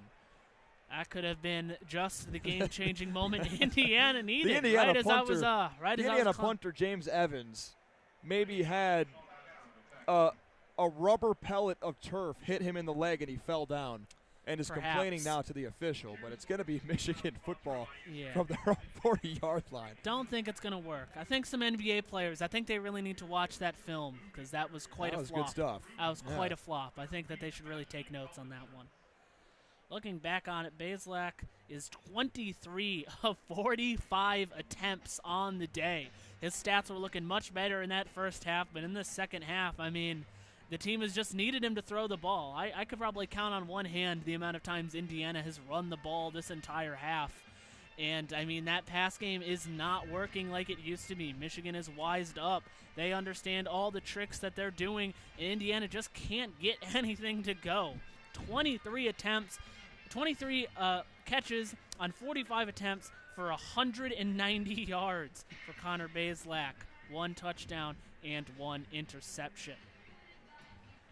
And it was noticeable, too. You and I talked about it right at the beginning of the fourth quarter. Do you remember that yardage total for Michigan? Oh, yeah, absolutely. 335. Remember what I said the difference was? 101 yards. Indiana's gone backwards. 20 yards since we said that. They're negative 20 yards here in the fourth quarter, and they've had the ball 2 different times. That's awesome stuff from Michigan's defense, which really has had a fire lit under them in the second half, haven't they? I don't know what Harbaugh said to that defense in the second half to get him going, but let me tell you, it has worked. This defense has just been completely lights out. Indiana hasn't even had like a whiff of an opportunity to get anything going. And Michigan is about to go up, have more than 200 yards on this Indiana team. They have 412 right now. Indiana has 214. There was a moment in that second quarter where that would have seemed ridiculous, and yet Michigan really just starting to pull away if they haven't already. Now you figure if Michigan goes down and scores on this drive, you might as well put a bow on it. For sure. I mean, even I don't think that they'd need to, with how this, I'm tripling all over my words. how this Indiana offense is looking, I don't even think they'd need to score in this drive for me to be pretty content in this Michigan defense. But regardless, 8:40 remaining in this fourth quarter. Michigan with the ball on their own 40. Couple of seconds left on the media. Those Here's few Michigan. seconds, always frustrating. First down and 10 from the 40-yard line, leading by 14. JJ the snap. He'll roll out to the right, looking for somewhere to go with it. Got an open receiver. That's Ronnie Bell. Boy, has he had a great day today inside IU territory to the 40-yard line. Nice pickup from 9 to number 8. Jordan Greer pushed him out. Almost a tad bit surprised to see JJ still in this one. I think it's good experience for him, though. You know, he's having a great game. Game isn't completely over yet. Still 8 minutes of clock time left. Could make the argument that he could sit out, but after a great pass like that, I mean, why clip the man's wings? 2 tight ends set for Michigan. Donovan Edwards the back. McCarthy will throw. Wide open Bell to the 35-yard line. Stiff arms a man. And it's brought down at the 33. Tried to get away from him, but that Indiana defender, his grip was far too strong on him. Another beautiful bullet throw by McCarthy. Christopher Keys takes down Bell. Makes second down all that much more manageable now for Michigan as the crowd begins to empty out here in Bloomington. Oh, yeah. 5-10 minutes ago, that student section, that Indiana corner was just absolutely packed, and fans starting to lose faith in this 3 Hoosier receivers team. to the right. Fake handoff to Edwards. McCarthy spins away from a defender, and he got buried into the ground. JJ's got to learn how to slide, man. He picked up the first down. He got 5. Oh, yeah. But he was brought down hard. Oh, yeah. Teammates helped him up. You could hear everybody in the crowd, and I'm sure you could feel me visibly, audibly cringe at that hit. He's really got to learn to take those slides. He cannot be taking constant hits like that, especially with Cade out. It just can't be happening. He's got to be more careful. Regardless, that is a first down. 7 minutes to play from Memorial Stadium. Michigan flops a couple of receivers. 3 on the play clock. McCarthy from the gun. Turns, gives Edwards to the 25. Barrels his way to the 24. And right there to stop him. Don't imagine after that really scary hit, I don't imagine Harbaugh wants JJ to be taking too many risks like that. I'd imagine they keep handing this ball off so close, so deep into Indiana territory. Seems like a wise decision. Nobody liked seeing that hit. Bring up second down and 6 yards to play for Michigan. 6 minutes, 15 seconds to go here in Bloomington. Michigan just wants to escape here with a victory. Avoid the turnover. After that first half, escape is exactly the right word I would use. Michigan might take this one all the way down to 1 second. Jim Harbaugh motions timeout to the official on the far sideline. And with just under 6 minutes to play now in the fourth quarter, Michigan staring at a second down and 6 when we return, up by 14. Some very just solid offense on this drive and on this whole half from Michigan. I keep saying, but those halftime adjustments, just a thing of beauty. It really feels like this team has had to make a lot of solid second half adjustments. This isn't the first time they've had to do it. You know, against that Maryland team, they made those excellent second half adjustments that really helped them pull away from that one. I don't know what Harbaugh is telling those boys in the locker room, but it has had a profound effect on the team as a whole. Special teams, offense, and defense. Second down and 6 as we resume play. Michigan's got the football. Indiana 24-yard line. McCarthy's going to throw for it. From the pocket, steps away, fires to Schoonmaker at the 20. He's hit low and then drags his defender for an extra yard. I think he's just shy by about 1. The previously injured Taiwan Mullen brings him to the ground. Yep, it's 3rd down and 1. Clock slowly dwindling down on this game. Even with a field goal here, any kind of points here on this drive makes it a 3-possession game, and presumably Indiana getting the ball back with less than 5 minutes at best. I mean, things are not looking ideal for this team that had such a strong first half, kept the game so close. Schoonmaker in motion on 3rd down and 1. A quick handoff to Blake Corm. He's got the first down, brought down from behind by Bryant. They needed 1. They picked up 2. I'd call that efficient. Absolutely. 100% more than what they needed. Michigan now outgaining Indiana by nearly 250 yards of total offense. Just absolutely ridiculous. With how even these two teams seemed, Michigan really cleaned up a lot of those sloppy plays. Not a whole lot of penalties have happened in recent memory. They were happening at the start of the second half. But this fourth quarter especially, Michigan has just been playing lights out efficient on both sides of the ball. From the 17, McCarthy, delayed handoff for Edwards. Driving into a defender at the 15, and he makes his way to the 12. They're going to give him the 11-yard line. Pickup of about 6 yards on play number 1. Now 2nd down and 4. Noah Pierre, the Husky back, makes the stop for IU. It seems that Michigan makes a substitution, and I want to call this out immediately. Alex Orji is into the football game, and he should enter as the Wildcat quarterback for Michigan. McCarthy out, had a truly excellent game. No, McCarthy, he's going to continue staying in the game. No, they're just going to go Wildcat. You're so right. Orji brings Schoonmaker in motion, fakes the handoff. Orji's got it to the 10-yard line, trying to get away from defenders, protecting that football. He got close to the marker, but I think he's a yard shy. He got to the 8. Michigan needs the 7. I'd give it to the big quarterback one more time. See if he can barrel his way for a first down. I certainly will. Indiana calling a timeout. Second timeout of the half. They have 1 timeout remaining. Have 3:36 remaining here in this game. Crucial 3rd down and 1 happening right here. Orji was able to run up the middle for 3 yards after that fake handoff. Michigan has 4 separate rushers today, averaging 4.6 yards a carry for 166 yards total. This could be the clincher right here for Michigan. Oh, yeah. They're able to punch it in, truly the clincher. They're able to get the first down that much closer. 3rd down, 1 yard to go. McCarthy from the shotgun, leans in, gets the snap, hands off. Corm leaps over the pile. First down, Michigan. He went right over the top of Barnhart, and Michigan, with 3:30 to play with a 14-point lead. Why not? Feel pretty comfortable in saying this one would be considered over. Of course, you got to play those final 3 minutes. Absolutely. Every second counts, doesn't it? Every second does count. Truly, stranger things have happened in the game of football, but I think this is about as close to a sure thing as you can get. 6-yard line for Michigan, first down and goal. Gotta wonder if they're looking for more points here. To 8 down lineman, McCarthy throws. Johnson's got it. End zone, touchdown, Michigan. That certainly answered my question.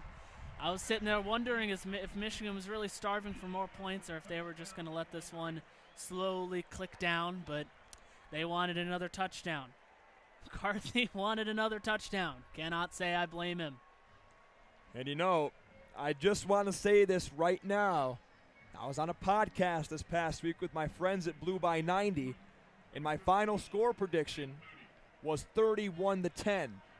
Michigan's an extra point away from making it 31-10. Premonition, true premonition.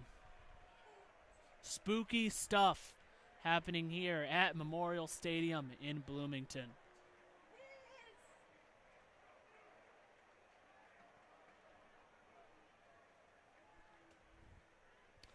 The officiating crew on the near hash not sure. Formed a circle to see what's going on. Yeah, not sure what they're discussing. Seemed like a pretty open and shut case of it being a touchdown.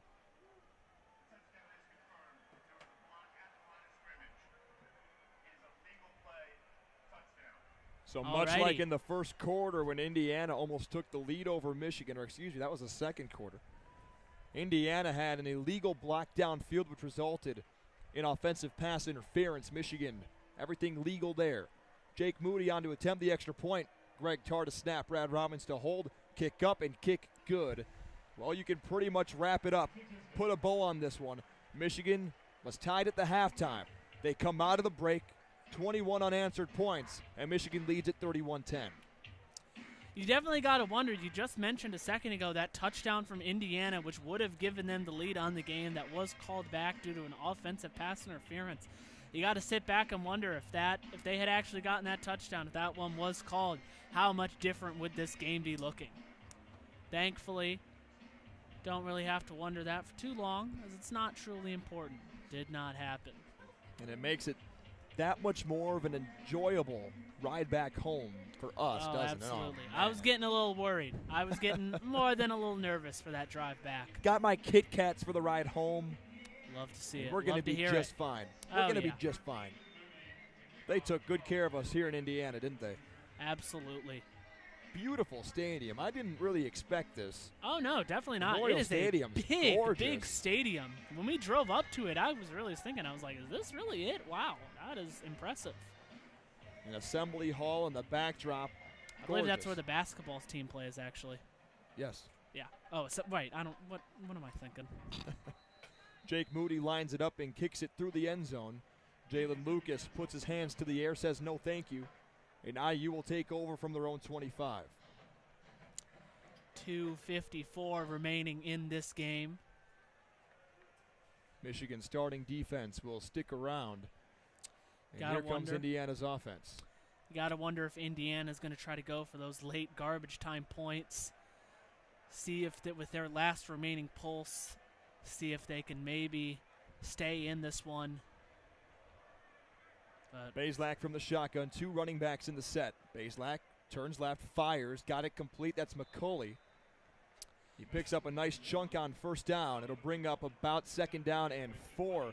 Now remember, Donovan McCulley started at quarterback against Michigan last year. 14 carries, over 30 yards. He was the team's leading rusher as Jack Tuttle was injured in that football game. Another throw quick left. There's McCulley again. Immediately brought to the turf by Jamon Green at the 39. First down, Indiana. Some rapid-fire completions from Indiana here. Feels like it had been forever since their last completion, and they get 2 or 3, I believe, rapid-fire just like that. Don't think it's going to be enough to change the tide of this game, but... Bazelak snaps, fires left. It's incomplete, way out of bounds. The receiver in the area was again McCulley, the 6'5", 210-pound sophomore from Indianapolis. Only one player from Indiana's loss last year against Michigan, final score 29-7. Only one guy that made a catch has a statistic this season. He was inactive today, the lead tight end, A.J. Barner. Fake hand clap from Bazelak. He looks to the near sideline to get a different play call. Shifts Lucas from his right to his left. Gets a snap, hands off Lucas, and he's met by a couple of different Wolverines, including Benny and Graham. A duo of freshmen on the stop, 3rd down and 7. Lucas gets 3. Indiana goes quick to the line. Clock continuing to tick down. Indiana only has 1 timeout left. Under 2 minutes, Bazelak fires deep right sideline, incomplete. Wanted Cam Camper. DJ Turner was right there. Indiana refusing to lay down. Turner, after a tough first drive or two, defending Cam Camper, who's one of the better receivers in the Big Ten, has really shaped up in the second half and has been the DJ Turner that we all know and love, wearing the maize and blue uniform on the turf below. 4th down, 7 yards to go for Bazelak. Lucas is his running back, claps his hands, he's got the snap, he's dropping to throw, here comes pressure, and Bazelak goes down. Braden McGregor shot out of a cannon, and Michigan's going to take over on downs. One last sack for the road. Thanks for the invite, Hoosiers. Gave them a close one, gave them a scare for quite a bit, gave everybody here, all the Michigan fans here and watching abroad and listening, quite a scare, but Michigan has very definitively pulled this one away, I have to say. Minute 42 remaining in the game. Indiana with only 1 timeout remaining. You imagine they'll just knee this ball out to go home.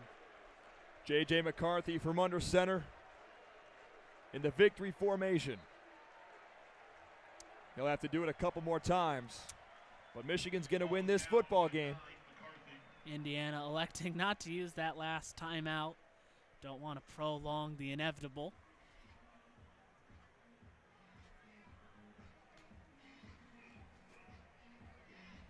The clock now churns below 1 minute, 20 seconds to play in this football game. Michigan with the ball. JJ on the field looking to just take an extra knee to close this one out. Send all these fans home. Don't really see any Indiana faithful in the crowd, at least from where we're sitting, from where we're standing. 60 seconds to play. J.J. McCarthy will take another knee, and he'll lose a couple more yards to his rushing total of the day, right? Those precious stats. And McCarthy will have to take one more on 3rd down and 12 from Indiana's 34-yard line. This will be the last one, presumably, unless Indiana decides to be jerks. I don't imagine they would do that, though. And there it is. Clock is going to tick down. 25 seconds remaining. That will do it for us here. Final score, Michigan Wolverines 31, Indiana Hoosiers 10. McCarthy takes that final knee, and the two teams will meet at midfield to say job well done, but job better done today by the Michigan Wolverines on the road here in Bloomington, Indiana. A final score of 31-10. Michigan remains undefeated, and Indiana no longer undefeated at home here at Memorial Stadium. A great second half effort from the Michigan Wolverines. They get the job done, and here comes a big-time matchup with the Penn State Nittany Lions next Saturday. Michigan gets to advance to 6-0 on the season, as you said, now officially bowl eligible. Go on to 3-0 in Big Ten play. Meanwhile, Indiana falls to 3-3, losing their last 3 in a row, and 1-2 in Big Ten play. Michigan outgains Indiana by over 230 yards of total offense, 469 total for Michigan. And how about J.J. McCarthy today? A career day through the air, 28 of 36, 304 total yards, 3 touchdowns, 1 interception, and the 1 interception was almost out of his control. Just bounced up into the air. Devin Matthews took it away, and Indiana picked off J.J. McCarthy for his first career interception. Indiana throws to 7 different receivers on the day. Bazelak completes 203 yards of total offense, 1 touchdown, 1 pick. But Blake Corum, Ryan, late in the game, I think he was the difference maker. But the key factor today for Michigan, he hasn't been a star all season long, but everyone knows him, everyone loves him. Ronnie Bell today, 11 receptions, 121 yards, and also Cornelius Johnson with 2 scores of his own. Michigan gets the job done. They celebrate in front of a good road crowd here in Bloomington at Memorial Stadium, and the Wolverines escape the Crimson and Cream with a 31-10 victory. Ryan, last thoughts? Feels very weird to use the words escape looking at that final score of 31-10, but after that first half, escape feels very apt. Rough, ugly, sloppy play, really got to say, from Michigan in that first half. Running game getting absolutely nowhere. JJ not getting anywhere near the yards and attempts that he needed. And in that second half, it all just blew up. You know, that first half, Indiana, their offense, they kept, finding those wide open men. Seemed like they should have been up entering the half, but circumstances prevented it. And Michigan's defense just came in lights out on that second half. Indiana never had a chance, and that opened up some opportunities for the offense to calm down, to breathe a little bit, and start getting some great plays that resulted on points on the board.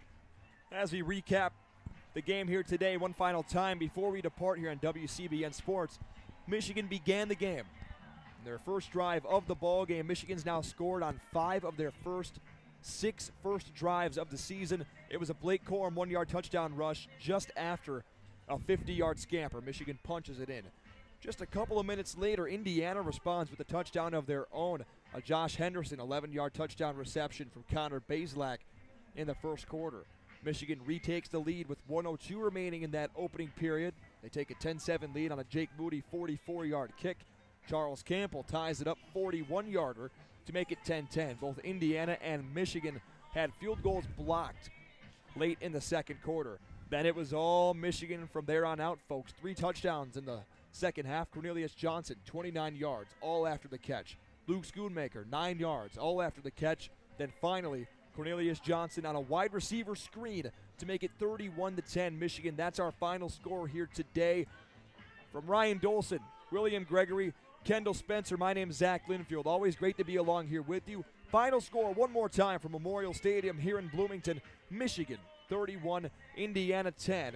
And there's a big-time date, the Maze Out, next weekend, noon Eastern time between Michigan and Pennsylvania State. Signing off on WCBN Sports, my name's Zach Linfield. Have a good night, folks, and go Blue.